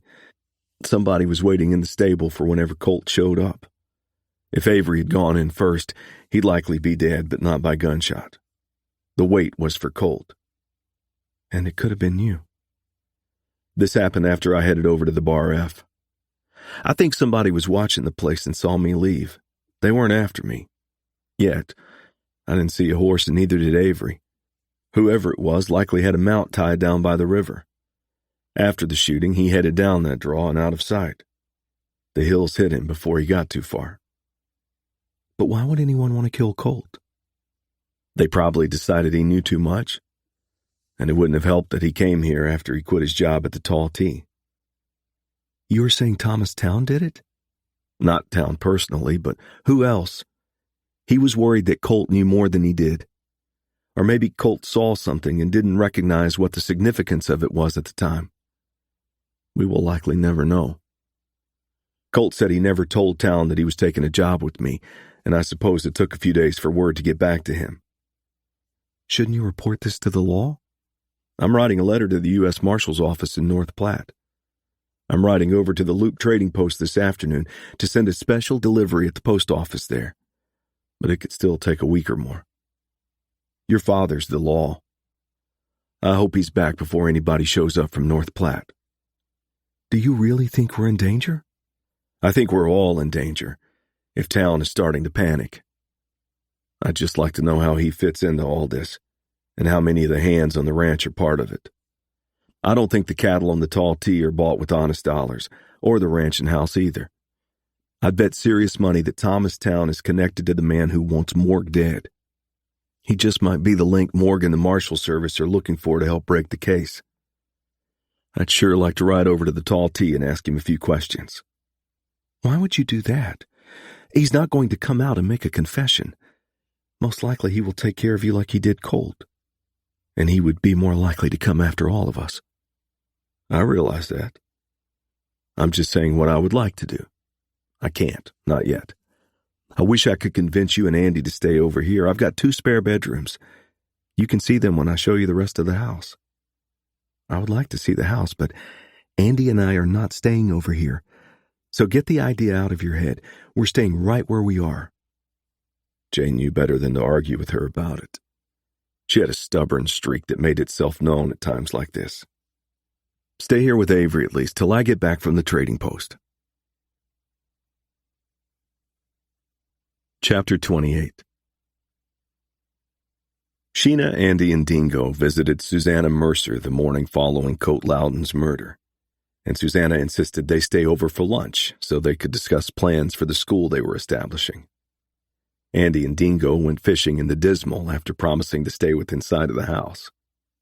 Sheena helped Susanna prepare lunch, adding a few new skills to her repertoire. Susanna appeared to enjoy teaching her young colleague new domestic skills, and Sheena was now finding herself eager to learn. At first, Sheena had been reluctant to spend time on such things, insisting that she was not going to spend her life trying to satisfy some gluttonous male's appetite. But Susanna reminded her she would not be truly independent if she could not provide meals for herself and, perhaps, Andy. Besides, if she boarded with Susanna, she would be expected to carry her share of household chores, including cooking. Sheena had been putting it off, but she finally told Susanna about the killing at the J-Bar B and her skirmish with Jay over moving into his house temporarily. I'm very fond of Jay, but he is often overprotective and it annoys me. I'm perfectly capable of taking care of myself. Susanna said, Yes, you have survived a most difficult situation. But what would have happened if your father, Jay, and Jim Hunter had not come to your assistance?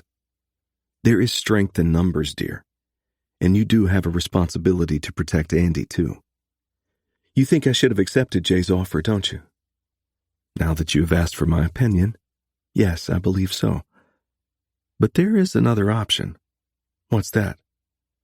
You and Andy move over here temporarily. When your father returns, you said you would do that anyway. I can handle a rifle, and that would provide one more gun. But you would be in danger. A widow living alone out here always runs a risk. Besides, you and Andy are very special to me. From what you say, I don't think it's likely that there is imminent danger anyway, but it seems to me that you are an innocent bird inviting the fox where you are. Your stepfather knows exactly where to find you now. It is unlikely that he would expect you to be here. I've never met the man, and I doubt he even knows I exist. I'll discuss it with Andy when he comes in. Later, as they ate lunch, Sheena broached the subject with Andy. No, I have my stable chores, and I want to check out Dad's herd. I saved a cow and calf yesterday morning. You know that. You will do as I say. Under what authority? I've hardly seen you for years, and then you just show up and take over. I ain't going." He turned to Susanna. "I ain't got anything against you, Mrs. Mercer. I just got responsibilities to tend to. And I don't want Sheena bossing me around anymore." Susanna said, "Would you stay with Jay Boyden if Sheena approved? I'll bet he would ride over with you to do chores, and you could help him during the day." He was silent for a moment. "Yes, I guess that would be all right." Susanna looked at Sheena and smiled. "What do you say, Sheena? You can still stay here if you like. There would be 2 men at Jay's place, and they are alerted to any dangers now." Susanna was allowing her to partially save face by allowing Andy to stay with Jay, but giving her the option to decline Jay's offer to take them both in. "Yes, I guess I would go along with that. After lunch, why don't I ride over to Jay Boyden's with you and Andy? On the way back, we can stop at your father's house and pick up what you might need for the next few days. I've only met Jay a few times and would like to know him better. He sounds like an exceptional young man." The trip to Jay's and back to Susanna's place took most of the afternoon. Sheena noted that Andy and Dingo were happy to be at Jay's, and he was more than welcoming, not even hinting that he had won a partial victory. And he did not seem a bit disappointed that she was not staying.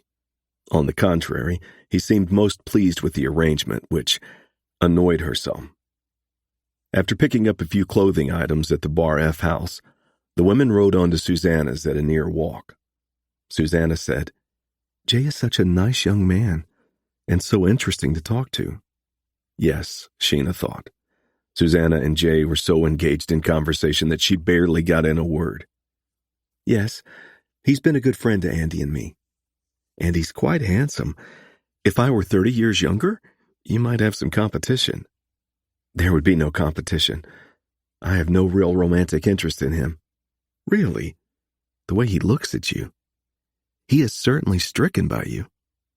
Her mind flashed back to the image of Jay stripped to his waist in the calving pen. So well-muscled and, yes, handsome even when half blood-soaked. She had totally undressed him in her head. "Jay is not an ugly man and has a few redeeming characteristics. I just do not wish to encourage him at all. I don't have time for a man right now, and I intend to keep him at a distance, certainly until I know where I'm going with my life." She scolded herself. She had not exactly kept her distance when she kissed him several days earlier and awakened feelings she thought were dead.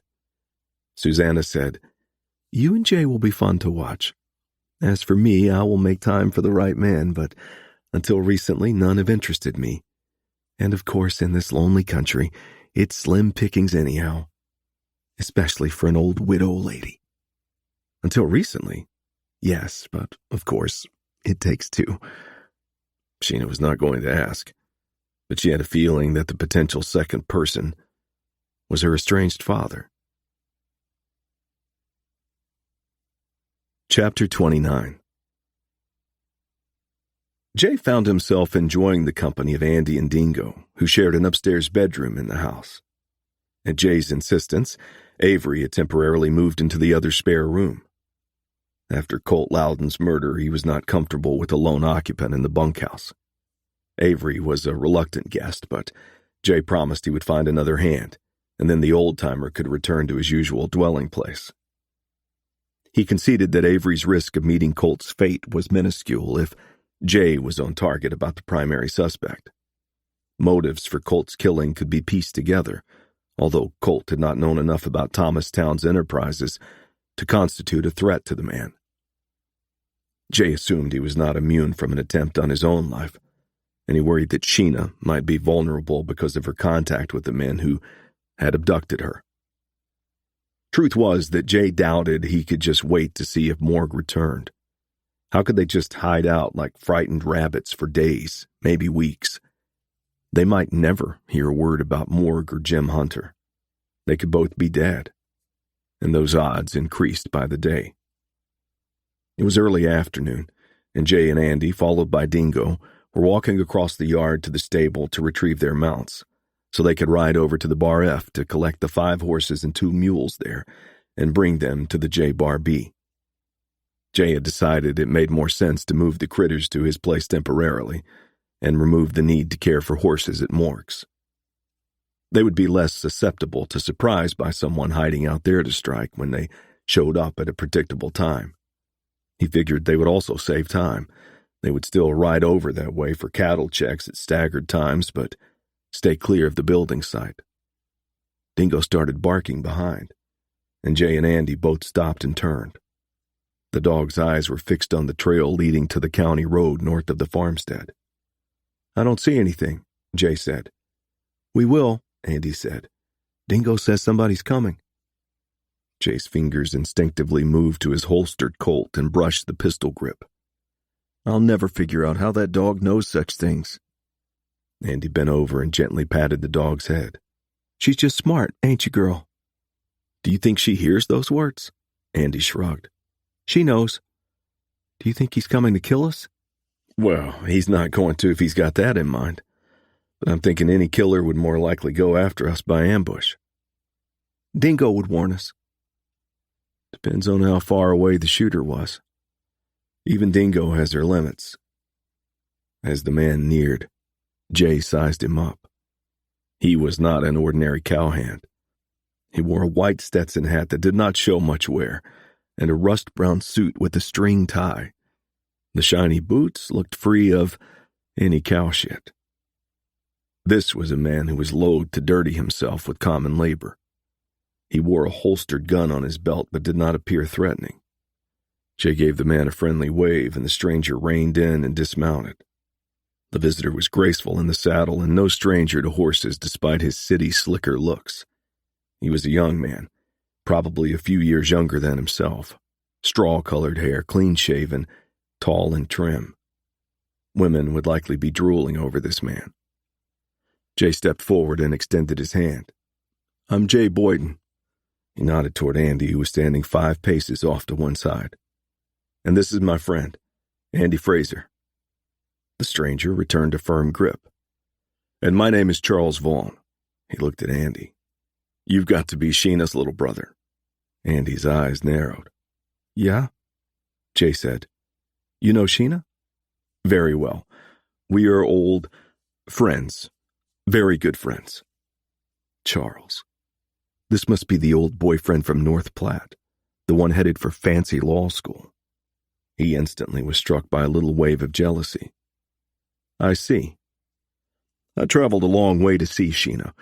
We corresponded with some frequency, but my last 2 letters were returned. I was worried, so when I returned to North Platte a week ago, I set out to find her. I knew she was teaching at the Willow School, and her mail was always sent in care of some folks named Markham, who kept a boarding house nearby. I went to their place and spent last night there. They told me about Sheena being abducted and all. It must have been a terrible experience. Anyway, the Markhams told me that you would know where to find her." "Yes, I do. I should warn you, though. She could still be in some danger. You'd better watch her back. Her father, the U.S. Marshal, still has not returned, and we don't know if he's dead or alive. You are here at a very difficult time for Sheena. All the more reason I should find her and be with her. I could offer Sheena and Andy a safer, more civilized refuge, and I'm hoping they might come with me." He looked at Andy. "What would you think about that, Andy?" "Thanks, but I'll be staying on here. My dad will be back soon." "Well, we'll see what your sister says." "She ain't in charge of me, sir," Jay said. "Andy and I were just headed over to the Bar F. The Fraser Ranch is just down the road from my place.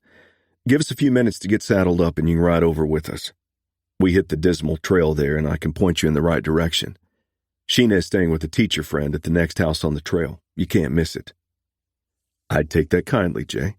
You can water your horse here and grain him at the stable if you like. Grass is plentiful now, but the critters won't turn down a grain snack." Later, at the Fraser farmstead, Jay and Andy watched as Charles Vaughn reined his mount onto the Dismal trail and continued his journey to Susanna Mercer's house. Jay said, "Charles seems a nice enough fellow. I ain't going with him, even if Sheena takes a notion to go. They can rope and tie me, but I'll get away." "Andy, I don't think anybody's going to rope and tie you and drag you along to North Platte.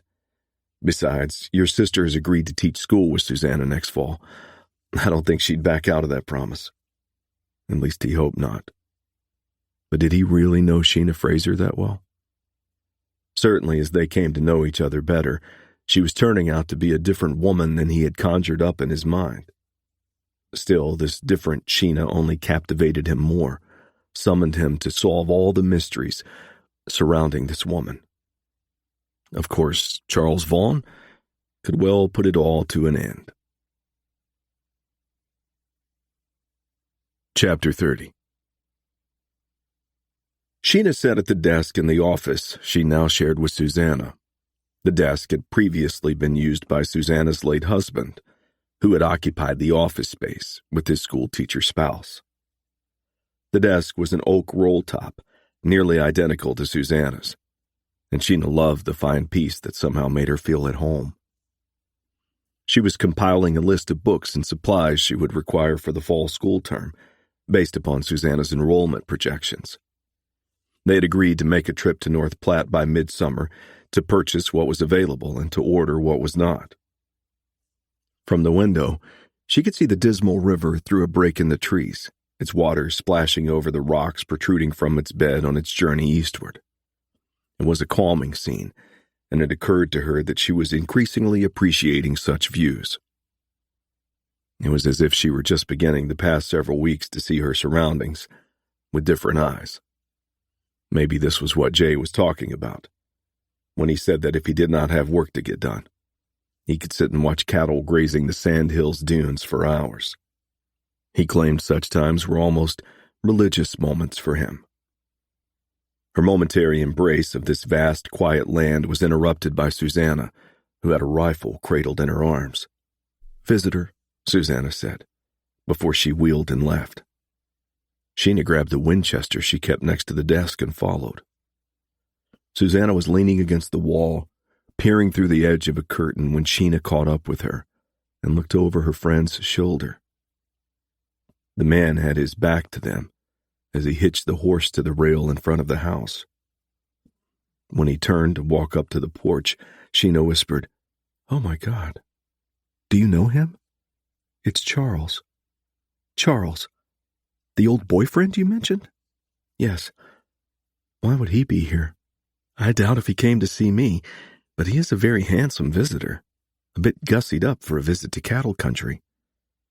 Do you want me to answer the door?" A surge of panic made Sheena want to run. "I can't. I'm wearing these ragged breeches, and I'm swimming in your husband's old shirt. I must be a sight." "You are beautiful, my dear. You can't hide it. But I will answer the door and give you a few moments to collect yourself. You go back to the office, and I will talk with the gentleman a bit and call you in, and you can act surprised." Sheena returned to the office but did not sit down. She began pacing as she was inclined to do when worried or anxious. She froze when she heard rapping at the front door. Then she listened to the mumbling, trying to hear the conversation that seemed to go on forever, but picking up only a word here and there. She could make out bursts of laughter occasionally and wondered what they found so humorous. Charles was likely charming Susanna. He could charm most women, including herself. She wondered how many he had charmed in the bed since their last encounter, well over a year ago. But why would he come here? "Sheena, come out. You have a visitor, an old friend." It was Susanna calling from the parlor. Sheena took a deep breath, stepped out of the office, and walked the short distance down the hallway to the parlor, where she saw Charles, displaying a big smile, and Susanna with mischievous, twinkling eyes standing off to one side. He opened his arms, signaling that she was expected to come forward and embrace him. She accepted the invitation and gave him a chaste hug and offered her cheek. He kissed her but held her close, reminding her of their past and triggering hunger she thought she had long since buried. She stepped back, slipping from his arms. "Charles, my heavens, this is a surprise. You are the last person I would have expected to see in the sandhills. What are you doing here?" "I came to see you, of course." He nodded at Susanna. "And your gracious friend has been so kind to offer me supper and a room for the night, so we can get reacquainted and catch up a bit." This was getting too complicated. Oh, that's nice. You don't sound enthused. I hope I'm not interrupting anything. No, not at all. It's just that I'm so surprised by your visit. Susanna started to leave the other two, giving Sheena a gentle squeeze on the shoulder as she brushed by. I have some work I should be doing in the office. I'll leave the parlor to the two of you. Charles, Sheena can show you where to put your horse up, and Sheena, don't you worry about supper. We've got apple pie left over from yesterday, and I'll prepare something simple. Maybe stew and biscuits. Okay, thank you, Susanna. She turned back to Charles. Would you like to put up your horse first? Yeah, that would be good. Charles followed her to the stable, leading the big sorrel gelding. After Charles unsaddled the mount, Sheena began brushing him down while Charles retrieved hay and a small can of grain from the far end of the stable. There's a bucket near the haystack, Sheena hollered. Pump's just outside the door. We walked past it. When she finished brushing the horse, Sheena removed its bridle and turned the sorrel loose in the stall. No sooner had she hung the bridle on a wall peg than she felt strong arms enclose her and Charles' body push up against her backside. His lips pressed against the back of her neck, and soon his fingers cupped her breasts, leaving her breathless. He spoke softly in her ear. Remember those times in my father's stable before and after we went horseback riding? That haystack? She firmly grabbed his wrists, removing his hands, and twisted away to face him. Charles, you weren't suggesting... His arms were around her again, pulling her close, and this time his lips found hers. She felt his tongue seeking her mouth, and she surrendered to a deep kiss. Now she felt his hardness against her and swore she could feel the pulsating of his manhood. And she ached for him. I was more than suggesting, Sheena. I want you and you want me, I know it. Let's celebrate old times in the haystack. She pulled away from him again. I do want you, Charles, but I can't let it happen, not this way. We hardly know each other after this much time apart. I won't chance the possible disgust and guilt and hurt. What disgust? What guilt? We've done this 100 times. She whirled and raced for the house. Oh, shit, he said. Wait up. We'll go in and have that nice talk your friend proposed. In the parlor, Sheena pointed to a stuffed chair, signaling that Charles should sit there, and she claimed a chair facing his that placed a tea table between them. She did not want to touch him now, not even accidentally, for fear she might reignite the fire. She studied him before she spoke, but then it occurred to her that he had always been unreadable and divulged little of himself. She had shared her life and her dreams, but she knew little about Charles, except that his father was a wealthy businessman and that the only son had never wanted for anything. She even had given him everything he wanted. He was her first and only, and she had spread her thighs for him within 2 weeks after their first meeting. He had known all about her then, and she had known only the feel and touch of his naked body and the pleasure it had delivered. She had been a child then, naive and foolish, and these past weeks she was learning she still had some growing up to do. Charles, I don't think you came all this way to find me. Don't tell me you haven't been pleasured by other women since our parting. I haven't ignored nature calling, and I dare say you haven't either. She did not respond. She was not going to tell him there had been no other. You asked me to write. I wrote monthly for 8 months to the address you gave me. I received no reply, so I quit. I even mailed my Willow School address to your parents at North Platte. I was busy with my studies. Law school is very demanding, especially at Yale. From what you told me, you should have a full year remaining. I left after my first year. I didn't like it there.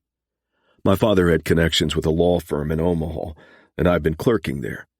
I will take the bar examination this summer and should become a full-fledged lawyer then. You returned to Nebraska and never even wrote me about that? Even after I finished high school and normal training and moved from North Platte? You had my mother's address. She would have passed a letter on to me. Sheena realized she could not say that with certainty. You were trying to put me on the defensive, and I won't have it. I'm here now to make amends. That should mean something. How did you find me? Well, I went to the Willow School and then to the boarding house where you stayed. Mrs. Markham told me that this J. Boyden would likely know where you would be. I stayed a night there and moved on down the road. I stopped at the Tall Tea and visited with your mother and Thomas a spell, and they told me the location of the Boyden place. I suppose Boyden's the guy you're sleeping with these days.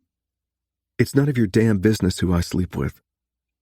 You've turned into a feisty bitch since I last saw you. I recall you being gentle as a lamb. I don't like that you stopped to see my mother.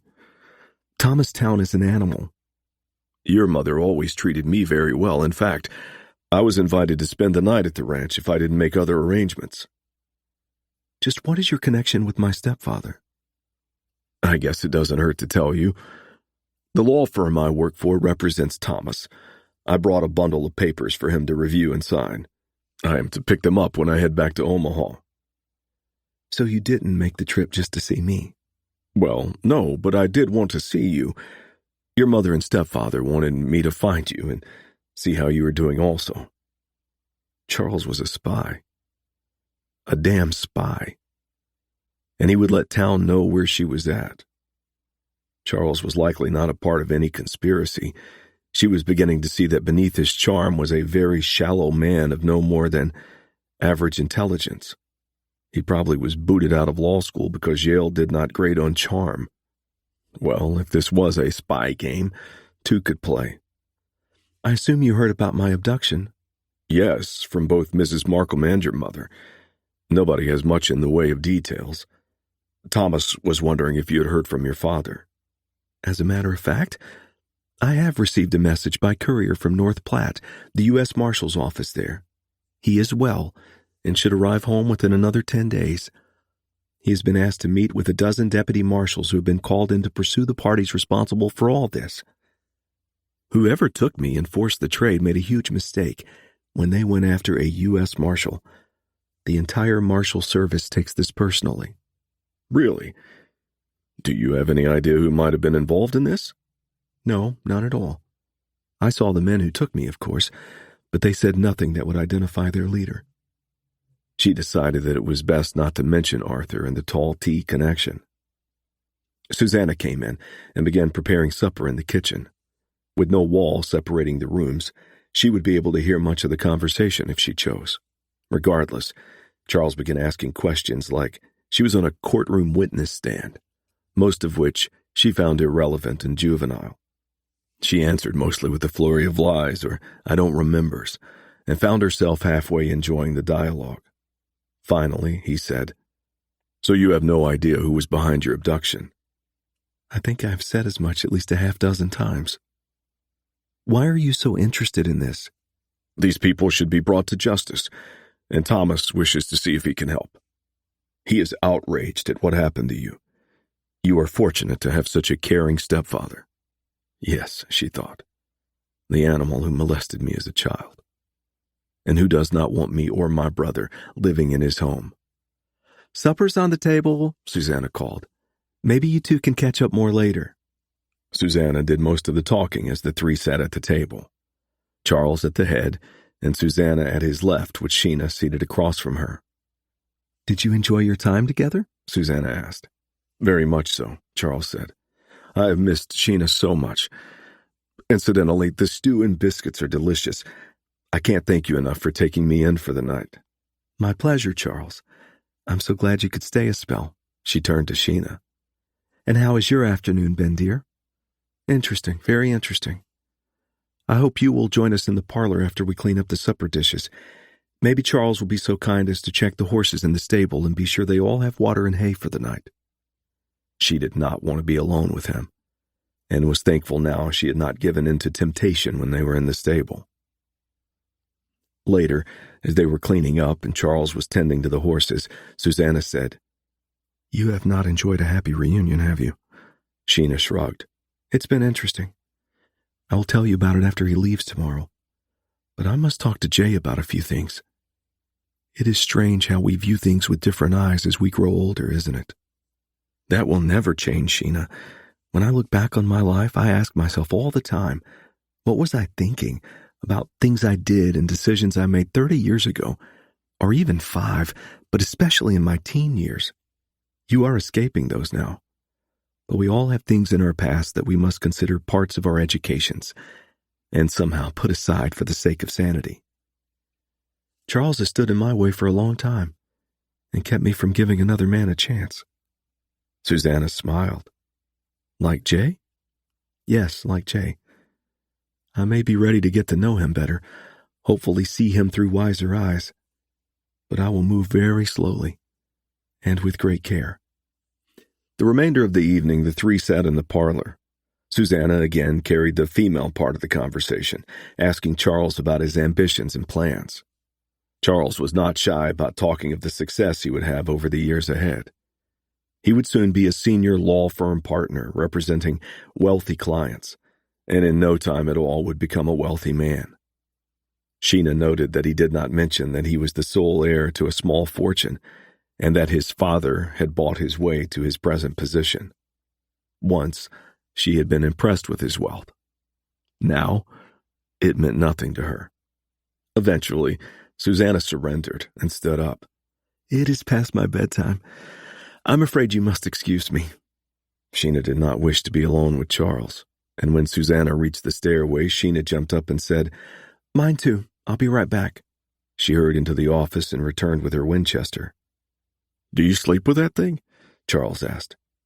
Sometimes it's more comforting than a man, and I do know how to use it, thanks to you. Remember? Oh, I certainly do. His pale blue eyes fastened on hers, and he gave that little smirk she used to find seductive. And I especially remember those moments on a blanket after practice sessions. You said that firing a gun made you horny, and you were like a cougar in heat. You wanted more and more. About wore me out. She did remember, and she was embarrassed. She had been crazy then, believed she was in love with him, and he had awakened something in her that had been sleeping after the sick assaults by Thomas Town. She would give Charles that much credit. I guess I did some pretty stupid things then. No, the good life is meant for pleasure. You gave me great pleasure, and I obviously brought you some too. You were an innocent little kitten, and I raised you into a cat. I dare say I was a good teacher. She supposed he was in some respects. She had learned to enjoy the body she had once hated. She would give him credit for that. Yes, I suppose you could say that. Tonight we could have that again. Why don't you let me give you a good night kiss, and I will visit your room after we have given Susanna some time to fall asleep. He smiled. But you must be quiet. You cannot scream and moan like you used to do. I'll pass on that. I will be sleeping with my gun tonight, and there is a bolt lock on my door that will be in place. His lips tightened, and she swore she could see sparks leaping from his angry eyes. She did an about-face and rushed up the stairs. The next morning, she rose shortly after sunrise to go downstairs and prepare breakfast. She cradled the rifle in her arms as she tiptoed down the stairs. She stopped when she heard pans clattering in the kitchen and then continued. She was not entirely surprised to find Susanna in the kitchen. It was my turn to fix breakfast, Sheena said. I thought you had a difficult day yesterday, and that I would surprise you with a little celebration. Hot cakes, fried eggs, and sausage, and, of course, coffee. Celebration? You didn't know? Your old friend Charles rode out of here half an hour ago. He didn't even stick around for a cup of coffee. Chapter 31. When he emerged from the barn after doing morning chores, Jay was surprised to see a rider crossing the ranch's rolling grasslands to the southwest. The horse and rider appeared to be moving at a good pace, so he assumed it was not somebody enjoying a casual ride on this sunny, balmy day. The bay horse and its rider disappeared for several minutes behind the dunes, but when they came into sight again, Jay recognized Sheena, wearing the low-crowned hat that nearly covered her eyes, and a farmer's bib overalls, of all things. Why would she be heading to his place this morning? He had thought she would likely still be entertaining Charles Vaughan, but he was not disappointed she was not. Soon she rode into the ranch yard and dismounted. He walked over to her and said, "You look lovely this morning." He meant that, but knew she would take it as sarcasm. She lifted the brim of her hat and conveyed a bit of aggravation with her beautiful green eyes that glittered like jewels in the bright morning sun. "This is all I could find to wear. I laundered my only riding breeches. A dress can be very uncomfortable riding astride, and I don't have much of a riding wardrobe. I pretty much gave up riding after high school." "First, I meant it when I said you look lovely. But maybe you would join me on a trip to Broken Bow this summer to replenish that riding wardrobe. Since the railroad came, it's something of a boom town with shops for everything." "That might be nice." "But you didn't ride over to talk about shopping." "I wanted to talk about Charles. I think you met him?" "Yeah, he stopped by here. Andy and I rode over to the Bar F with him and showed him how to get to Susanna Mercer's. He seemed a nice enough feller." "Things and people are not always what they appear to be." "True enough." He thought it best to allow Sheena to lead the conversation. "Did Charles tell you he had visited the Tall T before he stopped at your place?" "Nope. He gave me the impression he had come here directly from the Markhams." "He works for a law firm in Omaha that happens to represent Thomas Town. His father in North Platte has connections of some sort with the office. Charles brought legal papers from Omaha for Thomas to sign, but I think his past relationship with me was no mere coincidence. Charles had visited the Tall T Ranch with me on 2 occasions, and my mother and Thomas both met him then. Anyhow, I'm sure Charles was sent to see me, to find out just how much I know. I don't think he understood why. I doubt he's smart enough to figure out that he's being used." "I see." "And this man was her boyfriend and likely lover for 2 years. You're not saying it, but you're thinking it. You're asking why this young woman was with this man for all that time if she has so little respect for his intelligence. Well, I wasn't so smart myself, not much more than a child. I hope I'm growing up. I'm starting to see the world differently. I'll never know it all, but I intend to learn a lot more. I realize now that I haven't treated you well. I've been downright mean sometimes, and I apologize for that. Be patient with me, Jay. I want to be your friend. Time will tell if we can be more." "I'm your friend, Sheena. I always will be, even if we take separate trails through life." "Now tell me more about what you learned from Charles." She told him about Charles's question and the lies she told him. Jay suspected that their conversations went beyond that, but it was not his concern, especially since he was more than satisfied with the conclusion. "You told some tall tales. You could be a dime novelist." "My guess is that Thomas Town is on the verge of panic. I don't think you said anything that puts you and Andy in more danger. To the contrary, I suspect Town is not wanting to stir up more trouble here if he fears Morg is returning. Also, it seems to me that his sending Charles on a scouting mission indicates that Town has no evidence of your father's death. If he is as deep in this as we suspect, he should have received confirmation by now. I'm looking for Morg to ride in here about any day now." "You are truly an optimist." "I've been told that before by your father." "Should we be doing something?" "Wait. We don't have much choice but to let the story tell itself as I see it. I sent the letter to the U.S. Marshal's office over 10 days ago now. They surely have it, and I can't believe they won't send someone to investigate. We have no legal authority or backing to do anything, even if we could." "You certainly would not be called a reckless man." "Unless I'm forced to act. I guess I tend to ponder some before I go ahead with anything. I'd like to ride over to the Tall T and confront Thomas Town, but he's likely got a few men handy to put a bullet in my back. There's also the fact that I would end up interfering with finding out what this has all been about. This was at first all about somebody avenging the death of a brother, but now it has turned into something bigger." "Just curious. Do you know if Thomas Town had a brother?" "I have no idea. There was never any discussion about his family in the house. Supposedly they are all in Australia. I'll bet he's not even Australian. What makes you say that? He only uses a foreign accent and Aussie expressions when visitors are around. I suspect the Australian cattle dogs are as much props as a desire to establish a new breed in this country. The dogs fear him, incidentally. He's by nature a cruel man, as Dingo learned. Otherwise, he sounds East Coast American. He used to talk a lot about Boston when I was still living at the house. Wherever he's from, he's a filthy, sick man. I hate him. He ought to be put down like a rabid animal. Jay did not press, but he gathered that Sheena had suffered some kind of personal mistreatment from town.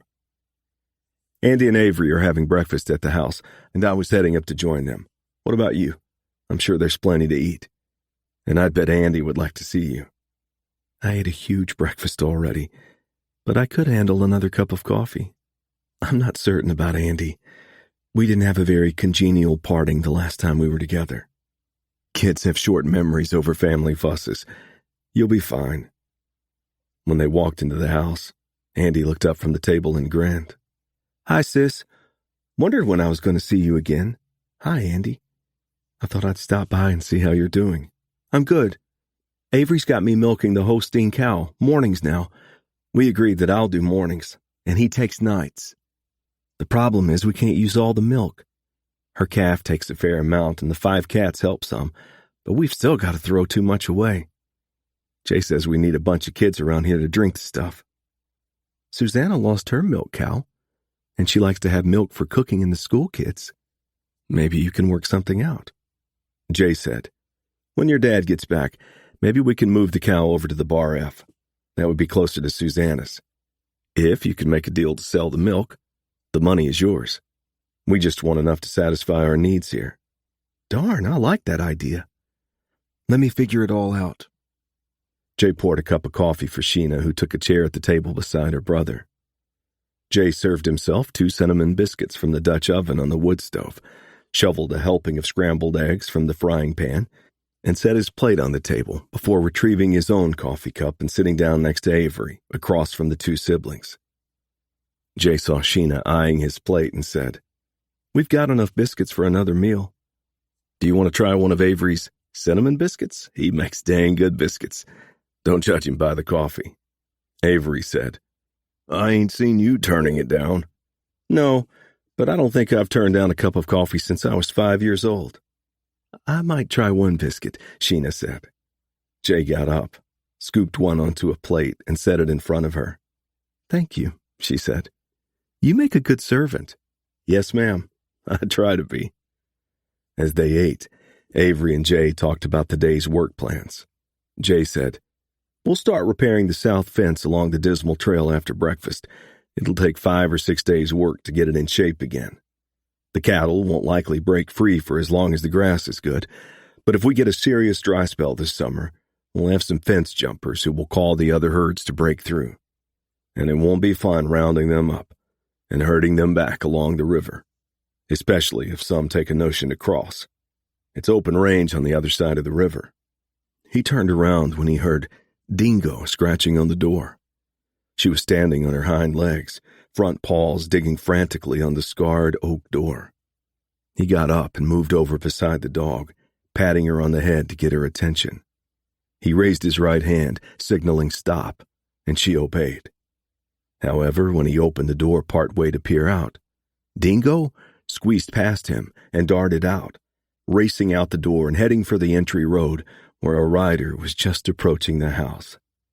I'll be danged, Jay said. Chapter 32. Sheena watched as Jay flung the door open. What is it? She asked. Jay turned around, smiling broadly. Sheena, Andy, your Paul's home. Jay disappeared outside. Andy knocked over his chair in his hurry to catch up with Jay. I knew Dad would make it. I said so all along, he told his sister as he rushed past her. She got up but hesitated at the doorway, her heart racing. She was both overjoyed and afraid, not knowing where she fit in this man's life. She stepped onto the porch and took in the scene. Her father held the reins of his bay gelding in one hand as he knelt on one knee with his other arm wrapped around Dingo as she showered him with dog kisses.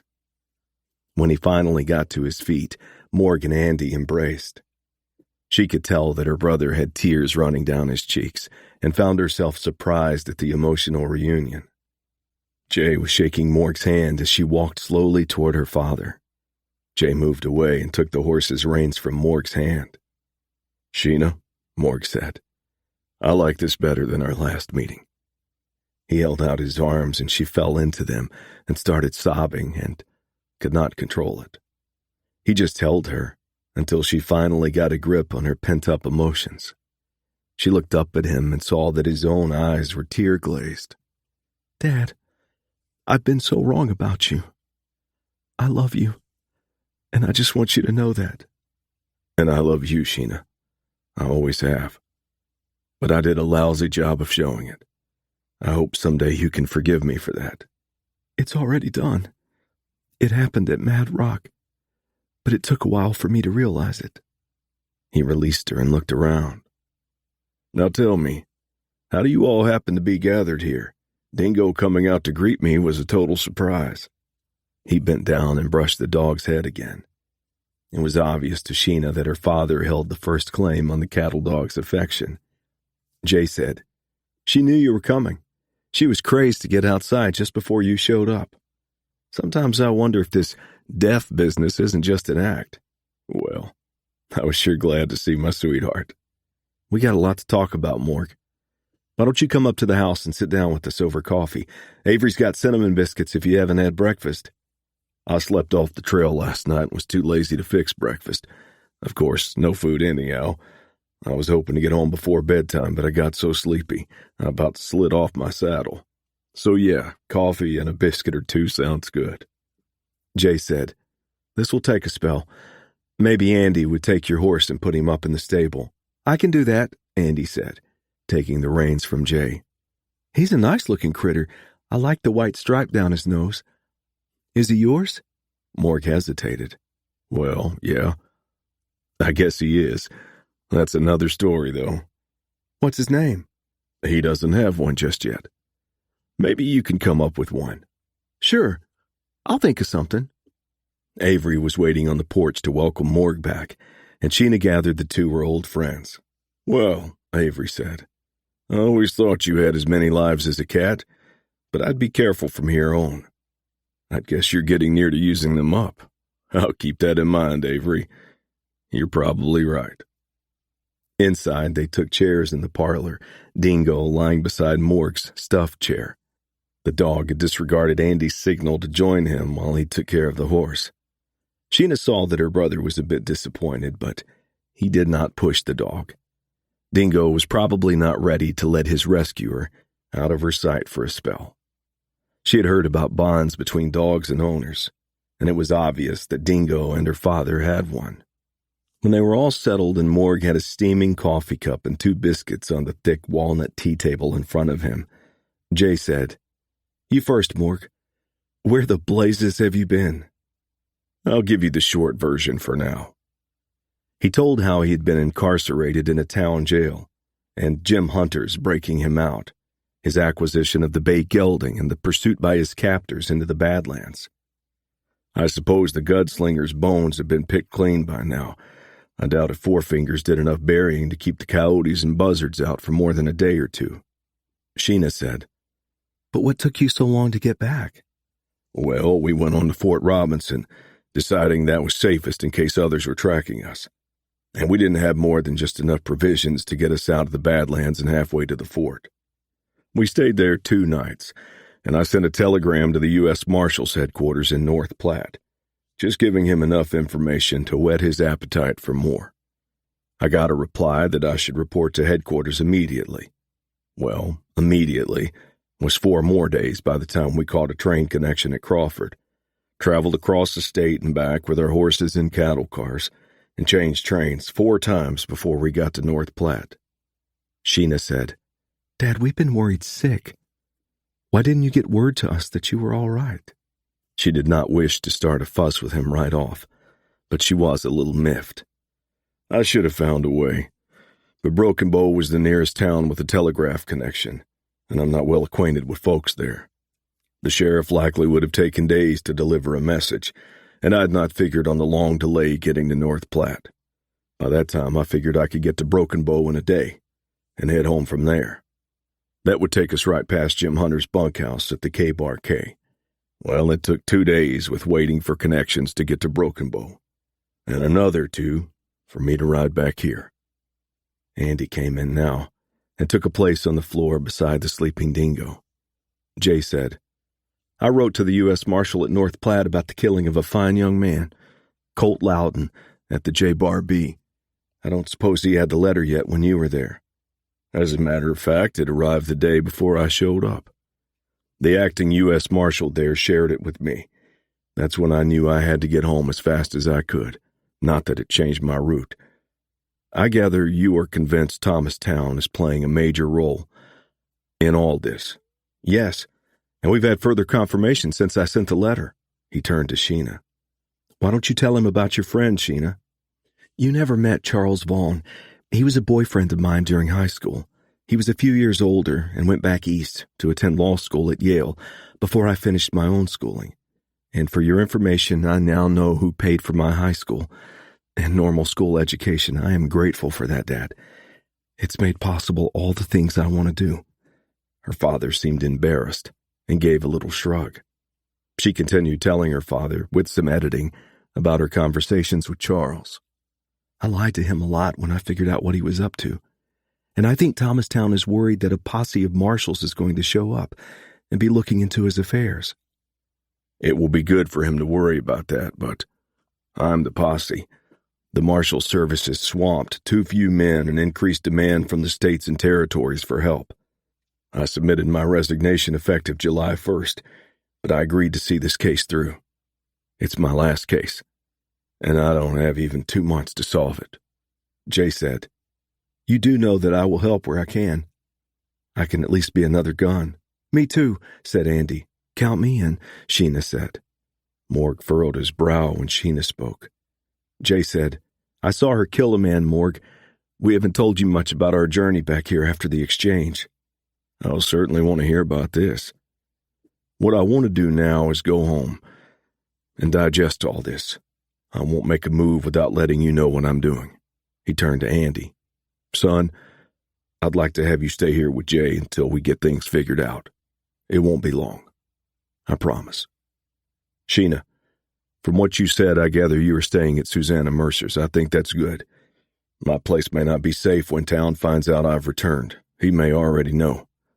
I've got a hunch somebody's watching the J-Bar B and Bar F these days. Yes, I'm staying with Susanna.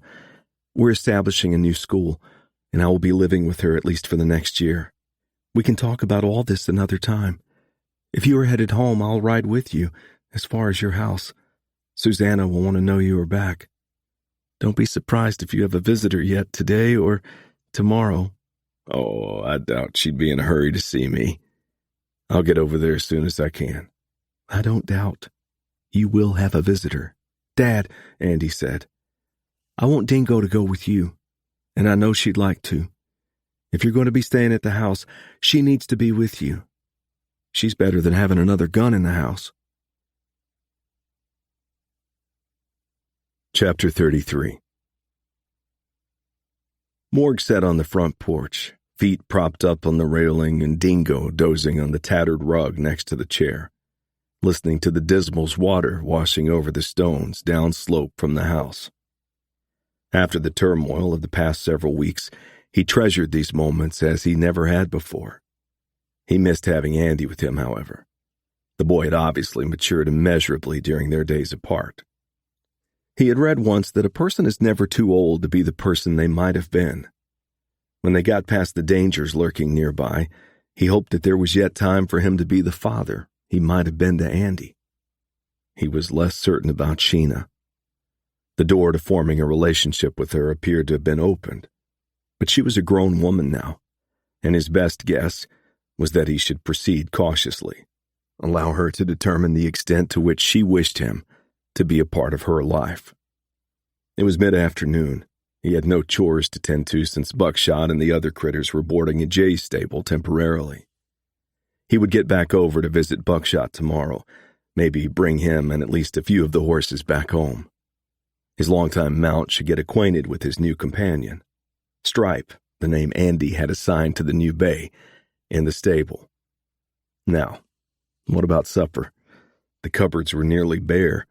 The fixings for biscuits and coffee were there, no meat or eggs, not even jerky, although he had a few sticks of deer jerky in his saddlebags. He supposed he would need to do some hunting tomorrow. He was not going to sacrifice one of his beeves to feed only himself and Dingo right now. He got up to go into the house and scavenge for supper when Dingo leaped to her feet, her ears stiffened, and she looked to the east in the direction of the Dismal trail, whimpering softly. Morg bent over and stroked the cattle dog's head. "What is it, girl?" Of course, she would not hear his voice, but as soon as they arrived at his house, he had quickly taken on the habit of talking to her, thinking it made more sense to talk to a deaf dog than chatting with himself, as he was inclined to do. Soon a horse and rider appeared on the trail, and he recognized Susanna Mercer instantly, despite her low-crowned hat and faded denim breeches. She was astride a bald-faced sorrel mare. He waved and stepped off the porch to greet her. She waved back and rode into the yard and dismounted. He took her mount's reins and hitched her to the rail and almost fell backward when Susanna came up and hugged him, his arms wrapped around her, and he chuckled. "Now that's a nice surprise." She stepped back. "I nearly collapsed when Sheena told me you were back. I was worried sick about you, but I tried not to let on to her." "I was never in that much danger," he lied. "I learned enough about your situation from Sheena to know you're fibbing, but I'll excuse it this time. I'm just so glad you're home." "Well, I appreciate you paying me a visit. I'm not sure you ought to be seen with me, though." She ignored his admonition. "I brought the fixings for supper. I intend to stay a spell and have supper with you and Dingo, if you don't mind. My saddlebags are about to burst open. Let me take them in the house while you put April up in the stable, if you don't mind." When Morg returned to the house, he was struck first by the aroma of baking bread. He walked into the kitchen area where Susanna was hovering over the wood stove. "I don't know if there's anything I like better than the smell of fresh baked bread. Well, eating it, I suppose." "I had the dough nearly ready for baking when Sheena came in. I left half for her. I was hoping you might have hot coals in your stove." "Yeah. I don't know what I was going to cook. There's not much here, but I got a fire going earlier." "Well, I have some leftover baked beans and beef roast to warm up, and a few slices of cherry pie. Dingo's already eating on some meat scraps I brought, nothing fancy, but I figured you wouldn't have much to work with here. You are invited to my house for meals until you get resupplied. Regardless, I hope you and Andy will take your evening meal with us indefinitely. It will give you an opportunity to spend some time with Sheena. And I would enjoy seeing you too." Abruptly, Morg's sense of smell was taken over by his eyes. This was a dang attractive woman in his kitchen, a pretty thing for any age, and the snug shirt and breeches she wore today revealed a womanly yet petite figure underneath. If he did not know better, he would think she was trying to seduce him, or at least get his attention. Well, she had certainly done so, whether it was intentional or not. It had been so long since he had been with a woman. He doubted if he could read one very well, and he was not about to make any assumptions. "I'm not helping much," Morg said. "I could make coffee, but mine always tastes like mud." "I don't want you doing anything. Your presence is enough. I found your coffee, and I'll have it brewing soon. We'll eat in half an hour, a little early for supper time, but I'm betting you are hungry enough to eat." "Yep. Didn't eat at noon." "Just sit down. We can talk while I finish up." He took a chair at the table. "How are you getting along with my daughter over there?" "It's been wonderful. She's so bright and has so many ideas about our school. She has a sense of humor and has brought so much life to my lonely house." "As you are no doubt aware, I hardly know Sheena." "That's going to change. She wants to know you. The time is right for the two of you to make peace." He nodded. I sensed that. We talked more this morning than we have in 7 or 8 years. She didn't seem hostile, standoffish sometimes, but friendlier than I have any reason to expect. Quit beating up on yourself. You had a job to do. We can all look back and try to redo things from our pasts. But what's done is done. We can only move on from now. You're quite the philosopher, she smiled. I suppose so. I must be careful sometimes. Maybe it comes from teaching school. I tend to give advice even when it's not welcome. I don't mind a little advice now and then. I've had some over the years, I guess, always from other men. But I didn't always listen that well. For what it's worth, Sheena says that Jay is always quoting your advice. He thought about that. Maybe I'm better at giving it than taking it. She laughed. That's probably true of most of us. Do as I say, not as I do. Before they ate, he waited as Susanna gave a blessing, especially thanking God for Morg's survival and presence. They continued talking as they ate, Morg gradually finding himself captivated by Susanna Mercer. They cleaned up together in the kitchen. When that chore was done, Morg said, "You will be wanting to get home before dark. I can saddle our horses, and Dingo and I will see you home." Are you trying to get rid of me? He was taken aback. Lord, no. If I had my way, you'd just stay for good. She moved nearer to him and looked up into his eyes. Was there an invitation there? Only one way to find out. He took her in his arms and pressed his lips to hers. She accepted his kiss eagerly and pressed her lithe body against his. He felt her tongue on his lips and the nearly unendurable pressure in his trousers. Her fingers danced down his thigh, and he wanted her as he had never wanted a woman. He looked down and saw Dingo looking up at him with those sad eyes that looked like she was worried. Susanna said, "Perhaps we could retreat to your bedroom and shut Dingo out for a spell." "Yes, the bedroom, but I will send Dingo outside." Dingo did not resist the sign to go out onto the porch and appeared somewhat relieved. She would also stand guard against possible intruders, Morg reasoned. Susanna was already in the bedroom when he turned away from the front door. She had removed her boots and breeches by the time he walked into the room, leaving no doubt as to her willingness. In a matter of a few minutes, they lay naked in bed together. She did not seem the least shy or reluctant and hurried him to their coupling like she shared his urgency. Her quivering and sighing confirmed his suspicion quickly.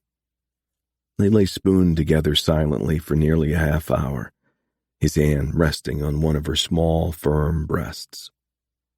Then he felt her fingers tracing a path down the flesh on his abdomen. "Can you?" she said. "I can," he replied. This time, their lovemaking moved slowly, like a drifting raft on a quiet river. It was well past sundown when they got dressed, and Morg lit a kerosene lamp in the parlor. He opened the door to allow Dingo in, but she was sleeping on her blanket on the porch and seemed to want nothing to do with him for the moment. She awakened when he went to the stable to retrieve and saddle the horses, and followed him then. As they rode along the dismal trail to Susanna's house, Jay said, "Sheena is likely worried about you." I told her I would be late. Of course, she admonished me to be back before dark. "What is she going to think?" "Whatever she wants. I am of age, you know, and be assured that I do not say a word to anyone about my experiences with my lovers. Of course, you are the first lover I've had since my husband died, all those years ago. I thought that part of me had died until I met you, Morg. You set off a resurrection that became an obsession. I won't deny I wanted to bed you right off, but I couldn't imagine you being interested in a beat-up old codger like me." "I'm not that much younger than you, and I sure don't see you as beat up, and certainly not an old codger. I see you as a ruggedly handsome cuss who isn't full of himself like some such men, maybe even a bit on the shy side when it comes to the female sex." "So what now? Do you want to be with this old man again? I mean, the way we were tonight?" She giggled. "This evening you are a young stallion, and for now we grab every chance we get. We don't need to hurry things or sort out other complications just now. I hope I don't have to rope and hogtie you to get my way next time. No, ma'am. I can guarantee that. When they reached the ranch yard, they saw Sheena on the porch with a lantern in one hand and her Winchester cradled in the other arm. She came off the porch. "Where have you been, Susanna? I've been worried sick." "Oh, your father and I just got to talking, and the time got away." She turned back to Morg. "You and Dingo better head home, Morg. We can get April put up for the night." With her fingers, she furtively blew him a kiss. He winked and nodded. Chapter 34.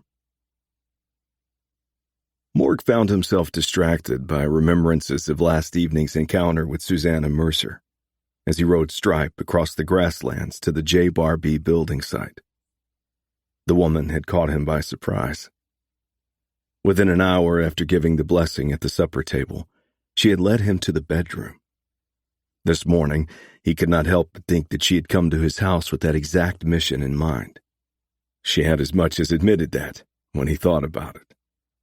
He had liked the woman from their first meeting, and she had wakened in him thoughts of a romance. But he had taken on new challenges in his life and figured he was a good year away from anything beyond a growing friendship. Well, they had raced right past the growing friendship and might need to back up some to get to know each other better. But it appeared neither was inclined to give up the intimacy they had shared. He was already trying to come up with a strategy for future trysts. Susanna would be under the watchful eye of his own daughter, and he would soon have Andy at his own house. Dingo did not appear to approve of this separation from her master. Good Lord, he felt like a teenage kid plotting evasion of his parents. These things could be complicated. As he neared Jay's house, he suspected he would soon be forced to deal with his young friend's objections to the course of action that he intended to take. But he, not Jay, was the U.S. Marshal, and the burden was his to enforce the law and, in the process, bring some normalcy back to their lives. Dingo raced ahead now, and shortly Morg saw why. Andy was in the yard, just outside the stable astride Buckshot, and the dog was obviously eager to greet the boy. By the time Morg reached Andy, his son had already dismounted and was on the ground with his canine friend, arms wrapped around the dog's neck, as he received the animal's kisses. Morg swung out of the saddle and joined the two. "Palouse is going to get jealous with you taking Buckshot for a ride." "Buckshot ain't had much work since we got back from Snake River country. I've been riding Palouse every day, but Jay's been making me stay close by, unless he's with me." "I'm glad to hear that. I'm going to be riding on a ways when I'm done here. How about us trading critters? I'll ride Buckshot, and maybe you can put Stripe up for me. I'll likely be gone till late afternoon. When I get back, we'll all go home. Might wait till morning to get the mule team." "I'll have to see if Jay wants me to take the milk cow and a few of the cats." "Maybe that's a bit much for tonight. I'll bring you over here to milk in the morning and see what we can work out with Jay. Where is Jay, by the way? I'd like to talk to him a few minutes." "He's in the stable, talking to a feller he's thinking about hiring as a new hand." "Oh, that's good. Anybody I might know?" "Doubt it. He's a colored fellow from east of here, homesteaders. He doesn't want to be a farmer. Says he's looking to be a cowman. He just showed up here yesterday afternoon looking for work. Name's Luke. I don't remember the last." Morg did not want to interrupt, but he was impatient to be on his way. His impatience was resolved when Jay and a rangy young colored man walked out of the stable, chatting amiably. Jay saw Morg, gave him a wave, and nodded for the man to come with him as they turned toward Morg. "Good morning, Morg. I'd like you to meet my new hired hand, Lucas Hackett. Luke, this is the friend I told you about. You'll spend a lot of time on Bar F land." Morg extended his hand, and the young man stepped forward and exchanged a firm grip. "Most call me Luke." "Well, Luke, you've got a first-rate boss here. He'll treat you right." "I'm sure of that. He'll need some patience. I got a lot to learn about the cattle business, but I'm grateful for the chance." "I'm sure you'll do fine." He turned to Jay. "I've got to be moving on, Jay, but I'd like a word with you first." Jay took the hint. "Andy, Why don't you introduce Luke to all the stabled horses? Tell him about their quirks and such. Let him try a mount or two. His gray gelding is a fine critter but has no experience working with cattle. He'll need to use another horse till he gets his trained." Morg removed his saddlebags and rifle scabbard from Stripe and moved them to Buckshot, and then Andy led the bay away with Lucas Hackett walking beside him. "So you're taking on a greenhorn of sorts." "In some respects. Luke knows hard work, though, growing up as the eldest of 8 kids. His folks have a quarter section of farm ground 40 miles east of here, and when he wasn't busy on that, he was hiring out to neighbors. He's been around cattle in small numbers, loves animals. I can teach him to do things the way I like, just like some U.S. Marshal did for me." "You told him about what happened to the last hand you hired?" "I sure did. It didn't faze him. He can use a rifle. He'd been hunting the family's meat since he was 10 years old. He's 19 now. He's got a 6-gun, too. He's well-spoken, got 8 years of schooling, and likes to read. My promise to share some books sealed the deal, I think. He'd be welcome to any of mine, too. But that's not what I stopped by to talk about. I just wanted you to know I'm headed over to Thomas Towns." Jay just stared at him for a minute. "You're insane. Are you looking to commit suicide?" "I'm hoping to confront the man about some things, keep him nervous about his future. I'll let him know right away that others are aware of my visit. He's not going to kill me on his place, and I intend to give him good cause to leave me and mine alone." "I don't like it." "Let me go with you." "Nope. You're to look after Andy and Sheena in the unlikely case things don't work out. I wanted you to know that when I was in North Platte, I stopped to see my lawyer, Audra Scott Adams, to update my will and other legal papers. She has the documents in the firm's safe. I'll need to get rid of the will you've been holding. You go to Audra just in case." "I don't like the way you're talking." "I'll be fine. I've got lots of reasons to live these days. I got no intention of dying anytime soon." "Nobody does."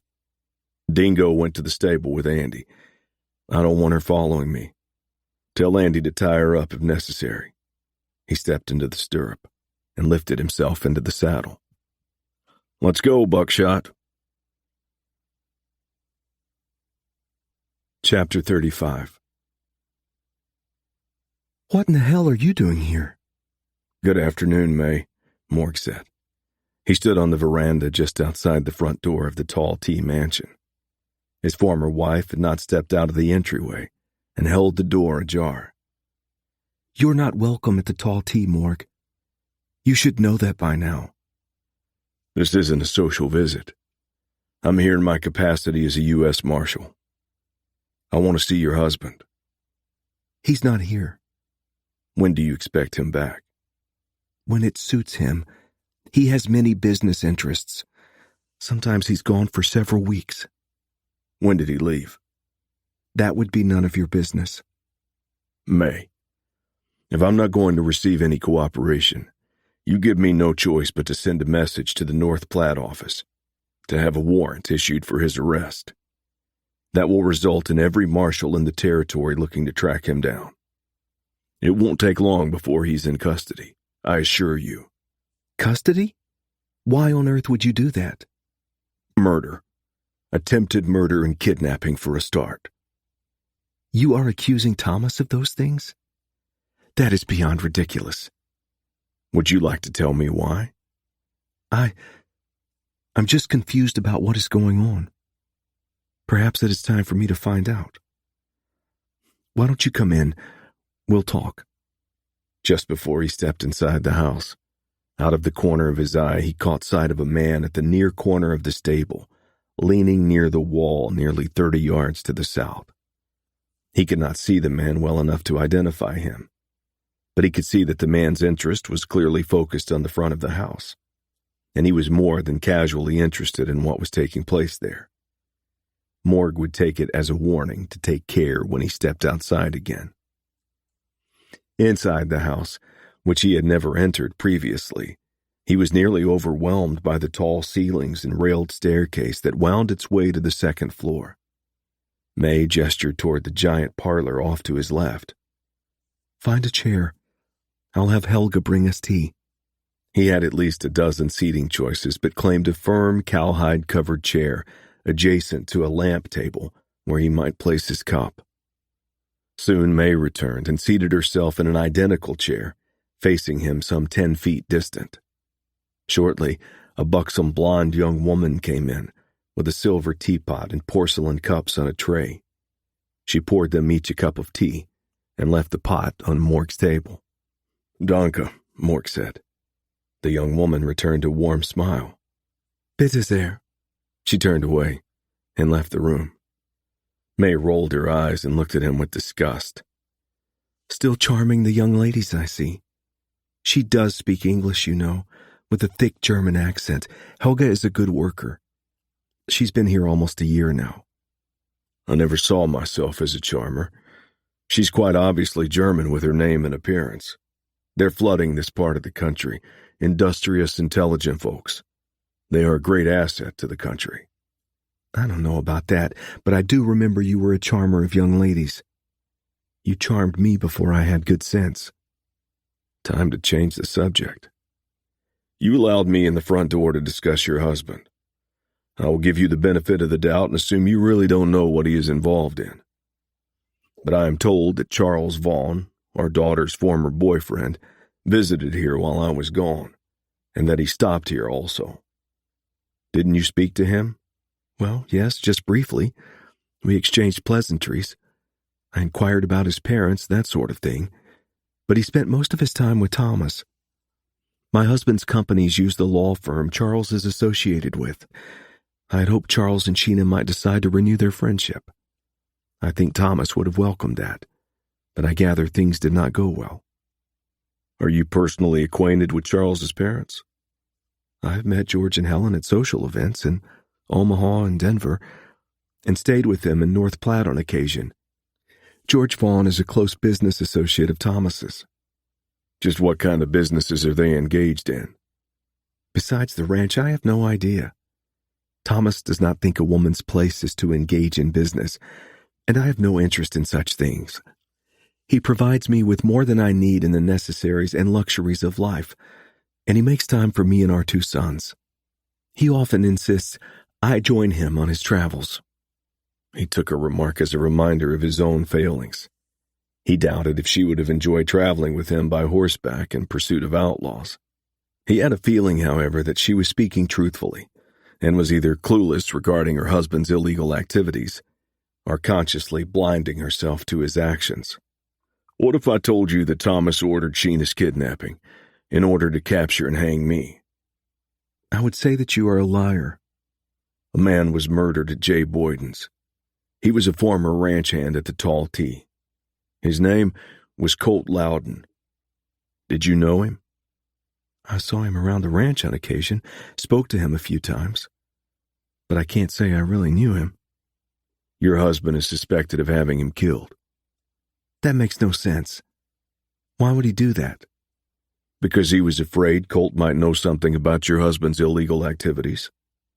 For instance, he verified that a man named Arthur previously worked or stayed at the ranch for a short time. Arthur and another man tried to kill our son and daughter after the exchange was made.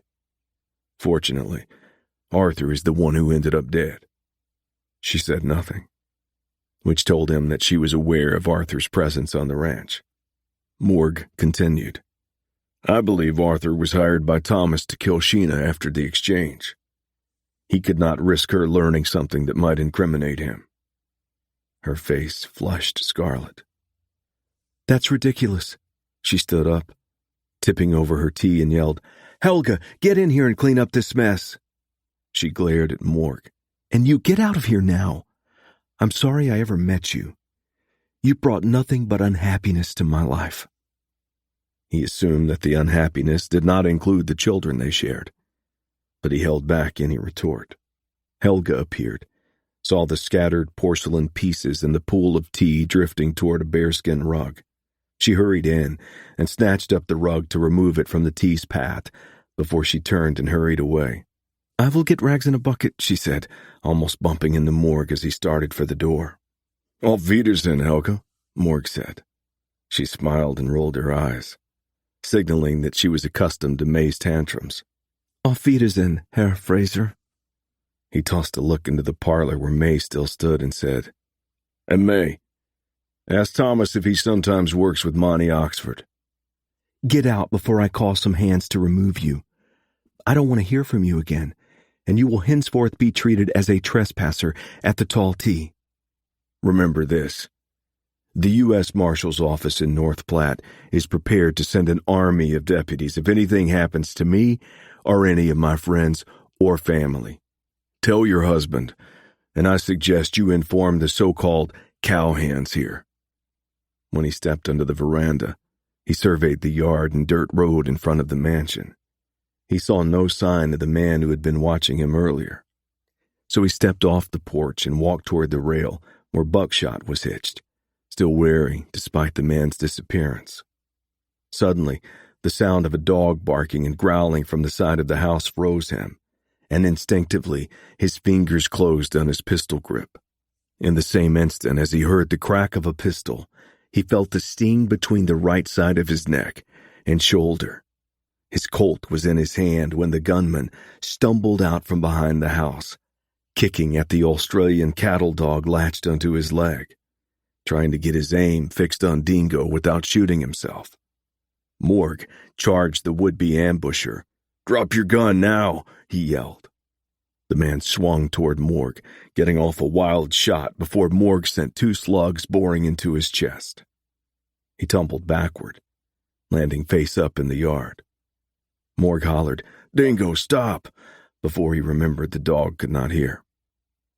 He hurried to where she now guarded the prone form beside her, signaling her to halt when he knelt beside the man. The gunman was dead, which was unfortunate because Morg would have welcomed a chance to question him, perhaps leverage information. The dead man's legs, through shredded breeches, were generating more blood than the chest wounds. Dingo had been tearing the flesh to the bone with her unrelenting attack. The cattle dog whined and seemed to be looking at Morg worriedly. Only then did he notice the blood dripping off his shoulder and saturating his shirt. It had felt like no more than a bee sting when the slug hit him, but now it could have been a knife, twisting between the neck and shoulder. "Marshal Fraser," he started and looked up. "Helga, I might need a bit of help here." "Yes, and I can help you if I do not attempt to take you into the house. Mrs. Town was adamant about that. Sit down. Stay where you are for now, and let me look at your wound. I see you have a small skinning knife sheathed on your belt. May I borrow it? Bitte?" "Of course. And I must warn you that I have now exhausted my German vocabulary." "I suspected as much." She began slicing and ripping the shirt away from his shoulder. He flinched when he felt her fingers probing the tender flesh about the wound. "You have a cut between your neck and shoulder like a knife slice. The slug passed through. Some other places the blood would not flow so badly. At least that cleans the wound. I'm going to make a compress from some of the cloth of your shirt. Can you hold it there while I run into the house and find something to bind the wound with and get clean water to wash around the cut?" "Yes, I can do that. But first, do you know the man who tried to kill me just now?" "No.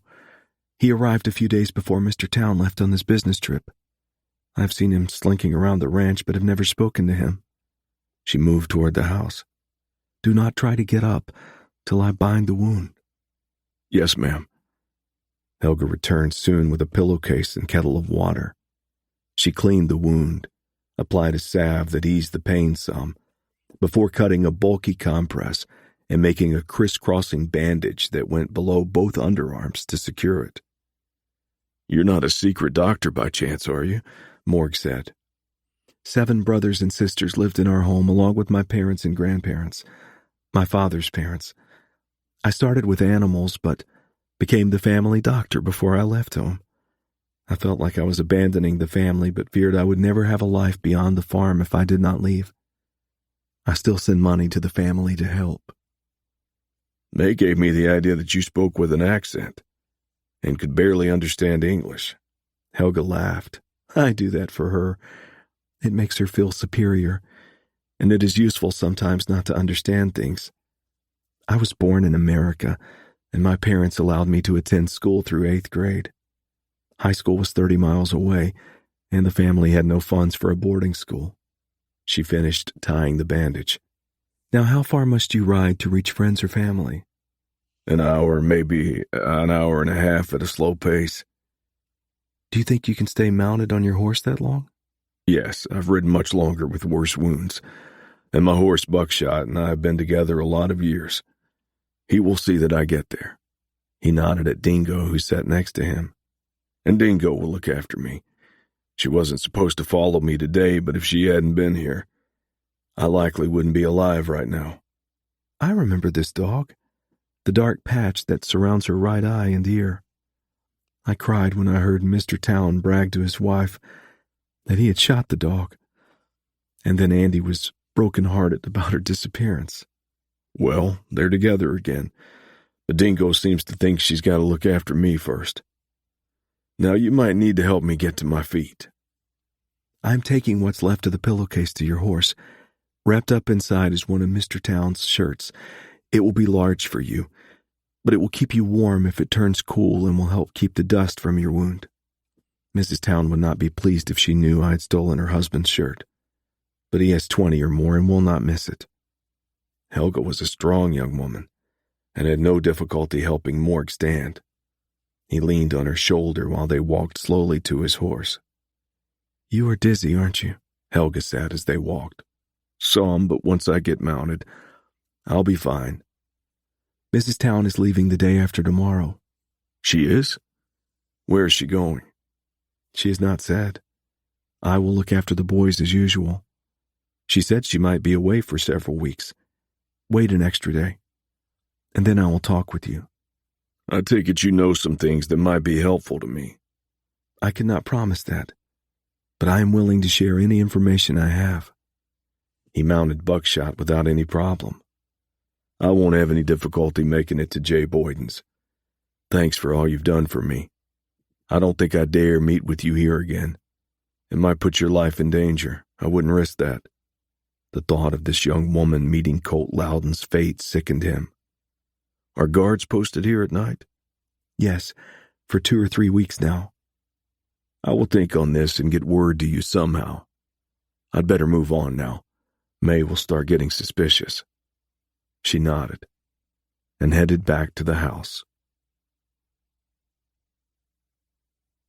Chapter 36. So you were going to confront Thomas Town at his home. Where in blazes did that notion come from? And you nearly got yourself killed for it.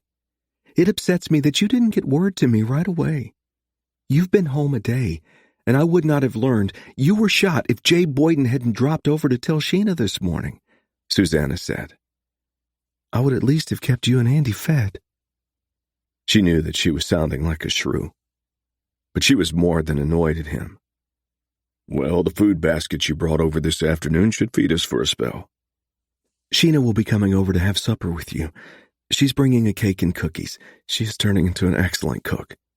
After some successes, I think she's starting to enjoy it. But I didn't come to talk about cooking. Well, I'm more than able, but I don't think I'd better try to pleasure you with Andy and Dingo close by. She furrowed her brow, feigning disgust, but it was nearly impossible to be truly angry at this man. If the boy wasn't around, she might make Morg prove his ability. Morg, I do care, and I just had to satisfy myself you were all right. Do you need the dressing on the wound changed? I brought gauze and tape with me and a jar of honey to help with healing. You just want to see me half naked. Not that half, thank you. Oh, go ahead. The dressing hasn't been changed, and I suppose it should be. The young lady cinched me up like a roped calf to stop the bleeding. Take off your shirt. She lifted her saddlebags on the kitchen table where they had been talking over coffee. He obeyed, and she began digging her medical supplies from the leather bags. I'll leave these here and stop by and change the dressing every afternoon. Carefully, she removed the pillowcase harness that anchored the cloth pad Helga had fashioned. Morg said, "How does it look? Infection?" Swollen, but it's not bleeding. Draining a little bit, but the flesh looks healthy. I could stitch it some and it won't scar so much. The slug dug a groove of about 3 inches, but doesn't appear to have burrowed far beneath the skin. No stitches. The scar can complement the others. I thought you would turn down stitches. She spread a spoonful of honey over the wound itself, and then fashioned a gauze compress and taped it over the wound. That should do for now. We should keep it bandaged for a week, but that will likely be enough. She placed a hand on his forehead for a bit. I don't feel any signs of fever. Let's keep it that way. Thank you, Sue. It appears Helga patched me up okay. Tell me about this Helga. Pretty girl, not yet 20, I'd say, comes from a German family. She's invited me over to talk to her, as a matter of fact. She knew he was teasing her, but he had piqued her curiosity. All right, I know you saw your ex-wife, and now there is a young German girl in the picture. Why don't you just give me a rundown about what happened? Jay told me about your reason for going to the house, but Town wasn't there. How did you end up getting yourself shot? Morg gave her a summary of his tall T visit. I'd never seen the fellow who shot me before. He had the look of a professional gunslinger, guns holstered on both hips. Duded up like a professional gambler, expensive clothes, clean-shaven face with a thin mustache, the kind described in a dime novel. Ironic that he should be put out of business by a deaf cattle dog. I'm glad Helga was there to help you, too. I suspect that, left to her, May would have watched you bleed to death. But you said Helga invited you to come visit? I think she's willing to share information about Thomas Town. She might not be helpful. She doesn't have any idea what I am seeking, but she is very aware that I represent the law, and that someone tried to kill me. She told me that May is going to join her husband someplace, and that they will be gone for several weeks. So you would have an opportunity to speak with her, while they are both away from the ranch. She seems to be a cooperative witness. My challenge is first to ask the right questions. The biggest problem is how to do this without risking her life. I don't see how I can go back to the Tall T. Someone at the ranch would likely report to Town that I visited. That could be a death sentence for Helga. I can't chance that. Couldn't you have arranged to meet her someplace? We didn't have time to talk about arrangements, but it would be almost impossible for her to leave unnoticed for any time. School isn't in session now, and Abraham and Simon would be home all the time. She is evidently responsible for their care and would not dare delegate this to someone else without explanation. I think there is a household cook who probably does other chores as well, but who is to say she would not also report Helga's absence? Susanna said, You are making this too complicated. And why do you say that? I will go talk to Helga. I can ask the questions. We just need to go over what I need to find out first. No. I can't allow you to do that. It could be dangerous for both of you. Just hear me out. I will come back tomorrow afternoon, and we will discuss the questions you wish me to ask and give me more background about this case, so I know what evidence you are trying to gather. It will probably take most of the afternoon. Will Andy be here tomorrow? Yes, he is living here now. When he found out I was wounded, he insisted on coming back as we'd planned. He likes Jay, but for some reason he wanted to be with me. He pointed out that there were 100 ways he could get hurt at Jay's just helping on the ranch. He said that with Dingo here, we wouldn't be surprised by anybody. How could I argue with that? I will ask Andy to spend the afternoon at my Keystone Ranch with his sister tomorrow afternoon. I can be persuasive with kids, perhaps offer $1 for stable cleaning that is seriously needed. I'll explain to Sheena why we need privacy. You really can be a devious woman. Are you certain we are just going to plot strategy for your meeting with Helga? It depends on how you are feeling. We might want to take a break or two. Just for coffee? Are you going to tell Sheena why you are really seeking privacy? I don't know what you are talking about. I'm convinced that you can gather information from Helga. You are a woman who clearly has a knack for getting what she wants. But that doesn't eliminate the danger of your going to the Tall T. I will be going as a missionary of sorts, for the Dismal River Methodist Church. I will travel in my one-horse buggy, and I will wear a very matronly dress, black, of course. I have several boxes of Bibles at home, and I will take a few to leave at the Box Tea House, so Helga has something to prove the purpose of my visit, if she should ever be asked. My hair suggests I could be quite ancient. I'll take a cane and hobble to the front door. I can look quite harmless. So can a sleeping grizzly. Tell me, is there such a place as the Dismal River Methodist Church? I've never seen or heard of it. At my home. Methodists congregate there whenever the circuit rider preacher comes this way, usually every month or two. When he schedules a service, usually, but not always on Sundays, he sends letters to members informing them when he will be at my home, and I set up my house for the service. We usually have 14 or 15 in attendance. Since we only receive mail weekly out in the hills, he must schedule several weeks in advance, of course. We should be holding another service soon. Maybe you would like to join us. I've never been much of a churchgoer. I will never push, but you are always welcome. Anyway, your idea makes a certain sense. I don't like the notion of you going to the tall tea alone, though. There is no choice. Town is obviously behind all this chaos that has surrounded the lives of you and your family and friends. We won't have normal lives in this part of the Sand Hills till this is behind us. I have a stake in this, too. I will have a Winchester in my buggy and a Derringer in my shoulder bag, and I know how to use them if forced to, but I see that as highly unlikely. I'll be crazed with worry till you get back. We'll have time to talk about this tomorrow afternoon. I will talk to Andy about visiting his sister as I leave. She slid her chair away from the table and stood. I hope you enjoy supper, and don't forget that Sheena will be over with dessert. He got up to escort her to the door, and she turned to receive his embrace. She tilted her head upward, and their lips met, setting her on fire again. Tomorrow was so far away. I hope your shoulder will be up for an afternoon break or two. I just need to move a bit carefully, that's all. We can't do much wrestling in bed, I'm afraid, but it's not my shoulder that needs to be up to it anyhow.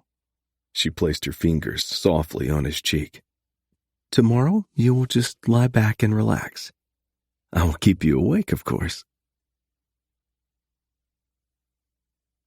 Chapter 37.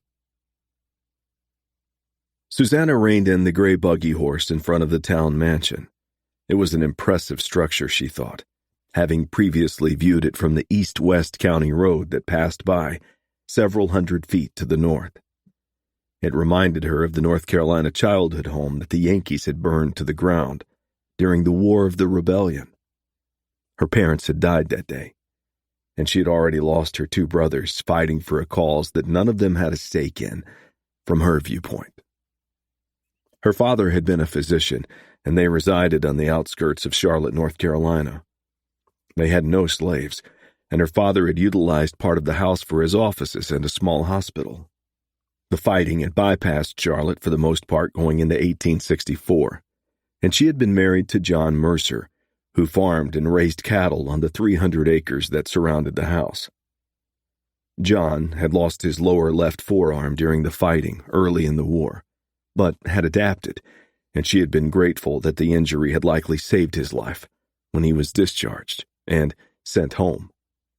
After her parents died trying to rescue patients from a burning house, she and John had moved north as far away from the war as possible and ended up in the Nebraska Sandhills, which offered prime pasture for grazing cattle and the isolation they both welcomed. The children had all been born and later buried here. 10 years ago, John had joined them in the Keystone Ranch Cemetery. She set those memories aside now. They had nothing to do with their mission. It was strange how her romance with Morg was tugging back memories of another time. They had nothing to do with him. Or did they? She climbed out of the buggy, trying to appear as decrepit as possible.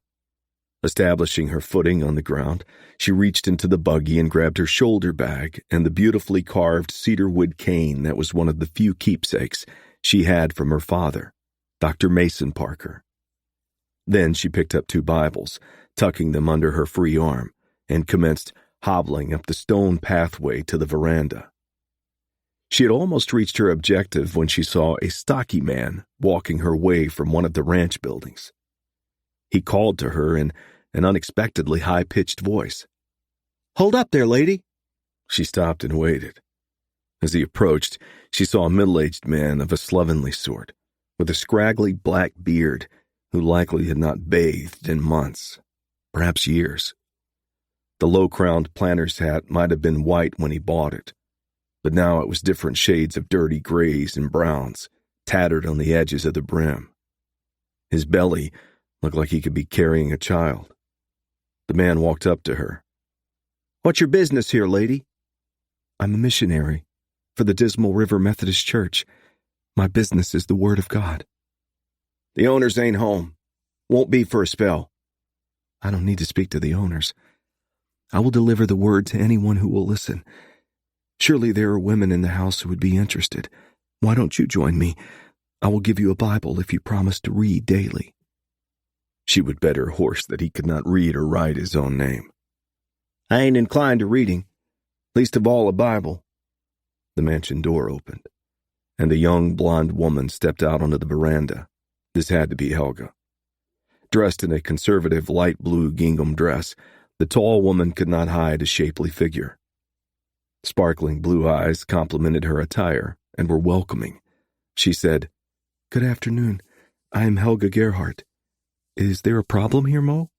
"Woman selling religion. I told her the owners wasn't home." Susanna looked up at Helga, fastening her eyes on the young woman's own and hoping she might convey the importance of their talking. "I am Susanna Mercer. I live on the Keystone Ranch, one of the small ranches along the Dismal River. I am representing the Dismal River Methodist Church and am delivering free Bibles to folks in the area with invitations to visit our church. I was hoping someone here might take the time to hear my message. I won't take more than an hour of your time." "Well, why don't you come in, and we can have tea, and I'll hear what you have to say. I rarely see any of the neighbors in our area, so I would enjoy getting acquainted, I'm sure." She looked at the man who greeted Susanna. "Mo, would you care to join us?" Mo frowned. "Some of us got real work to do around this place. I'll be getting back to it." Helga turned back to Susanna. "Come in the house. Can I help you up the steps?" "No, thank you. I'll be just fine." As soon as they were inside, Susanna spoke barely above a whisper when she said, "Morgan Fraser sent me. We must speak privately." Helga said, "I knew he would think of something. We can talk freely. There are no others in the house. The boys are not here, and the cook will be gone for 2 weeks. Follow me to the kitchen, and we can talk over tea as I suggested. Or I can brew coffee if you prefer. Tea would be nice." Susanna straightened, and carrying the cane and Bibles, followed Helga to the kitchen, taking in the magnificent home as they walked to their destination at the opposite end. "The home is breathtaking," Susanna said. "Yes, I suppose I am accustomed to it now, and don't give it much thought. I prefer, however, the small home I came from with 3 children sharing a bedroom. A home filled with love and caring." When they reached the kitchen, Susanna noted the spaciousness of the room with endless cupboards, an enormous sink with its water pump and 2 coal-cooked stoves. Coal was becoming commonplace in most towns now, but it would have been cost-prohibitive for most ranchers to arrange for hauling so many miles from a railroad city. She assumed the house was heated by a coal furnace when weather turned cold. When they were seated at the table and steaming tea poured into the cups in front of them, Helga smiled and said, "I notice you dropped many years in age when you entered the house and that the cane is no longer necessary. I wanted to look as harmless as possible in case questions ever come up about my visit." She handed Helga one of the Bibles. "And you may keep this as proof of my mission." "Thank you. I have no Bible since I left home, and I will enjoy reading it. I come from a devout Lutheran family, but I gladly accept a Methodist Bible. The translations may differ some, but they all take us to the same place. Now, I guess we should get down to the immediate business. Morgan said I would need to separate you from the boys and the cook somehow, but you indicated they are not here." "No, Mrs. Town took the boys with her when they left with Carl Winters, the mule skinner on the old Conestoga wagon that was stored in the barn. Packer Osborne, the ranch manager, rode alongside. She took an unbelievable amount of luggage for the boys and herself, and said they would return in about 2 weeks. I'm not sure. You suspect it may be longer. I just don't know. A rider showed up the day after Marshal Fraser visited with a message of some sort. He rode with them also when they left the tall T. Anyhow, that's when she told me the boys were going with her, but she wanted me to remain and tend to the house. There's not much to do but feed myself. I keep the doors locked, and I keep one of Mr. Town's rifles and a handful of cartridges in my room, in case I am forced to deal with a randy cowhand who's had too much to drink while the boss and his family are away. I can handle a rifle just fine. Where are they headed? Mrs. Town told me they were going to Omaha and would make train connections at Broken Bow, but I heard the mule skinner explaining to her the trail they would be taking goes to North Platte. I don't know why she would feel a need to lie to me about that.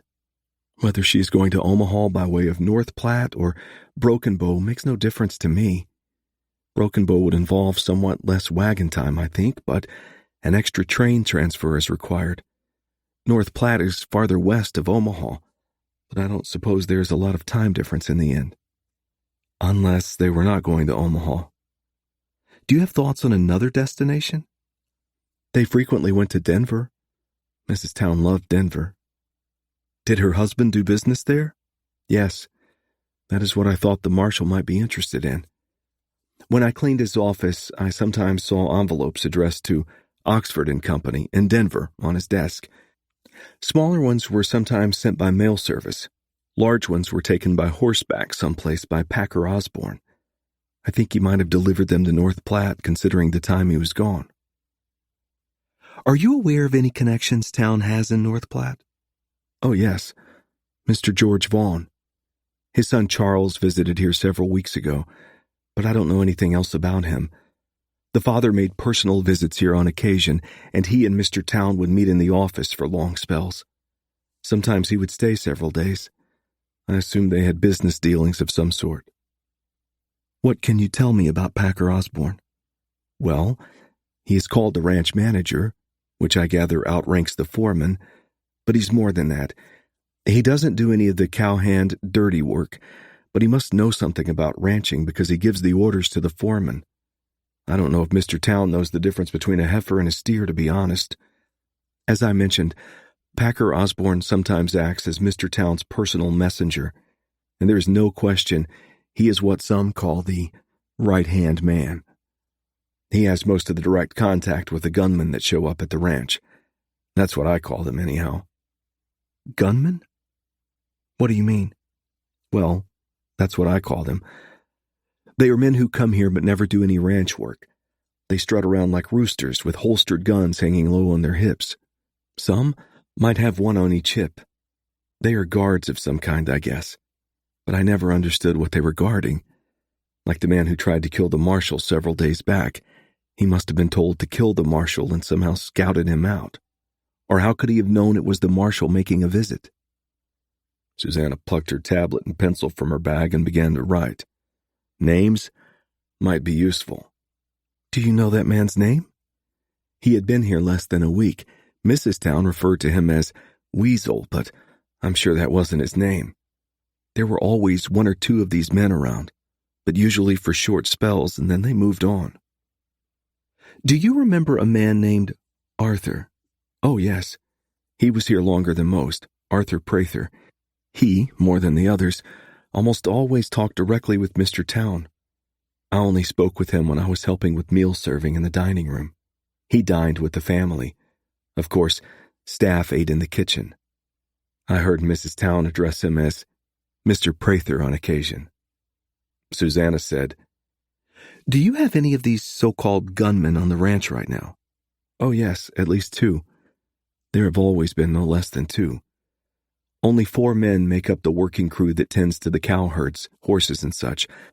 The bunkhouse is partitioned off with separate entrances, so the gunmen and cowhands don't intermingle much. I think the gunmen are supposed to be guards or something, but I don't know what they're guarding against. It's not like we are having Indian troubles or anything anymore. Sometimes it's like Mr. Town is hiding out there. They talked for another half hour without Susanna learning anything useful. Then she remembered that Morgan had some questions about his ex-wife. Tell me, How much do you think May Town knows about her husband's businesses? Helga giggled. I'm sorry.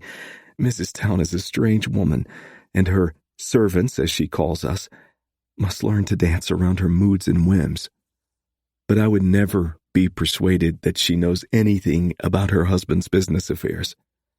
I heard her ask him once why the ranch always had the men around who appeared to do no ranch work. He just told her it was none of her concern, that her job was to tend to the house and children. His children, not hers. He hated his stepchildren. He could be quite cruel to Andy, and I heard him insist several times that the boy be turned over to his father. Sheena, of course, had moved out by the time I arrived at the tall tea, but I overheard him refer to Sheena as the snotty bitch sometimes. I think something happened between them. Like what? Do you suspect he made inappropriate advances of some kind? Helga shrugged. I can't say. I shouldn't even have suggested it. But something between them wasn't right, and I wonder if Mrs. Town knows. She's like a puppet in his hands, always trying to please him. Like she is afraid of him but does not want to risk losing him. No man will ever own me that way. I would gladly live my life out alone first. But things between them were very strange. What do you mean? They had separate bedrooms. That would not be strange necessarily. No, but I tended to the two little boys down the hall at nights, and could not help noticing a few things. I shouldn't be saying this, since it is their private business, but Mrs. Town shared the room some nights with Packer Osborne. Oh, he would not be there at sunrise, but I don't see how Mr. Town could help but know. Still, there was no sign of hostility between the two men. Yes, I agree. That is beyond strange. I cannot deal with the situation here much longer, and I do not wish to move back to the farm with my parents. But I will not stay here after the family returns. I may depart earlier. I have funds that would allow me to live several months in a boarding house someplace, if I can figure out how to get there. What would you like to do with your life after you leave here? I would like to be a nurse, or even a medical doctor, but my formal education stopped at the 8th grade. Hold on to your dreams, Helga. I am a school teacher. Perhaps I can offer some ideas about such things.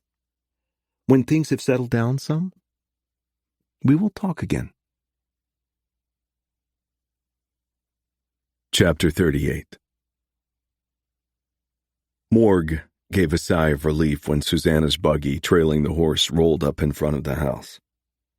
He had been pacing back and forth in the parlor, out the door and down to the riverside, before returning to the porch for the past hour or more.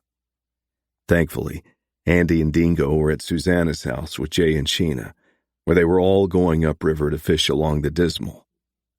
He had worried himself into something of a state about her safety, but her wave and smile told him that his stress had been wasted and unnecessary.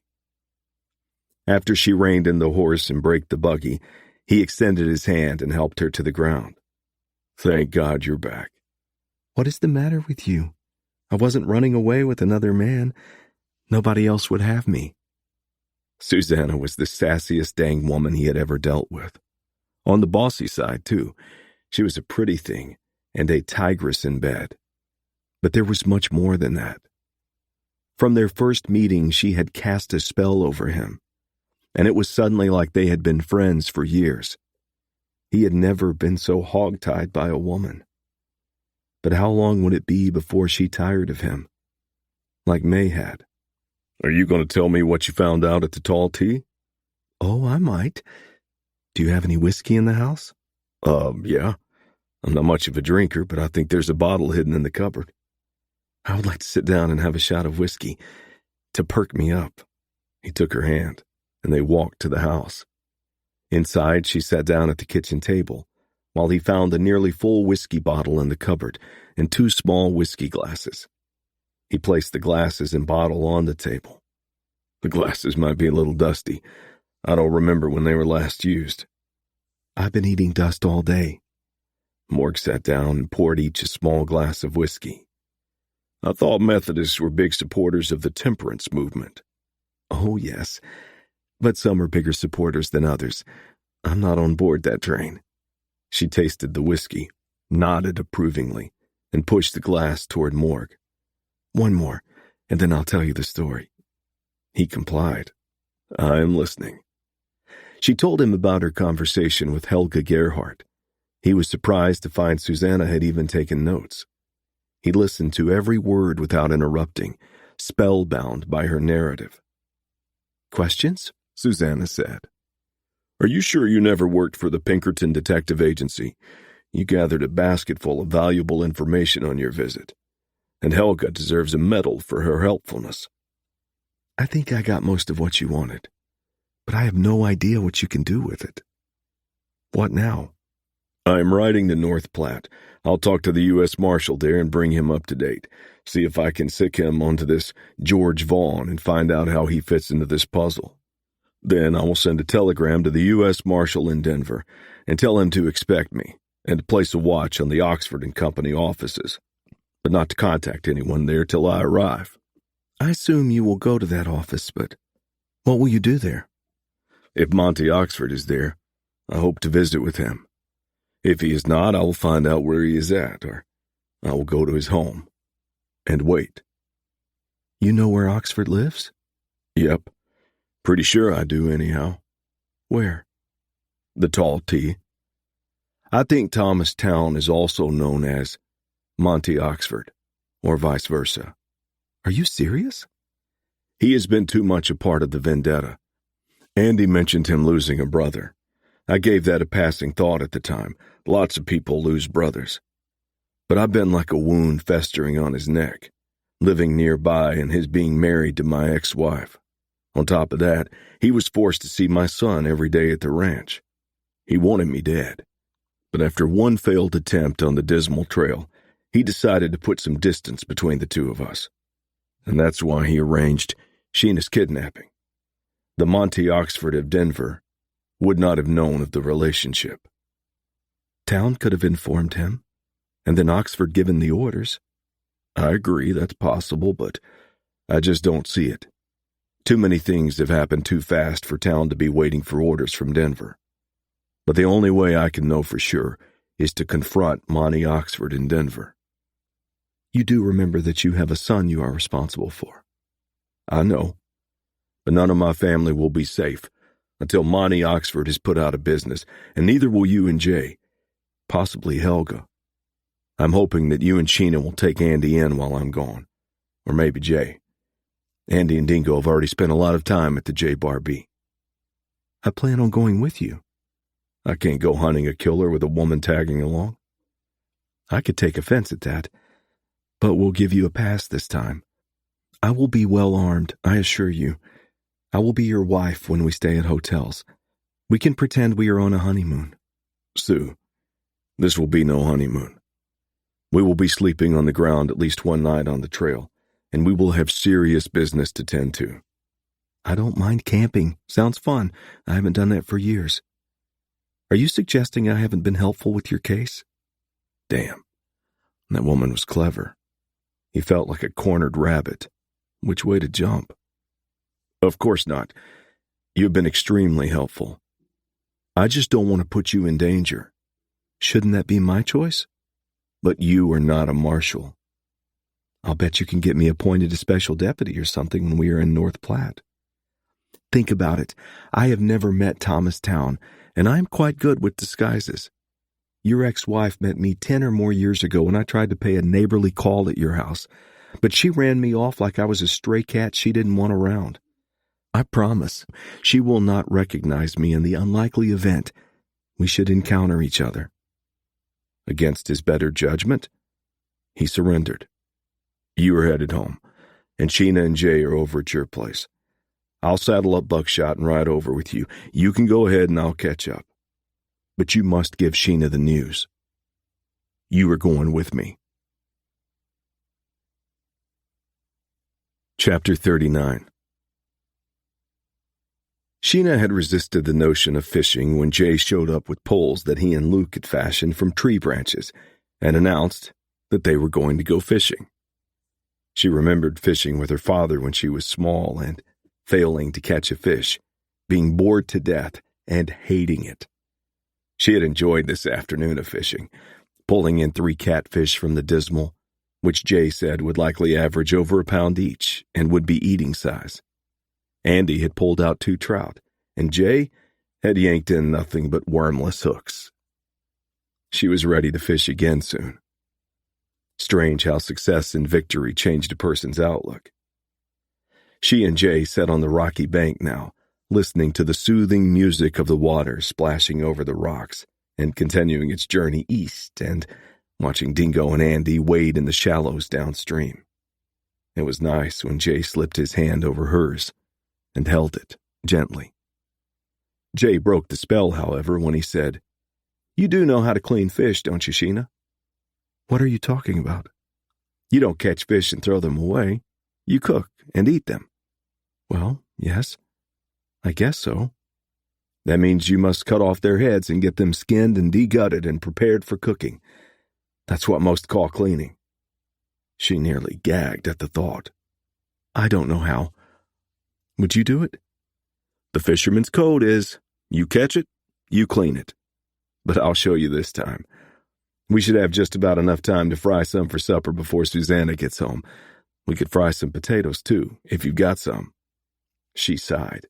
All right, I'll learn how to clean fish, but it doesn't sound like fun. I can slice and fry potatoes, though, and we've got leftover cake for dessert. With Andy's trout, we should have plenty of fish. Will you stay for supper? If you like. I like. Besides, if you're cooking, you are required to eat what you cook. Incentive to do well. Andy's having a good time. We can clean his fish, too, this time, and give you more cleaning practice. This time I'll let him off, but not next. Besides, she rather enjoyed sharing time with Jay today.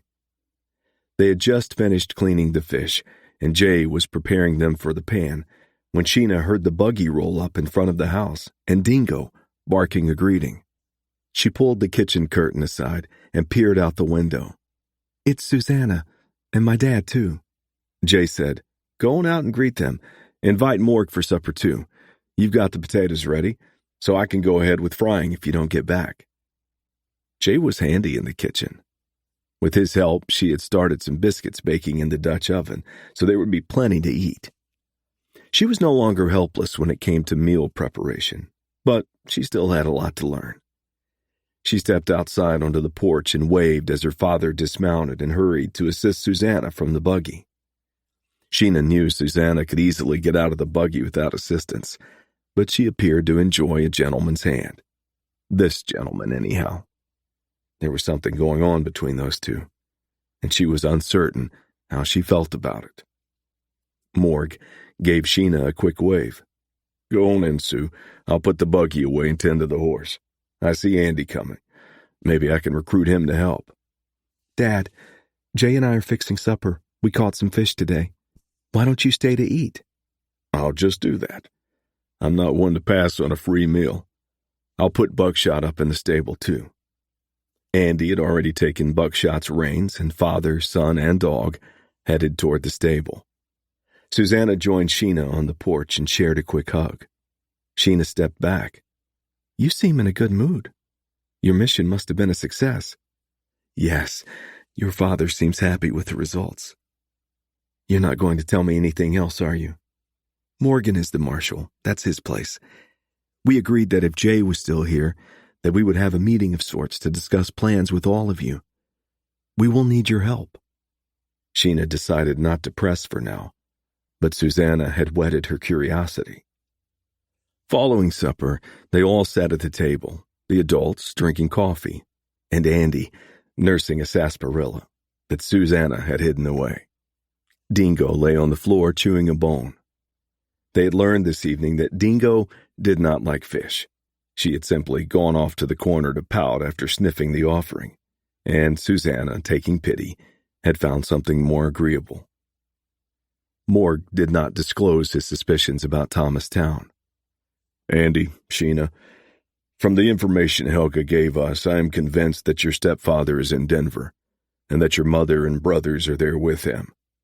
You are already aware that we believe he is somehow involved in all the trouble we have been having. I want this case solved before I leave the Marshal Service, and I only have a few weeks to accomplish this. I think the answers are in Denver, and I'm going to go there and find them," Sheena said. "Dad, do you think Mother is somehow involved in this?" Everything Susanna learned from Helga indicates that she is not. She appears to know next to nothing about Thomas's business dealings. I suspect we may be doing her and the boys a favor by getting this resolved, although she might doubt this at first. "This is making me very uneasy. Will you have help in Denver?" I'm stopping at the U.S. Marshal's office in North Platte to see if he has a deputy or two available. Regardless, we will wire Denver and request assistance." He nodded at Susanna. Susanna said, "I'm going with him to Denver." Sheena's eyes widened, and she stared at Susanna in disbelief. "Why?" "Morgan and I agreed that I might be helpful." "What in heaven's name will you do in Denver?" "That will be decided after we get there." "That could be dangerous." "You need to think about this, Susanna." She realized she was speaking out of turn when she got the annoyed glare from her friend. She quickly added, "But it's your decision to make, not mine." "I'm glad you understand that, dear." Morg interrupted. "I don't think there's great risk of attacks on my family right now. There would just be no point. I suspect that for the moment I am low priority to these people. But Andy, I want you staying with Jay while I'm gone. If that's agreeable with you, Jay." "You know it is. I would also go with you if you want, and Susanna could stay here." "Thanks, Jay, but that's been decided." Jay turned to Sheena. "Why don't you stay at my place while your dad and Susanna are gone?" "I'll be fine here, thank you. And I have morning and evening chores to do." "Well, Andy will have chores at the Bar F. We can swing over here and do chores mornings and evenings." "No, I'll be fine." "Andy and I could stay here nights." She was on the verge of losing her temper over this nonsense. "No," Morg said. "Well, Andy and I better be heading back. You riding with us, Jay?" "Might as well," Susanna said. "Wait, Morgan. I should have said something before, but I've been worrying about something ever since we left your house." "What's that?" "I keep thinking of that man who stopped me at the tall tea. Mo, I think Helga called him. She's the only woman on the place right now, with all those men, some of them outlaws. I should have insisted she come with me. I think we could hire her for the house and school help. She's a bright young woman." "So what do you want to do? We really need to get started for North Platte, but I'll hold off a day if you think we have cause to be concerned." Jay said, "You go on, Morg. I'll check on her." "I don't know, Jay. I don't like the risk." "I'll go with you," Sheena said. "Helga may be fearful of a man showing up to see her. She saw me once when Andy and I tried to pick up the few things we had there. We didn't formally meet, but she will likely recognize me. If not, she would still be more comfortable talking to another woman." "I'm not sure," Morg said. "I'll be worrying about this. And what about Andy?" "He'll be with my two hands. They think the world of him. You are making too much of this, Morg. Sheena and I have been through a lot together. Remember? This will be a picnic. You can't do everything yourself. This will probably amount to nothing. We will just check on Helga and offer to take her with us. If she's fine and wants to stay, we will be on our way." "I will be at the J Bar B by noon tomorrow, Jay," Sheena said. Morg said, "All right, Jay. You win, but be careful. Don't take any foolish chances." "Said the man who spent a career doing just that," Susanna said. After the others had ridden away on the Dismal trail, Sheena started boiling a kettle of hot water on the cook stove for cleanup. Susanna still had not returned to the house. She and her father had slipped away someplace to talk before he left. She wondered if he kissed her. The image disgusted her. Susanna walked into the house just as the water was ready for washing the dinner dishes and cookware. "I'll help with that, Sheena. It's the least I can do for the delicious meal you and Jay prepared." There was an uneasiness between them as they washed and dried dishes, but finally, Sheena summoned the courage to commence the conversation she needed to have. "You didn't say when you and my father are leaving for Denver." That's what I was talking to him about when we disappeared in the stable for a bit. He will come by mid-morning tomorrow. We'll have one night on the trail, and he thinks by the next night we can stay in North Platte. There will be some hard riding to do this, though, and we'll stop if it's too much. We're each going to take an extra mount. I'll have to work on packing tonight and putting a bedroll together. It's been some years since I've slept on the trail.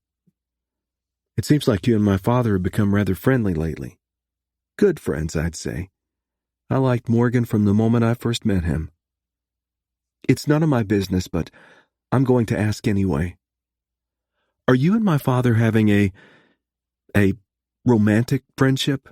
Oh, Sheena, that's what you have been so edgy about.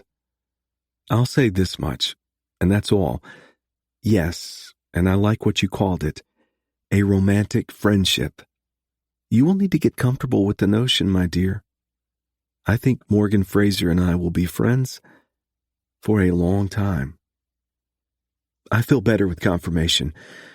My feelings about my father change from hour to hour. I don't hate him like I used to. Sometimes I look back and I am angry. There have been moments when I love him like a daughter should. I never had those for some years. That's progress, dear. Just remember, I am your friend too, and we can talk in confidence privately like we always have. I will not repeat anything to your father about your thoughts. Those are yours to do when the time is right. There is something about my stepfather I never told anyone but my mother, and she did not believe me. But I feel a need to share it. I told you that you may speak confidentially to me, but you're also free not to speak at all. He came to my bedroom when I was a child, and touched and felt me in places a man should not. Oh, my Lord. I can't imagine. And then finally, one night he tried to rape me, and would have if my mother had not heard me screaming. Of course, he said it was all my imagination, but things were never the same between my mother and me after that. I was so thankful when I won the scholarship to attend high school in North Platte. I only learned recently from Jay that the so-called scholarship and room and board were funded by my father. I am not surprised by that. I do hate Thomastown. All the time. Chapter 40. Morgan and Susanna camped the first night along a stream about 30 miles south of Susanna's house. Now, as dusk was starting to cast its shadow over the grass-cloaked dunes that surrounded them, they sat across from each other at a small crackling fire, eating a plate of beans, bacon, and some of the previous night's biscuits. Morg's eyes wandered to Susanna as they ate. A day of dust and sweat had made her no less attractive to him. This lady was tough as a boot, and earlier in her life, she had apparently spent plenty of time outdoors. She talked about helping her husband with branding and cattle drives when they started their small ranching operation.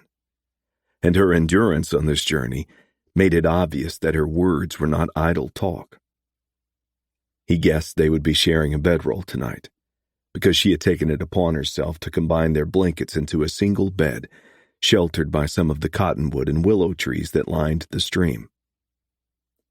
His initial thought was that they would just drop onto their blankets and sleep, which would suit him just fine. His second thought told him that they likely would not. This lady had an appetite stored up, and it appeared to be far from being satisfied yet. Not that he objected to being the beneficiary. Susanna interrupted his musing when she spoke. You've sure been watching me. I'm not going anywhere for sure. I'm lost out here. Ready for coffee? She leaped to her feet, graceful as a cat, slipped on a glove and took the coffee pot off the coals next to the dying fire. He did not have time to answer before she placed a steaming cup of coffee in his hand. He guessed she had not expected an answer. Of course he wanted his coffee. This time, she sat down beside him. Over these past years, you've sat at a lot of these fires alone, haven't you? Yeah, too many. A lot of them have been cold camps with no fire and no coffee, worrying that some outlaw who knew I was on his tail might double back. find my campsite, and try to solve his problem with a bullet or two. A lonely life. A dangerous life. To some, I suppose, but you get used to it. Lots of folks have dangerous jobs. Being a cattleman can be more dangerous than a lawman. You've got to be careful not to turn your back on a mean bull, or be dang careful if you're breaking a wild horse. As to lonely, I suppose lots of fellers have called me a loner. True in a way. I don't mind my own company. I was never much for spending evenings in saloons and such. I never played poker more than a couple times in my life. Not the card kind, anyhow. I like the music of the outdoors, like we've got tonight. The coyotes barking in the distance, the hooting of the owls, the flow of the stream, and the rustle of leaves in the breeze. You are the strangest man I've ever encountered. I want to know everything about you. But you probably won't surrender half of what I'd like to learn. He chuckled. I've got a few secrets I'll carry to the grave. He wrapped his free arm gently around her shoulders. Susanna said, You like your own company. Does that make me an intruder? I said, I don't mind my own company. That doesn't mean I don't welcome others from time to time, and you are not an intruder, Sue. You never will be. I sort of like you right here beside me. And in his mind, that was an understatement. The notion scared him some, but he was falling in love with this ornery female. And he could not help himself. What happens tomorrow? Well, we should ride in North Platte before supper time if we keep up today's pace. We'll find us a hotel room and then dig up a meal someplace. After we eat, I suggest a good night's sleep before we meet with the U.S. Marshal the first thing in the morning. That's when we firm up a strategy. Am I still going to be your wife? If you're willing. I don't suppose that's a proposal.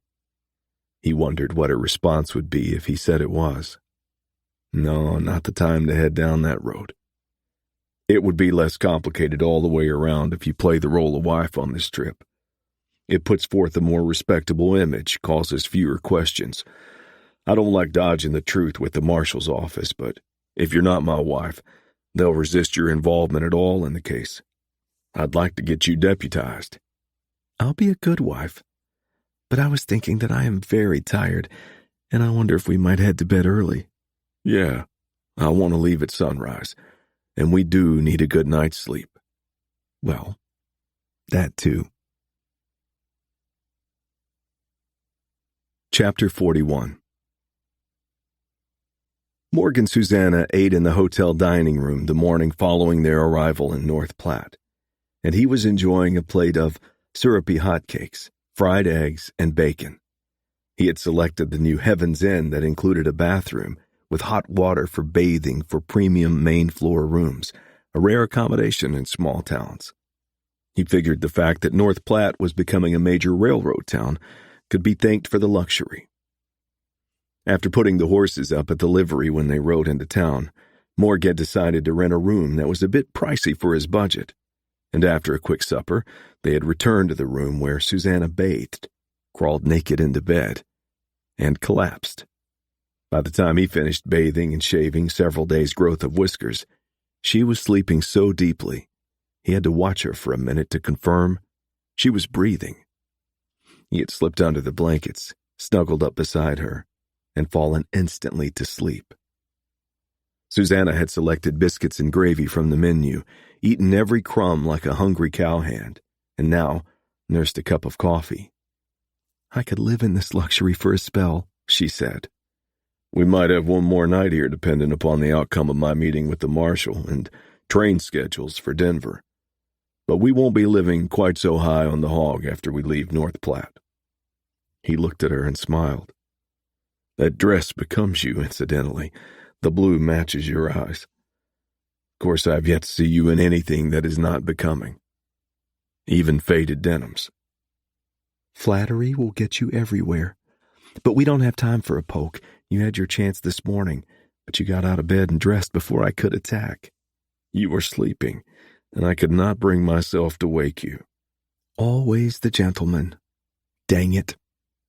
Later, Morg was not pleased to find that his old friend, Bert Kennedy, the supervising marshal at the North Platte office, was on furlough in Virginia because of his mother's death. The deputy in charge, a pudgy, fair-haired young man of no more than 25 years, suffered from smart-mouth disease. His name was Harlan Fitzwater, and immediately, after introducing Susanna as his wife, the deputy had said, "Gotta bring Mama along to help, huh?" It was not a good start. The young man had not yet bothered to get to his feet from behind the marshal's desk. Morgue outranked him, being a senior U.S. Marshal, but he was looking for help, not war. "Did Marshal Kennedy tell you I might be stopping here about a case?" "Yeah, something about some feller that's been trying to kill you and kidnapped your daughter. You got her back," Bert said, "and you look more alive than dead to me." "I have concluded," and Bert agreed, "that the folks who wish to kill me and members of my family are part of an organization headed by someone who goes by the name of Monty Oxford. This organization has been responsible for many killings, robberies, and countless fraudulent enterprises throughout the western and central United States, and it's time to stop this outfit."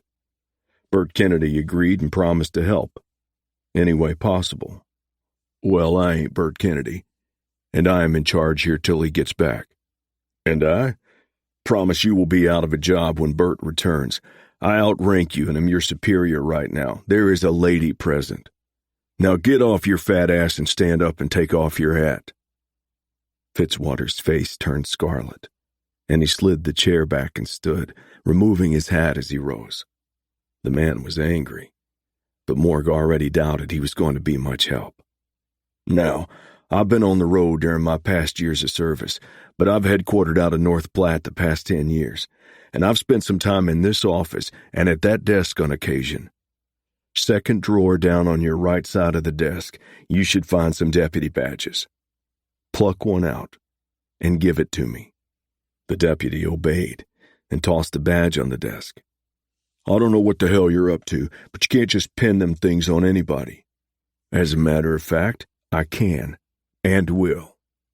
I can see you won't be any more help than tits on a boar hog."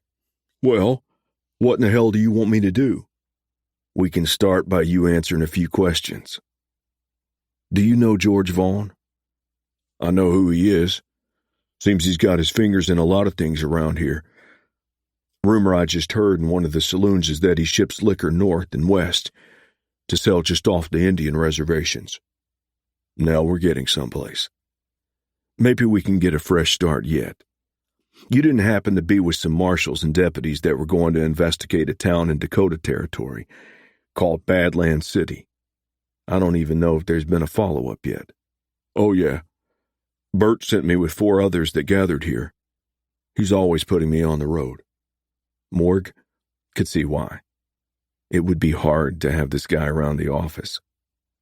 "So what did you find out there?" "Not a damn thing. No people. The place was deserted. 2 of the buildings burnt down. Jailhouse was still up, but no lawmen." Morgue supposed the operators of the so-called city knew that the law or the army would be checking out the situation there. He and Jim Hunter, after looking over reservation maps at Fort Robinson, had already concluded the town was likely on reservation land.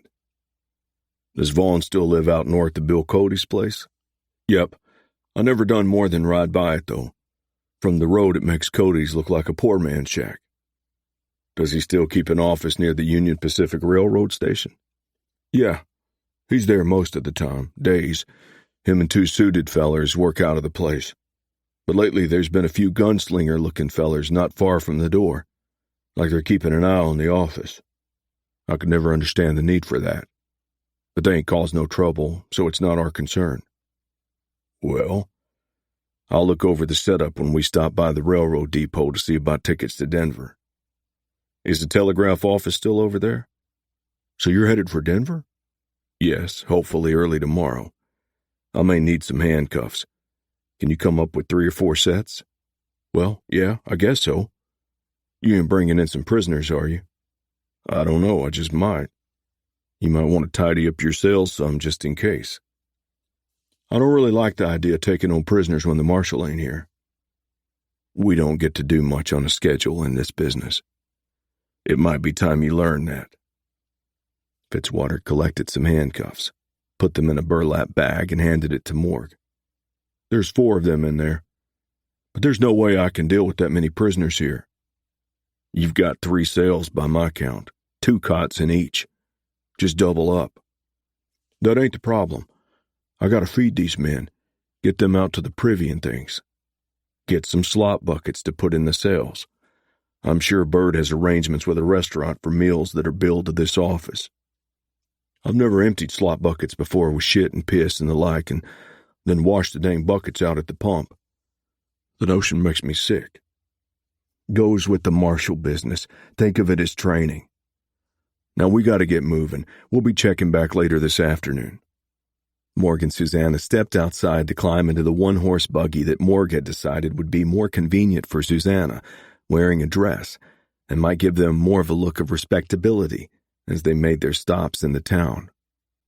As he was getting ready to assist Susanna into the buggy, he caught sight of a man with shaggy red hair sticking out below the brim of his hat, standing in an alleyway across the street. He froze. Wait here, he told Susanna, and turned away and ran toward the alley where he had spotted the observer. The alley was empty by the time he reached it. The man had disappeared. He returned to Susanna and grumbled, I move like a snail anymore. What was that all about? I recognized that man who was watching us from over by the alley, and he knew me for sure. His name is Goober, and he was my jailer up in Badlands City. Chapter 42. Jay and Sheena, sharing a buckboard seat, bounced down the road to the tall T behind a mule team. Jay's saddled strawberry roan gelding followed on a leather-led strap anchored to the wagon's rear. They had agreed that the wagon might be necessary if Helga wished to vacate the house with her belongings. It was also useful for hiding a double-barreled shotgun and a few rifles under a blanket behind the seat. Sheena was the mule skinner today, a skill she had mastered under Susanna's tutelage, and the mules and wagon had come with her from Susanna's barn. As they neared the tall T entry road, she said, Have you thought about how we're going to handle this? Yeah, if it suits you, I thought I might just stay outside near the wagon till you say you need me to help carry something. That way, if anybody tries to interfere with our visit, we won't all be trapped inside. I can fire a shot if there's trouble outside. From there, we'll just have to play this by ear. I just don't know what to expect. Maybe Helga won't even let you in the house. I don't know why she wouldn't. I wore a dress today, so I wouldn't look like a grungy cowhand. The style I've adopted most days since we got back from Mad Rock. Nobody's going to take you for a grungy cowhand, Sheena, no matter what you're wearing. I guess that's meant as a compliment. But if I had my way, I'd get rid of this dress. Fine by me. He felt her elbow dig into his ribs. I mean, I don't care if you wear breeches all the time. That is not what you meant. But I know you were just displaying your tasteless sense of humor. Well, as a teacher, I need to wear a dress to have my students take me seriously in these times. But next chance I get, I'm getting more riding clothes for my meager wardrobe. You almost sound like you're becoming a Sandhills girl. It could be. I just don't know yet. But I do like the fishing here. I admit I'm starting to look at this country differently than I used to. She guided the mule team off the county road and onto the wagon trail that led to the Tall T mansion. My stomach's getting queasy. I'm plenty nervous myself, but we've got to see it through now. When we get to the house, I'd suggest you rein the mules around so they're facing the road, in case we're forced to get out of here fast. That makes sense. When they reached the mansion, she followed Jay's suggestion before she reined the mules in and braked the wagon. Jay dropped down from the wagon seat and walked around to the other side of the wagon to help Sheena down from her seat. Take my hand, he said. She accepted his assistance, but caught her heel on the wagon's edge coming down hard, landing almost in Jay's arms. He would have kissed her, were it not for potential audiences nearby. Sheena stepped away, her red cheeks suggesting a bit of embarrassment. I could have done this on my own if it hadn't been for the dang dress and shoe heels. I know that, and I would have stayed out of your way. You're not arguing with me so much lately. You're getting me trained, just like a dog. I doubt that you are trainable. You're just learning to pick your fights. Jay just smiled. We're being watched by 2 men down by the corrals. They may just be curious about the visitors, but maybe you'd better head up to the house. Chapter 43. Sheena rapped softly on the door, and it opened immediately, suggesting that the mansion's occupant had already seen her when the wagon stopped in front of the house. The pretty blonde woman who greeted her could be no one other than the woman she came to visit. "Good afternoon," Sheena said. "You must be Helga. I am Sheena Fraser, Marshall Fraser's daughter. May Town is my mother. I have heard your name, and I saw you when you were here with Andy. I'm Helga Gerhardt. Why don't you come in?" She opened the door just enough to allow Sheena to enter, nodding toward Jay, who was leaning against the wagon, looking in the direction of the corrals. "The man? Jay Boyden, a dear friend of mine. We can sit down in the parlor, but if you stay too long, there could be a problem." Sheena noticed the Winchester propped against the wall just inside the front door as she stepped into the parlor. "That's why we are here, to help you if there is a problem. I live with Susanna Mercer, who has been worried about you since her visit. We are here to take you away if you do not wish to stay here. You may come with me to Susanna's house. She will offer you an opportunity to work there and help with our school if you wish. I do not wish to be here. I am afraid. Mo, the man Mrs. Mercer encountered when she visited, has informed me that I am not to leave under any circumstances until Mrs. Town returns. He came to the house and tried to force his way in. I fired a shot with my rifle and he left. You will see where the door is splintered at the top. There are 3 others of his kind here. The other hands, stay away from them, and I fear they would be unable to help me even if they tried. They are not killers." "Have they threatened you?" "Not with their words, but they stalk the house like lions, circling for an attack. They come up and peer in the windows sometimes, and I see their eyes from where I'm hiding. I know what they want. For now, they are moving cautiously, but they can break in through a window or batter down a door whenever they choose. I've stuffed my few items of clothing in a gunny sack and personal things in my carpet bag. I plan to sneak away one night. Soon, if not tonight, tomorrow. I will have my rifle. If they follow, I will fight. And I will kill myself before these animals take me. Come with us. Now, let me help with your bags. We will walk out of the house and directly to the wagon out front. You will leave this place." "Thank God. You are my angel. My prayers have been answered. Come with me. My bags are in a hallway closet." Helga handed the stuffed carpet bag to Sheena and claimed the heavier gunny sack for herself and raced for the door, pausing to snatch up her rifle.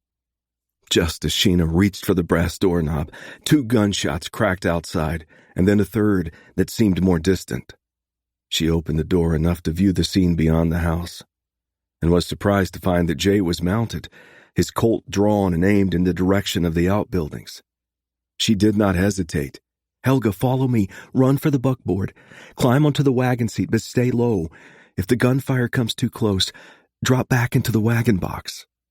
They rushed out onto the veranda and down the stair steps before they hit the ground and raced for the wagon. Now she caught sight of 3 men, one of them Mo, taking cover behind a hay wagon stacked with hay near the stable. For the moment, there appeared to be a stalemate with everyone holding their fire. Her guess was that Town's men did not have their rifles, and that the distance was such that their sidearms would not be effective. That was confirmed when she caught a glimpse of Jay holstering his pistol and pulling his Winchester from its scabbard. As Sheena and Helga scrambled onto the wagon and Sheena clutched the mule team's reins, Jay fired several rifle rounds at the gunslingers, she supposed, with the thought of keeping them hunkered down as long as possible. She released the wagon brake, cracked her whip above the mules, and hollered. and the team lurched forward with the force that almost tipped the two women backwards off their seat. Sheena heard gunfire behind her and tossed a look over her shoulder. Jay had not budged yet, obviously trying to give her a good head start. There was no chance that the mule-drawing wagon could outpace men on horseback once they were saddled and giving chase. But she was sick at the thought of the risk Jay was taking. She was going to give him hell for that when they made it to the J-Bar B, where Avery and Luke were on alert. For the first time since they boarded the wagon, Helga spoke. I will get into the back of the wagon. I can be more help with my rifle from there. My Winchester and a shotgun are under the blanket back there, both loaded if you need them. She hoped it didn't come to that, but did not see how it could be avoided. Jay would have to catch up soon. He couldn't help them if those scum took him down. They were not quite halfway to Jay's place when Helga yelled from the wagon box. I can see him now, your friend. At first I saw only dust, but now I can make out the roan he is riding. Jay caught up with the wagon 5 minutes later and reined his mount up even with Sheena, who did not slow the wagon. We're not going to outrun them with the wagon, he hollered. Just keep going. I'll slow them up some more. No, Jay, she yelled. No. We'll make a stand together. Helga screamed and her gun fired. Jay wheeled his horse around. Helga said, I didn't hit him, but he turned away for a minute, waiting for the others, I think. Jay was behind the wagon again when gunfire exploded from the dust. Helga said, his horse is going down, but I think Jay got his rifle. No, the horse has pinned him down, but he is firing the rifle yet, I think. I cannot see. The dust is too much. I'm sorry, I won't go on without him. She reined in the mules, braked the wagon, and grabbed her shotgun from the back. If you were coming with me, bring my Winchester. Guns were still firing as Sheena closed the gap. She could see Jay now, his leg beneath the horse, but his rifle still firing. The horse was offering him some cover, and the poor critter had to be dead by now, she thought. 2 riderless horses swept past her. Jay tossed his rifle aside and struggled to get his pistol free from its holster. But now a big man stood over him, with his pistol aimed at Jay's head. She stopped, now not more than 20 feet from the man who had not seen her. She took hasty aim with the shotgun, praying she was high enough to spare Jay any of the buckshot, and squeezed the trigger. The blast took half of the gunman's head, and he toppled over beside his would-be victim. Jay looked up at Sheena in disbelief. I thought it was over for me, he said. But then panic appeared in his eyes. But there's one more. There were 4. I'm sure I took down 2, but there's another. Sheena swung her shotgun around, seeking another target just as a rifle fired, and she heard a man grunt and the clatter of metal against stone. This was Lester, Helga said, nodding to a body sprawled in a roadside ditch. He will not lust for me again. Sheena went to Jay's side and knelt beside him. Are you hurt? I'm alive, that's all that matters, thanks to an angel who appeared from nowhere. Then tears glistened in his eyes. But poor Runner wasn't so lucky. He was a good horse. Likely took a lot of lead slugs meant for me. But now we've got to get him off your leg. Yeah, and that could be a problem. I think my leg's broken. She looked up at Helga. I don't think we can move the horse without doing more damage. We've got plenty of extra horses grazing nearby. They seem tame enough, like they're not inclined to move to the wild. I'm going to catch one and ride to the J-Bar B and bring help. Can you stay with Jay? Of course, I can do that. An hour and a half later, Sheena returned with Luke, Avery, Andy, and Dingo. Within 15 minutes, they had Jay free of the dead horse and loaded on the wagon with Runner's saddle and tack. Jay said, I can't leave Runner here for the scavengers. Luke said, We've got plenty of rope. I can cinch his hind legs and use the horses to drag him back to the ranch. You've got gullies not far from the stables that need filling. We can put him in one and see that he's covered good. I'll let you figure that out, Luke. We'll take all the horses back to my place till we figure out what to do with them. Collect the bodies of the men and cover them with what blankets we have. Tomorrow morning, I'd like you and Avery to drop them off at the entry to the tall T. Sheena could see that Jay was in agony, and it struck her for the first time that Jay Boyden was a leader, a man that took charge of getting a task done. And he did it in ways that made men willing, even eager to follow. Now about your leg, she said. As you can see, while we've been talking, Helga took my knife and cut my left trouser leg off and looked at the problem. What do you think, Helga? Helga said, It is swollen between the knee and ankle, but the bone does not protrude. With Luke's help and some whiskey maybe, I think I can set and splint it when we get to the ranch. I've seen and done such things, and you are at least 2 days from a doctor. Jay said, Take me home, so this lady can get to work. I'm not much of a drinking man, but whiskey doesn't sound so bad right now. And I know Avery's got some stashed in the bunkhouse if we need extra.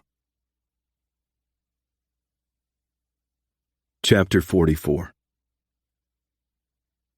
After seeing Goober across the street from the marshal's office, Morg decided to defer sending a telegram to the Denver U.S. Marshal. Something strange was going on, and this had to be approached carefully.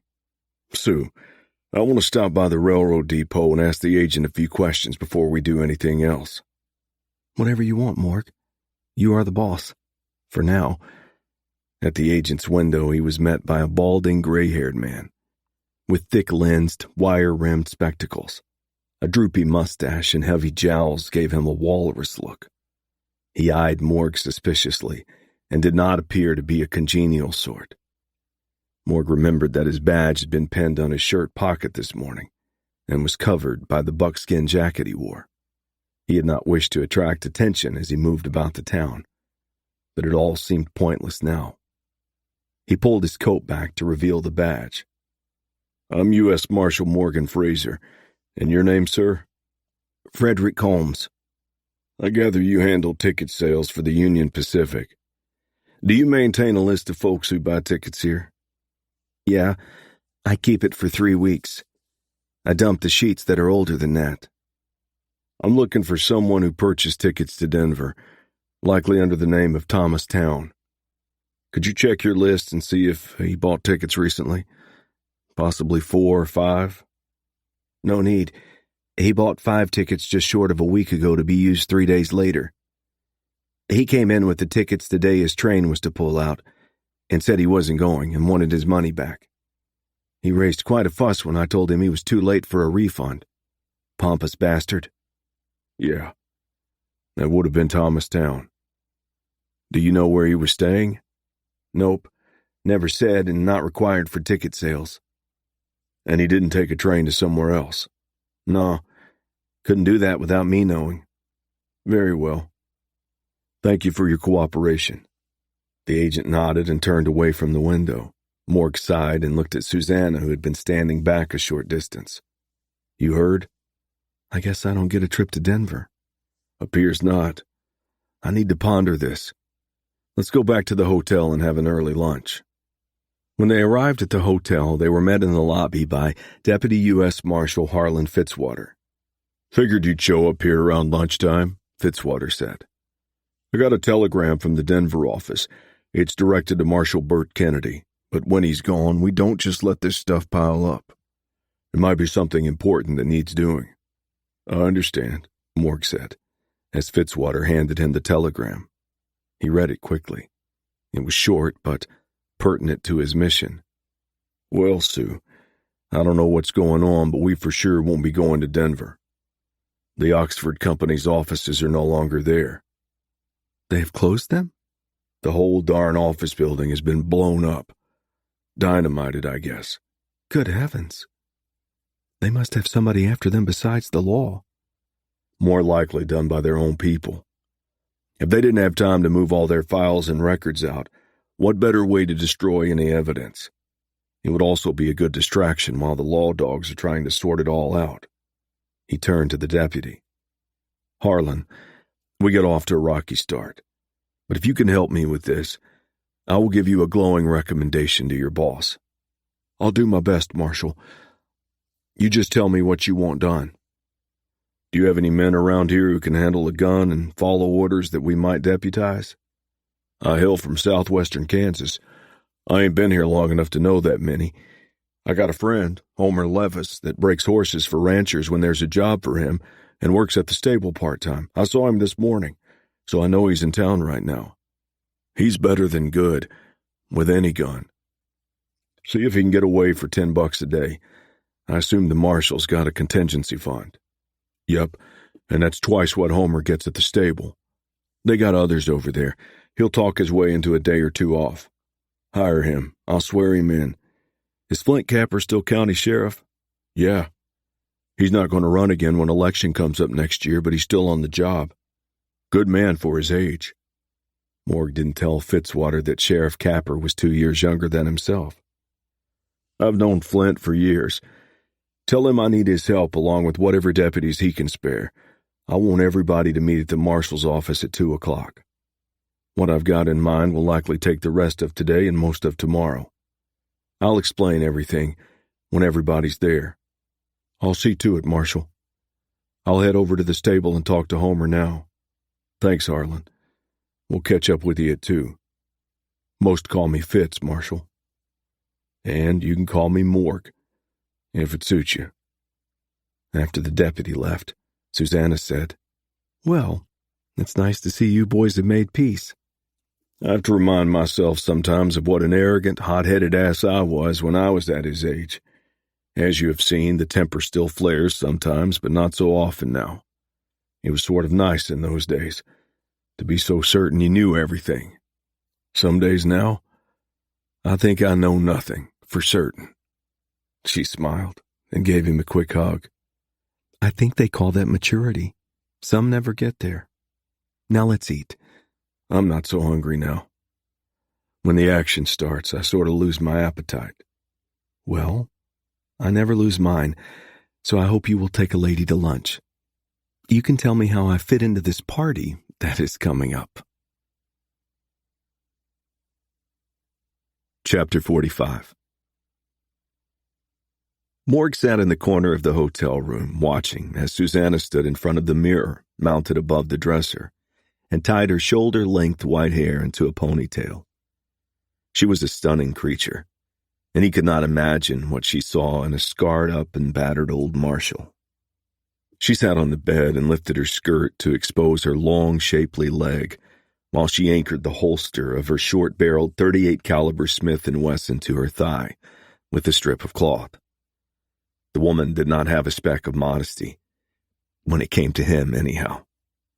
He wondered if she was deliberately trying to stir his lust right now. If so, it was working, but they had business to tend to, and he would not be delayed. She stood and looked at him with that closed-mouthed little smile that always teased him. I felt you watching me, she said. Not much else going on in here. We could change that real fast. I've got to get over to the marshal's office early. You get too serious when you're attending to the marshaling business. I'd still rather be wearing boots and breeches if we're going to end up on horseback. You can slip back here and change if that happens. We'll both want to pick up my Winchester and your shotgun.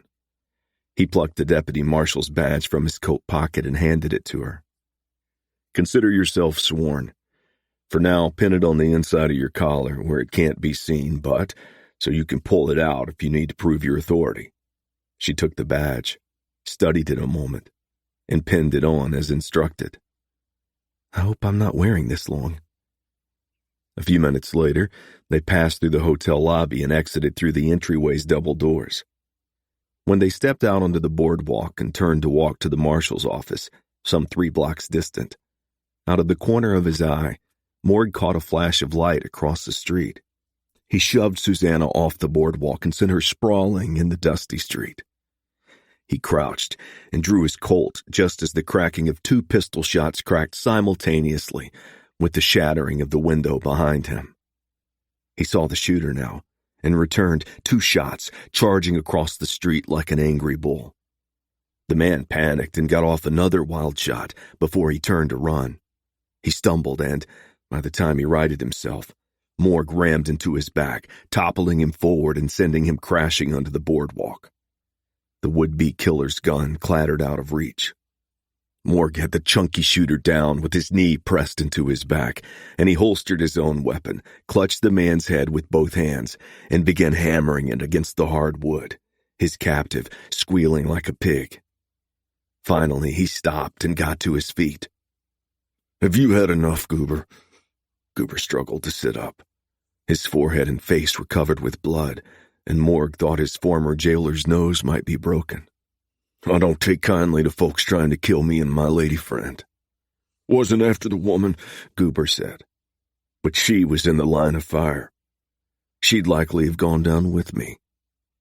Then Morg realized he had not even checked on Susanna. He tossed a look over his shoulder and saw she was on her feet, walking across the street and coming his way. Not far behind her, riding at a casual pace, was a man he recognized, Sheriff Flint Capper. He turned back to his prisoner who just sat there, seemingly dumbfounded by it all. "Well, Goober, I thought I'd seen the last of you up in Dakota Territory. Ain't got nothing to say to you." Susanna stepped up onto the boardwalk. "Morgan Fraser, you sent me flying back there, and the landing wasn't any too soft." "Sorry, Sue, but I didn't have time to pick you up and set you down careful-like. It doesn't appear you broke anything." "No, but you scared me so much it's a wonder I didn't dribble my panties." "Well, Mork, I should have known it was you stirring up a racket. Thought I was going to meet you at the marshal's office in a half hour. And who is this pretty young lady you got with you? Your daughter, maybe? Flint, I'd like you to meet my wife, Susanna. If you hadn't guessed, Sue, the giant with the star is Sheriff Flint Capper." Capper was 6.5 feet tall, and his high-crowned Stetson added another 3 or 4 inches. He doffed his hat and bowed. "My pleasure, ma'am. Darn, I can't believe that old feller got to you first. You would have had a lot of choices." Susanna laughed. "Well, he does have some redeeming characteristics that some don't see." "I won't ask what." He turned back to Morg. "What have we got here?" "It's a long story. I've met this fella, and I'll tell you about it later. He tried to ambush me coming out of the hotel. You can see the manager looking at the broken window across the street. I got lucky and caught sight of the sun glinting off his Colt, and we got out of the way just in time.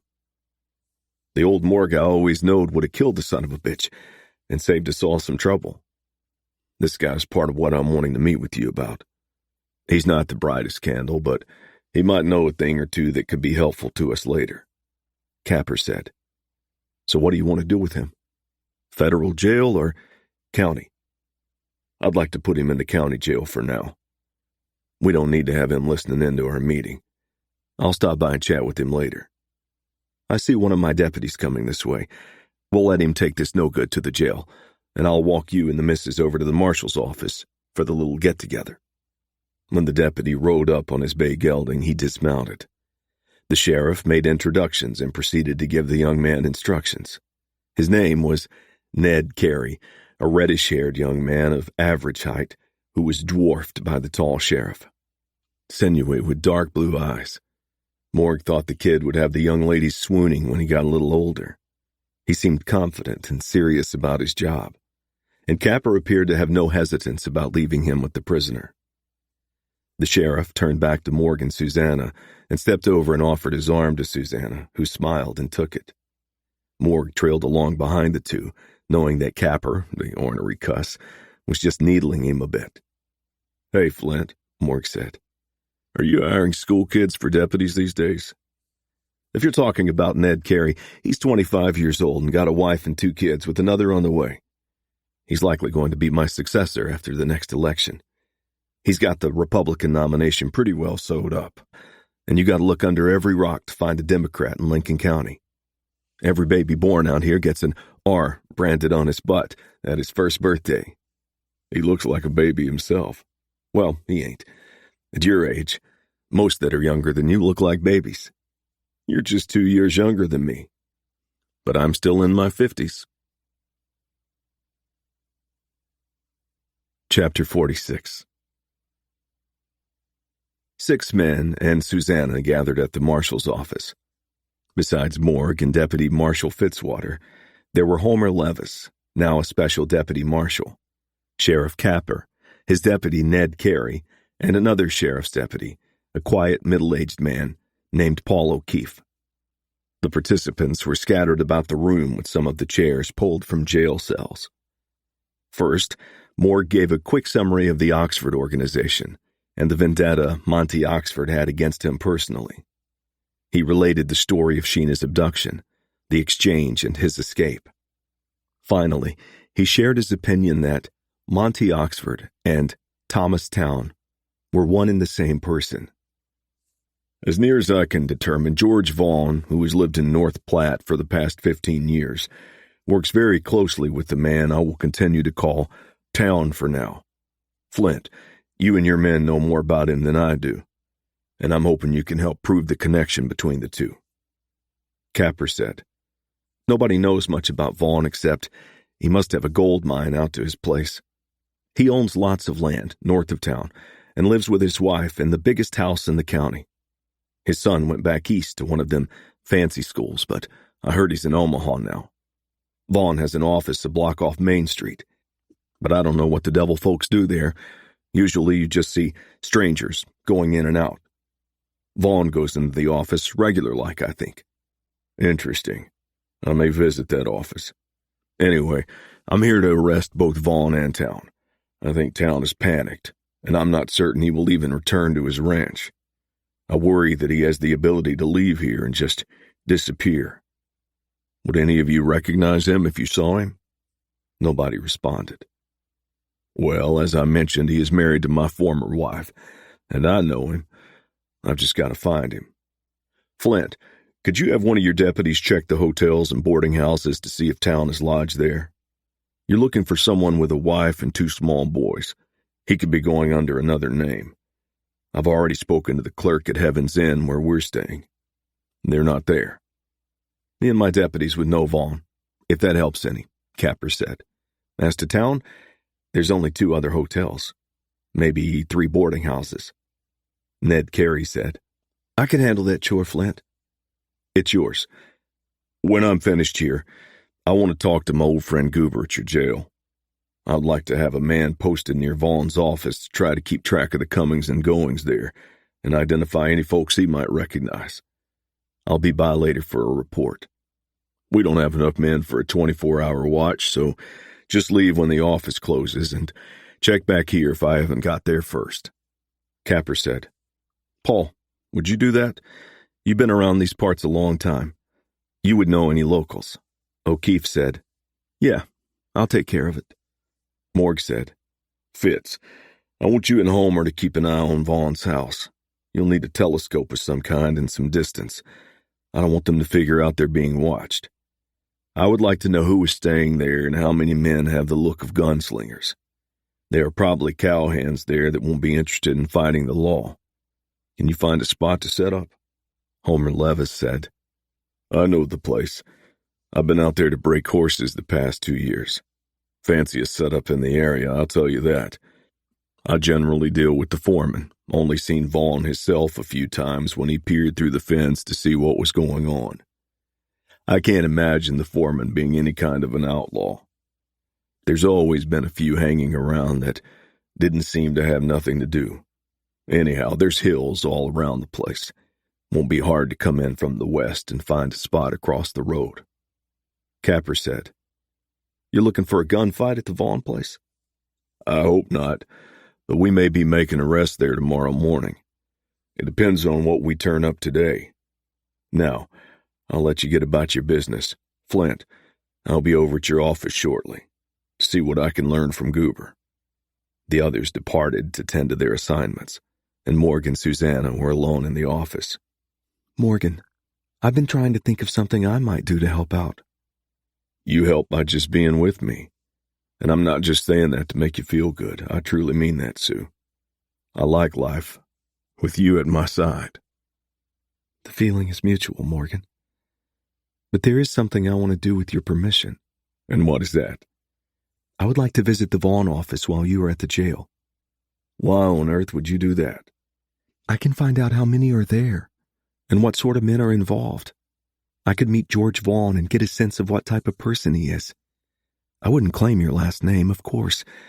I will be from Ogallala, just 50 or so miles west, and I will be looking for Maytown, an old friend who wrote and said she was coming to North Platte and invited me to visit. She said I should check at the Vaughn office to see where she was staying. Morg thought Susanna's suggestion was not outlandish, and that it might trigger an interesting reaction. Certainly add to the confusion if word of her visit got back to Thomastown. He worried about potential risks, but she had already said that was part of what she signed up for. As if reading his mind, Susanna said, Paul O'Keefe will be nearby, and I will try to speak with him before I go in. You will likely be there before I come out. They would not be stupid enough to shoot a woman in their office. It is an opportunity to stir the stew some. All right. You heard Fitz give me directions to the Vaughn office. Yes, and I will locate Deputy O'Keefe before I go in. While you're at it, why don't you just invite Vaughn back to the jail with you? I would sure like to get him cut off from the herd.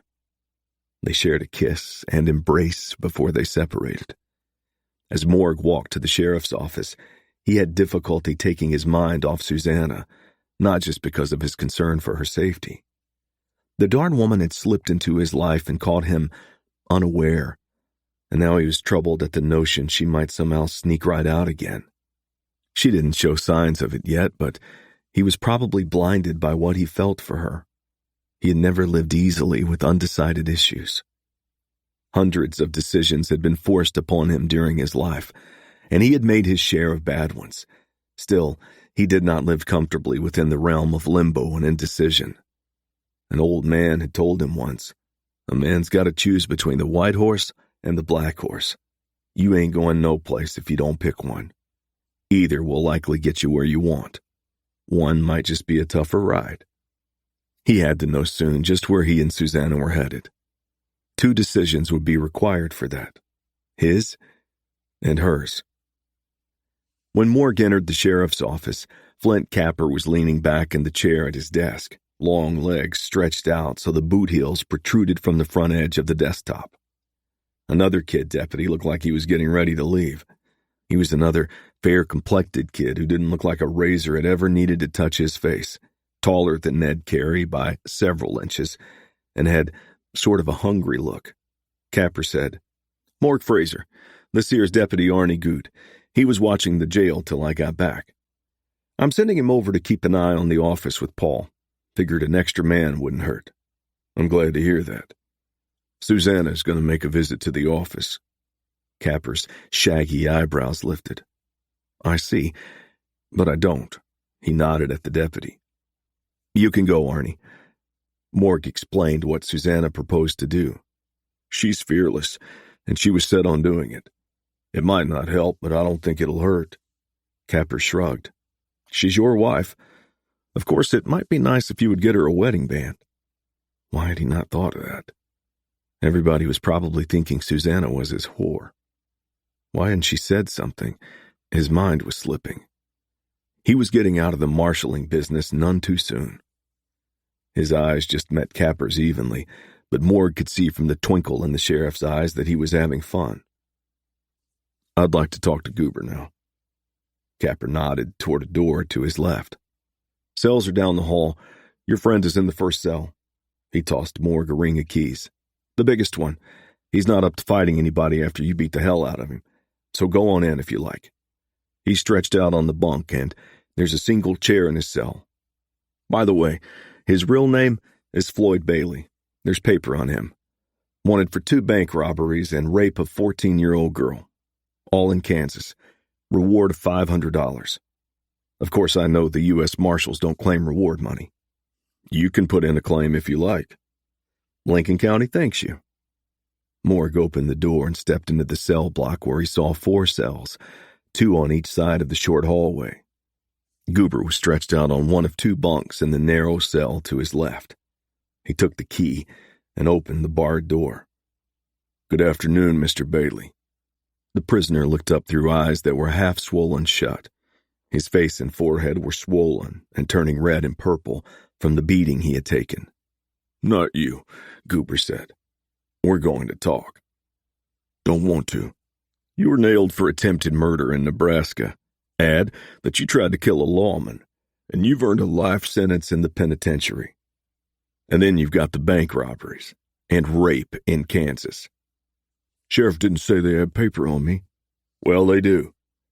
If you can help me out, I'll recommend they drop any Nebraska charges, and I won't be interested in any federal charges you earned for kidnapping and imprisoning a federal officer. You might escape hanging." "I guess I got nothing to lose." "Ask your questions." "Who is your big boss?"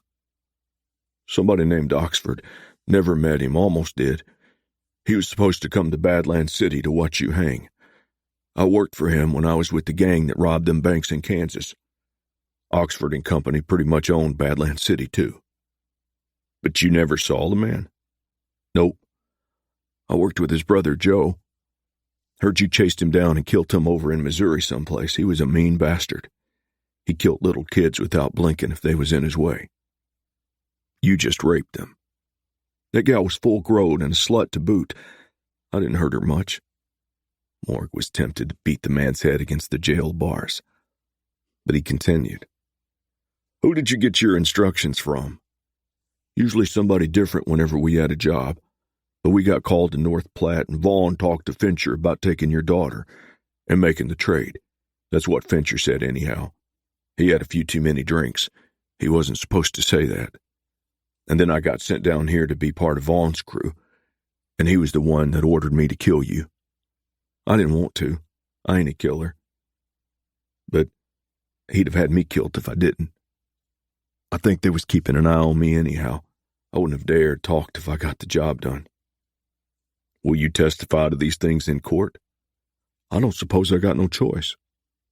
Morg stood and looked around the cell block. Each cell had a window, apparently for air circulation only, since the sill was a good 6 feet high. An occupant would not be vulnerable to a man with a gun. But a stick of dynamite or some other explosive? Vaughn had to know Goober was in custody and was no doubt worrying plenty about it. Flint Capper might be obnoxious, but he was far from stupid, so he would not take it kindly if Morg pointed out the need to protect the witness. When Morg left the cell block, Capper said, "Did the feller know anything that will help you?" "Yeah, he can be a big link in the chain. I hired some ex-Army fellers, besides somebody on duty inside. We'll have 2 guards circling the building till this is all settled. We'll talk more later. But there's one man I want to take alive." "Who's that?" "George Vaughn." Chapter 47. The Vaughn offices were located on a side street, but Susanna had no difficulty locating the single-story structure set on a spacious lot that would have allowed for an additional building on each side. It was not a pretentious building, a rectangular affair constructed of native limestone and identified by a small painted black-on-white sign above the door as Vaughn Properties, sufficiently vague to cover any number of enterprises. She saw a man sitting on a bench next to the front door, arms folded, low-crowned hat pulled down on his forehead, and chin dug into his chest like he might be sleeping. She found that unlikely. A half-block down the street on the opposite side, she recognized Deputy Sheriff Paul O'Keefe with his wide-brimmed plainsman hat, sitting on a bench in an almost identical pose. She wondered if the 2 men were surreptitiously watching each other. She dared not approach O'Keefe with him in plain sight of the other man. There were 3 horses tied at the hitching posts out front, indicating there were 3 riders who did not intend to be there very long.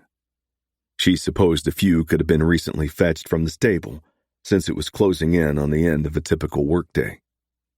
There was also a buckboard nearly filled with crates and several file cabinets behind a team of horses just outside the door. Somebody moving? She stepped into the street and started walking toward the Vaughn offices, A glance down the street told her that O'Keefe had raised his head and was watching her now.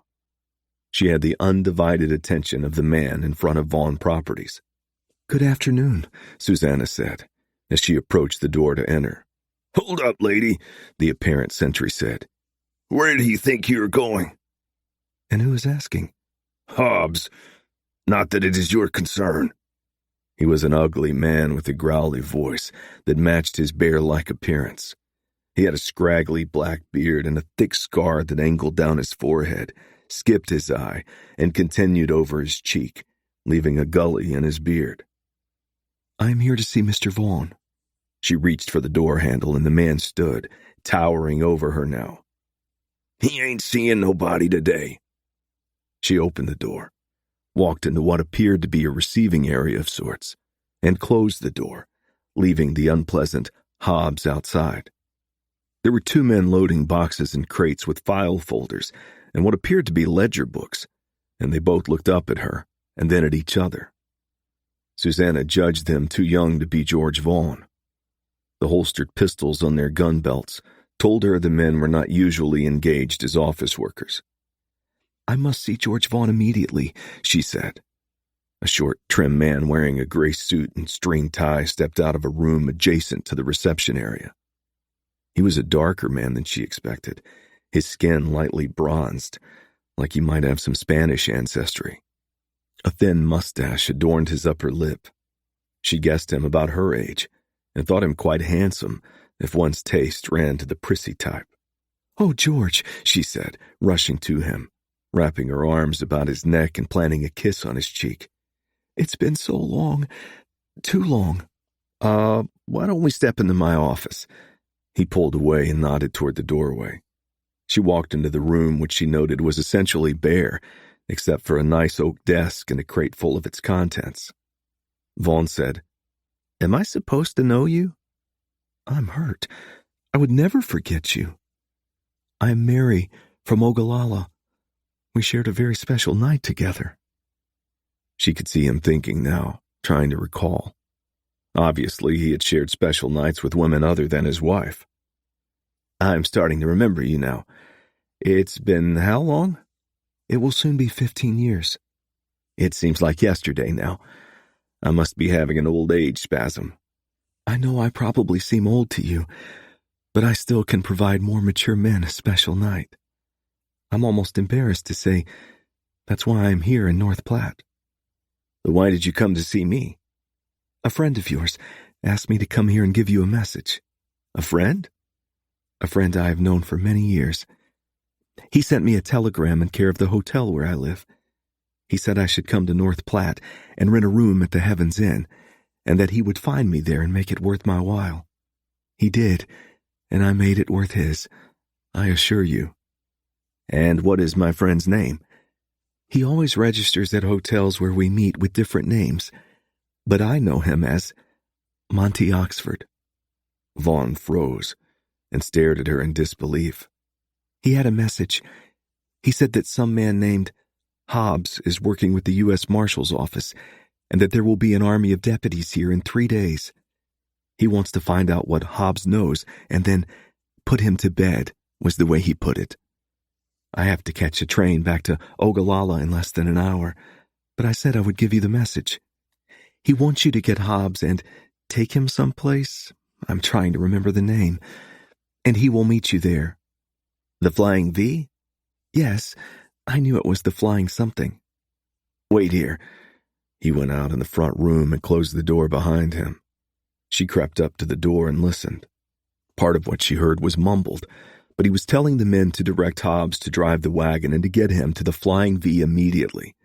After he tended to some business, he would follow. But what was the business? Would he demand a poke? Not likely. He was seriously shaken. It occurred to her suddenly that Vaughn would have concluded he could not allow her to live. She knew the connection between Vaughn and the man named Oxford. She lifted her skirt and drew the short-barreled Smith & Wesson from its holster. She was not as clever as she thought. She would never tell Morgan Fraser what happened here. When Vaughn returned, he was carrying a hammer. That made sense. He would not want the sound of gunfire coming from his business place. He intended to club her to death. She raised her gun, easing her finger onto the trigger, steadying her wrist with her left hand. She would not miss. But Morgan needed this man alive. He stopped when he saw her gun and stared at the weapon. George Vaughn, I am a deputy U.S. Marshal. You are under arrest. Drop that hammer, or I will be forced to place a lead slug between your eyes. He took a step toward her, raising the hammer. You wouldn't. Go ahead. I'll prove I would. At that instant, she heard hammering against the outside door. He must have locked it. Then the shattering of glass and Morgan's voice. Sue, are you all right? We're coming. Vaughn dropped the hammer, and tears began to stream from his eyes. Susanna yelled, I'm okay, Morgan. Take your time. When Morg stepped into the room, he looked first at Susanna, his brow furrowed. She hoped with confusion. She nodded at the man sitting in the corner, bawling like a baby. Meet Mr. George Vaughn, she said. I've placed him under arrest. I think town and anyone else you are interested in will be found at the Flying V, unless one of the deputies has turned up something else.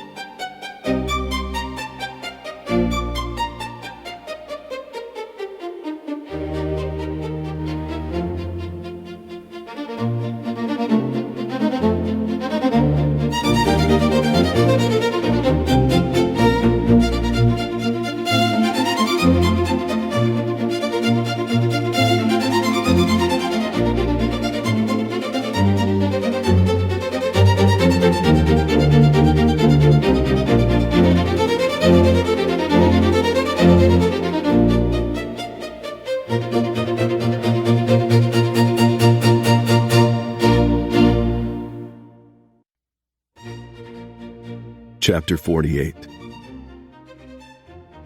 Morgan and Susanna returned to their room so Susanna could change into her riding clothes. As she stripped down to her essentials and slipped into a cotton shirt and riding breeches, Morg tried to learn more about what transpired in the Vaughn offices. You're not telling me everything, he said. You didn't just walk in that office and say you had a message from Monty Oxford and that all the men were to head out to the Flying V to meet up with him.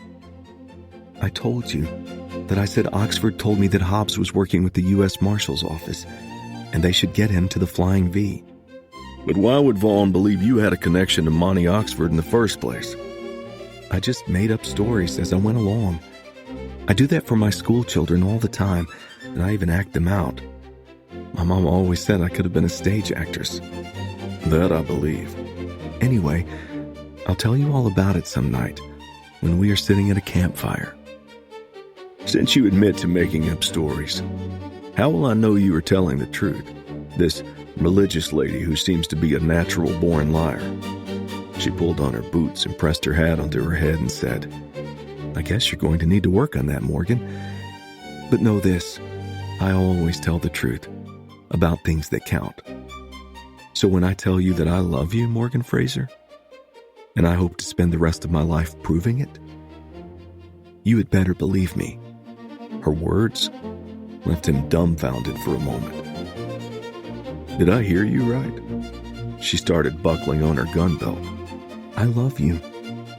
Now do I have to tell you what you were supposed to say?" I love you, Sue Mercer. I just didn't know for sure that you felt the same. I guess I'm on the slow side when it comes to dealing with women. She stepped over, gave him a quick kiss on the lips, snatched up her shotgun and said, "We've got work to do. I suppose we go to the livery and saddle up the critters first." Sheriff Flint Capper and his deputy, Ned Carey, along with Fitzwater, were already at the marshal's office when Morg and Susanna arrived. Capper said, "We are to pick up O'Keefe and Arnie Good at the county jailhouse on the way out." Fitzwater said, "Homer's still keeping an eye on the Flying V home place. I'll bring him down from the hills when we get there, and he can give us an update. This going out at night is kind of scary business to me. And I ain't talking about ghosts." Morg said, "They likely wouldn't be looking for anyone to strike at night.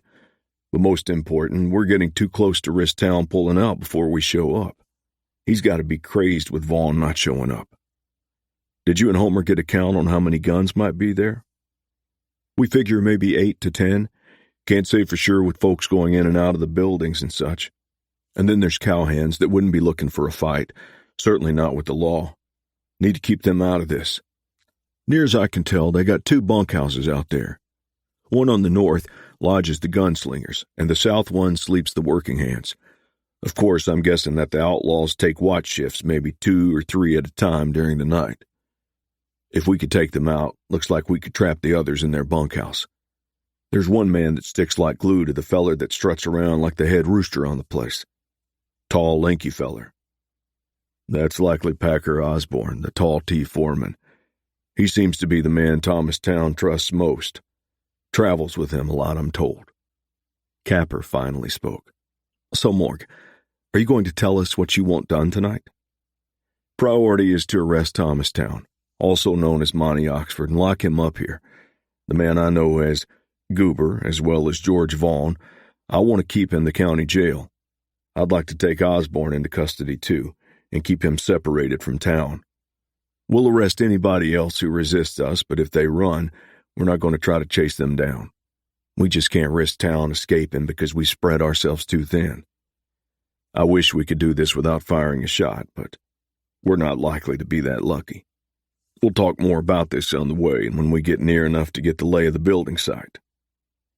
It was nearly midnight when the posse members reined in their mounts a half-mile from the Flying V headquarters, which was only several miles north of town. Cloud cover was heavy this night, blocking any moon or starlight, and in the near blackness, the men and horses were reduced to mere shadows. Morg had sent Deputy Fitzwater ahead to retrieve Homer Levis from his post in the hills above the ranch buildings, and he could make out 2 dark forms winding through the gap between the hills and moving their way like apparitions in the darkness. When the riders approached, Morg nudged Buckshot out to meet them. "Well, Homer, what can you tell us about what we'll be dealing with when we move on to this place?" "Well, after talking to Fitz, I understand better what's going on down there. Seems like a lot of confusion. Earlier, men kept coming out and looking down the road from town. Now I understand they must have been looking for Vaughn to show up. They got 4 men outside playing sentries tonight, one by the main door to the house and another next to the back door. The other 2 just circled the house and passed by each other. They're all armed with rifles, of course." "How many men in the house?" 3, counting the head honcho.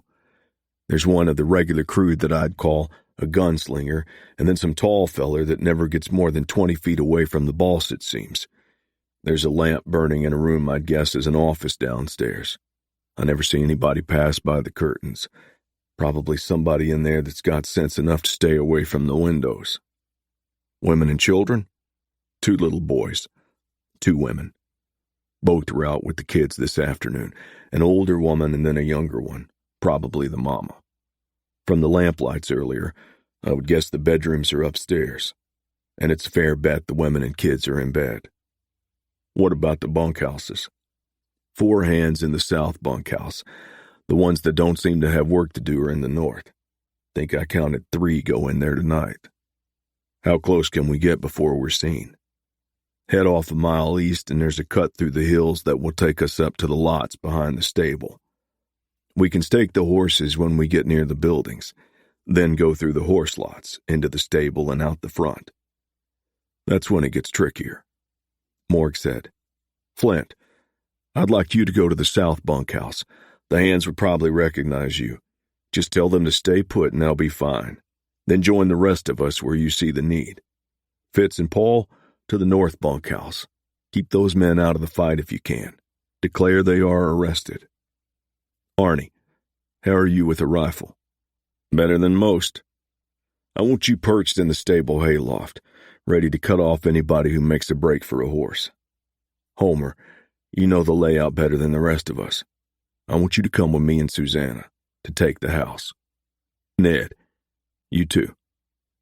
Later, when the posse reached the stable, Homer led the party single file through the maze of fenced lots into the rear entrance of the stable, a 20-stall building with stalls almost fully occupied. Homer pointed to the ladder for Arnie to scale to position himself in the loft. He said, For those headed out to the bunkhouses, go back to where we came in and follow the fence north. You're not likely to be seen behind the fence in the dark tonight. That will bring you up not far from the bunkhouse's rear doors. There's a privy back there they share, so the guards likely won't be spooked if they see somebody back there. I just move across the open, one at a time. Morg took over now. Homer, can we see the front of the house from the stable? Yeah, when you step outside. If you stay tight against the buildings, guards ain't likely to see you. Them in the back won't for sure. I'm going to go have a talk with the fella at the front door. The guy in back will likely stay put, but it's the moving guards that could show up any time. I'd like to have the rest of you fan out 10 or 12 paces behind me. If anybody raises a rifle, take them down before they squeeze the trigger. From here on, we just play the game, however it unfolds. They waited a short time to give the others time to secure the bunkhouse, and then stepped out of the stable. Morg surveyed the front of the 2-story house, which he guessed would be 30 or more yards distant. He could make out a black lump on the veranda that he assumed was a man. He hoped that the bunkhouses were secure by now, and was pleased that no shots had been fired yet. Let's get it done, he said, and started walking casually toward the house, his rifle cradled in his arm like he had no immediate purpose for the weapon. He noted that Susanna, who had been silent most of the night, was off to his left, with the shotgun ready to be raised at a moment's notice. At this distance, it would not do much good, but the night was not over. As they neared the house, the lump on the veranda moved and formed into something resembling a man. Morg yelled, "Hi there! Need to talk to you, friend." The man readied his rifle and moved to the edge of the porch. "Who the hell are you?" Then he saw the others and hollered, "Help at the front!" raising his rifle to fire. In the same instant, Susanna's shotgun roared. He tumbled off the porch. A rifle fired to Morg's right, and he saw another man go down at the side of the house. He turned to seek out Susanna. She was shoving another shell into the shotgun as she hurried to his side. "The door," he said. "We got to get in there." They rushed onto the porch, and he turned the doorknob. Locked. "Stand aside," Susanna yelled. He stepped back, and the shotgun blast left a splintered hole where the knob and a chunk of the door had been. He kicked open what still hung under the hinges and stepped in. A pistol cracked off to his left, boring into the wall above his head. He squeezed the trigger on his Winchester. Nothing. Jammed. "Stay back," he yelled at Susanna as he drew his Colt and went to his knees an instant before another of the gunman's slug passed through the air he had just vacated. He aimed, fired twice. The shooter's weapon clattered on the floor, and he appeared to take a step toward Morg before he crumpled and collapsed. The shotgun roared again, stinging Morg's ears as it echoed through the room. He turned and saw Susanna calmly pressing in a shell again. There was still intermittent gunfire outside, but it seemed distant. He got to his feet and looked around for the location of the moaning and spotted the big man in the lighted doorway. He stepped nearer and recognized the wounded man as Packer Osborne. His shoulder and side were blood-soaked, but he was alive. He heard a desk drawer slam shut in the lighted room behind Osborne and readied his Colt again. "Town, are you in there? Raise your hands and step out where I can see you." He sensed Susanna behind him. "I want this one alive," he said. "Town!" he yelled. The unmistakable sound of a gun exploded from the room where he thought he had Town cornered, then the crash of furniture falling, and a loud thump. Morg stepped over the moaning Packer Osborne and into the room where he found Town's twisted body next to a fallen office chair and handgun. What was left of his head draining blood from the entry throat wound and the ragged exit hole at the top of his skull. He would not be taking Monty Oxford and Thomas Town alive. Chapter 49. The gunfire had ceased outside, and the house was consumed by silence until the shrieking started. He turned and saw May on the floor cradling Packer Osborne's head in her arms. The ever-practical Susanna was tearing off his shirt and ministering to the wounds that appeared to be primarily on the shoulder and rib cage. The shotgun blast had not centered on Osborne's body, and he knew that buckshot, because of the spread, often made wounds look more serious than they were. May looked up at him, eyes spitting hate and fire. "You son of a bitch! If you killed him, I'll get you and finish what Thomas tried to do." Strange. She had seen Town on the floor and offered only a glance. Packer Osborne was the object of her concern. "I shot him," Susanna said. "He was going to shoot Morgan. I had no choice, and I am not sorry." "Just who are you anyway?" "I am Susanna Fraser, Deputy U.S. Marshal. It appears to me that Mr. Packer Osborne will live if he gets a doctor's attention soon. I will get most of the bleeding stopped, but the shoulder's going to be left a mess, I imagine. And I hear children crying upstairs. Morg, I will help the lady here if you want to see how things are outside. A buckboard for this man would be mighty helpful, and maybe you could find one of your men who knows some doctoring to help here, so Mrs. Town and I can tend to her boys." "Yes, ma'am. That sounds like an excellent idea." He slipped back through the doorway and stumbled over furniture to locate the man he had taken down in the parlor, and knelt and confirmed the man's death. When he went outside, he was met by Sheriff Capper, who was just stepping onto the veranda. "I was getting worried, Morg. Awful quiet in there except for some kids crying. Everything all right?" "Could be worse. Could be better. I was hoping to take Town or Oxford or whatever his name is alive. I did not." "Had to kill him?" "Did it himself." "I'll be danged. So the feller we were going to hang with all these witnesses is dead?" "Yeah." "How are our people doing?" "Nothing too serious. Your Deputy Fitz got his ear nicked, and Arnie's got a bandana wrapped around his head and ear till Doc can stitch it. I told him they might have to amputate, and he didn't find it funny. More serious, O'Keefe took a slug in his right thigh. Arnie got a tourniquet on it to stop the bleeding. That kid Arnie knows something about doctoring. That so-called kid did a stint in the Army and was trained for the ambulance corps. Worked in Army hospitals and such for 3 years. I'll be danged. Send him into the house, will you? Susanna's got an outlaw in there that needs some help." "So how did the outside do?" 4 dead, 4 prisoners. I had 2 more dead in the house, and 1 wounded. We'll need a buckboard for the wounded man. Already getting one ready for O'Keefe. We can crowd in too. Fellers are bringing up our horses and saddling some for the prisoners. We'll get the dead all drugged to a shed over by the stable. I'll send the undertaker out in the morning.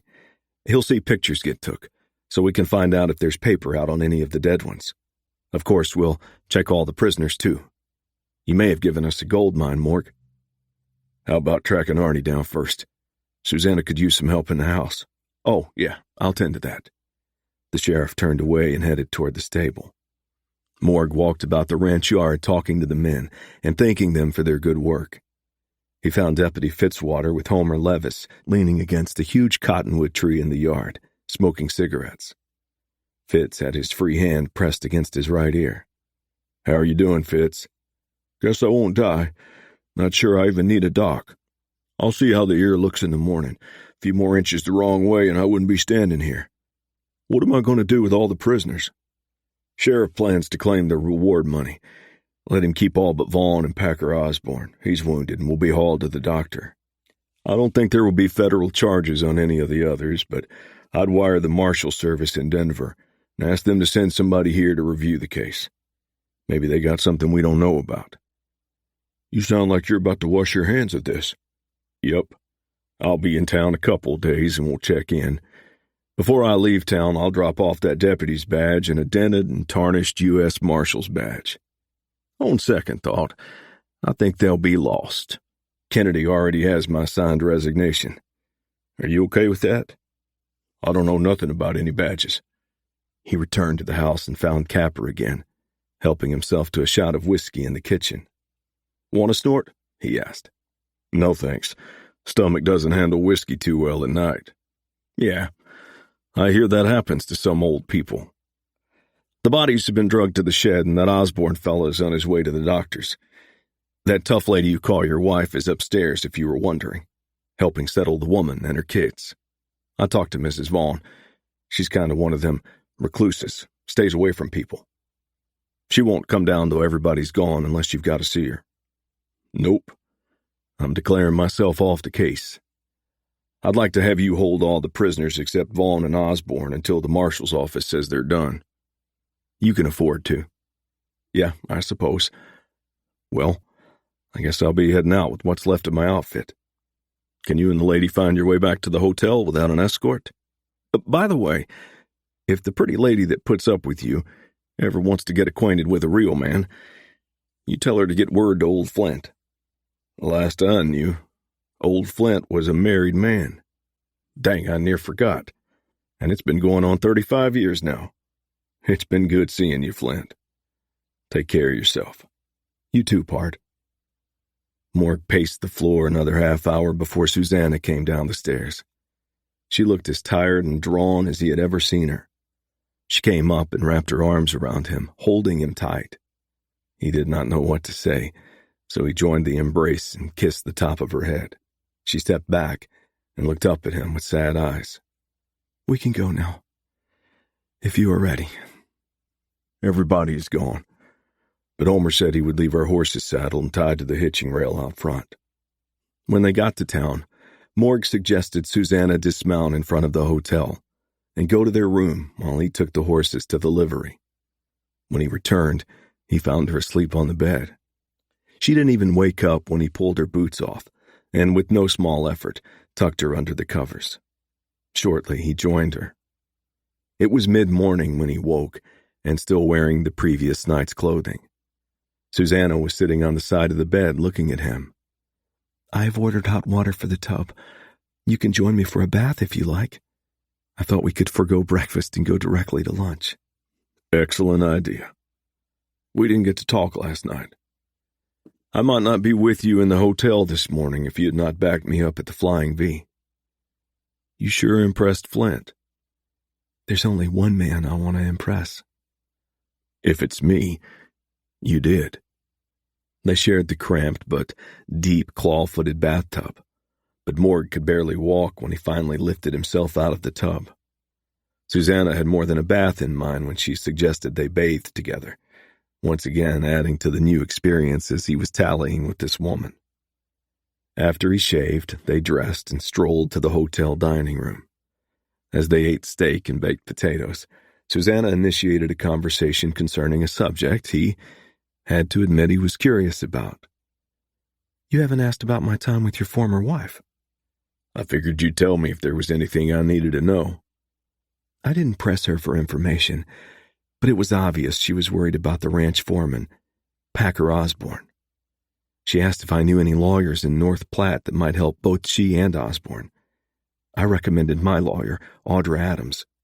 She's in partnership with her husband here. Audra handles my legal business, too. She and her husband, Ari, are building quite a following. It appears that May will not suffer financially from her husband's death, regardless of any arrangement her late husband made. She said the ranch is already titled in her name. That was a condition for her marrying him, but she insists she will never return there. She also has stashed away money over the years, but she claims to know nothing about Thomas Town's other investments, except they are seemingly endless. Morg said, "The illegal enterprises will likely close down on their own, but there will probably be legal claims against others. A law firm in Omaha evidently handled his legal matters. She and the boys will likely end up with anything that's left. Anyway, May appears to be looking after herself." She did ask that I inquire whether Jay Boyden would consider leasing the ranch and buying the cow herd. She wanted him to do something with the dogs, too. Town knew about her relationship with Osborne, didn't he? I find that very likely. Town wasn't the kind of man to tolerate that unless he didn't care or even approved. If females were not his preference, marriage would at least have made him more respectable in business circles. Susanna said, or if he liked little girls. She stopped abruptly. Anyway, he's dead, and it's no longer our concern. Morg suspected that Susanna knew more than she was revealing, but he shrugged it off. I think the man was crazy at the end. May said it started with an obsession over the death of his brother. She didn't know the details and had never met the brother. They lived a very strange life together. I turned my attention to explaining to the boys that their father was gone and comforting them as best I could.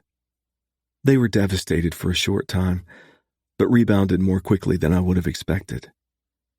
They were very concerned about Osborne. I'd be willing to bet that he is their real father, even if they don't know. I suspect Osborne was the man who swept May off her feet before Town entered the picture. There was a deal of some sort, but it's nothing to me. Other folks can sort out all these messes. I think the marshals are going to be busy for a long time unscrambling Monty Oxford's businesses, and that lawyers are going to be making a lot of money. You really are stepping away from this, aren't you? Yep. I think it's time for us to turn to some deal-making of our own. Chapter 50. Jay and Sheena sat on the leather couch at the J. Barbie ranch house. Sheena had brought lunch over from Susanna's and fed the whole crew. Thankfully, Sheena thought, Luke had persuaded Andy to ride with him to check the herd in the east pasture. She wanted time alone with Jay, and that had been hard to come by the past week. The food was scrumptious, Jay said, leaning back with his splendid legs stretched in front of him and resting on a coffee table. You know as well as I do that Helga prepared most of it, but she is teaching me. I'll be a cook yet. There's so much to learn, but I'm a teacher, and I'm supposed to love learning. I'm just glad you make the time to come over, and I'll never forget you spent the first 3 nights here after I broke the dang leg. I wanted to be here, and it's so good to see you getting around on the crutches now. Yeah, thanks to the crutches Luke carved out with an axe and knife, I've got solid support. They look like the tall tea brand. I guess they do at that. Anyhow, I'll be fine, but I'm going crazy with no word from your dad or Susanna. They have no way to reach us here so far from telegraph service. We don't even know where they're at. It's likely Denver. Jay, I'm going to change the subject. I'd like to talk about us. She could see she had caught him unprepared. Well, I'm glad to do that. I've tried for several years, but you always cut the topic short. You know how I feel about you. And I'm guilty of keeping you off balance. Just hear me out. Jay, I no longer have dreams of leaving the Sandhills. This is where I belong, but I don't want to get married for another year. I want to complete a school year teaching at Susanna's. I still need to get my head all straightened out about things, but I'm getting there. I'm listening. I was thinking that you could court me if you wanted. Court you? I don't know exactly how to do that, but I'll try if it's a way to get you to marry me. I wouldn't be living with you, of course, but we would carve out alone time somehow. We could go fishing together, take a blanket and lunch. Who knows what might happen while we're waiting for fish to bite? She just could not pretend anymore. She had been with another man. She wanted Jay now. And she knew it was love she felt for him. Are you suggesting what I think you are? But if I get with child, you will marry me promptly. You've got a standing proposal, and I will start the courting this minute if you like. She scooted nearer. Their lips touched, and she placed a teasing hand on his thigh. As soon as you can get around well enough to take me fishing. She kissed him again, this time deeply. Then Dingo started barking outside. She pulled away and got up from the couch. Somebody's here. I'll see who it is. Strange, though. I thought Dingo was with Andy and Luke. She opened the door and saw an empty buckboard before she caught sight of the man on his knees, accepting kisses from the Australian cattle dog that had crawled upon his chest and had paws pressed upon his shoulders. Then she saw Susanna walking her way. She hurried out and embraced her friend. Susanna, we've been so worried. We stopped by the house, and Helga said you were here. We loaded some of my things, dropped them off at Morgan's, and headed over here. I don't understand. Why did you take some of your things to Dad's house? Susanna held up her left hand, and Sheena immediately saw the gold band on the ring finger. Oh, my Lord, you didn't. We did.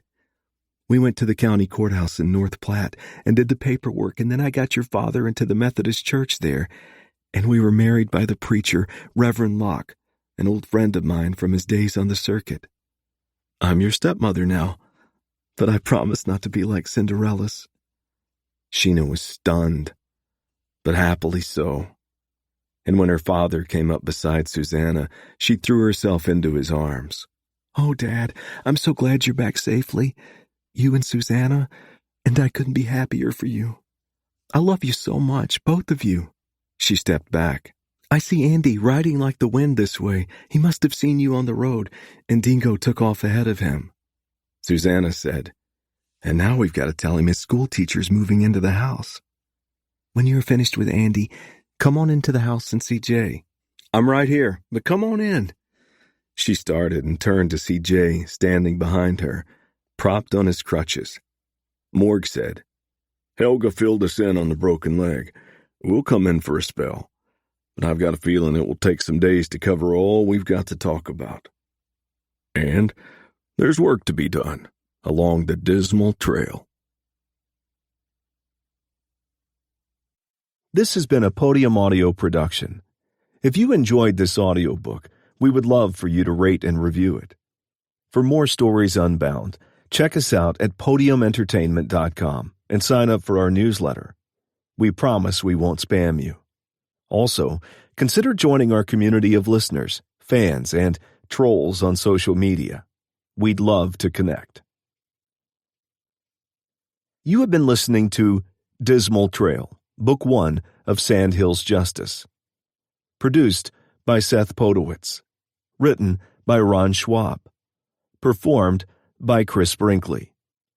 Text copyright 2025 by Ron Schwab. Production copyright 2025 by Podium Audio. All rights reserved.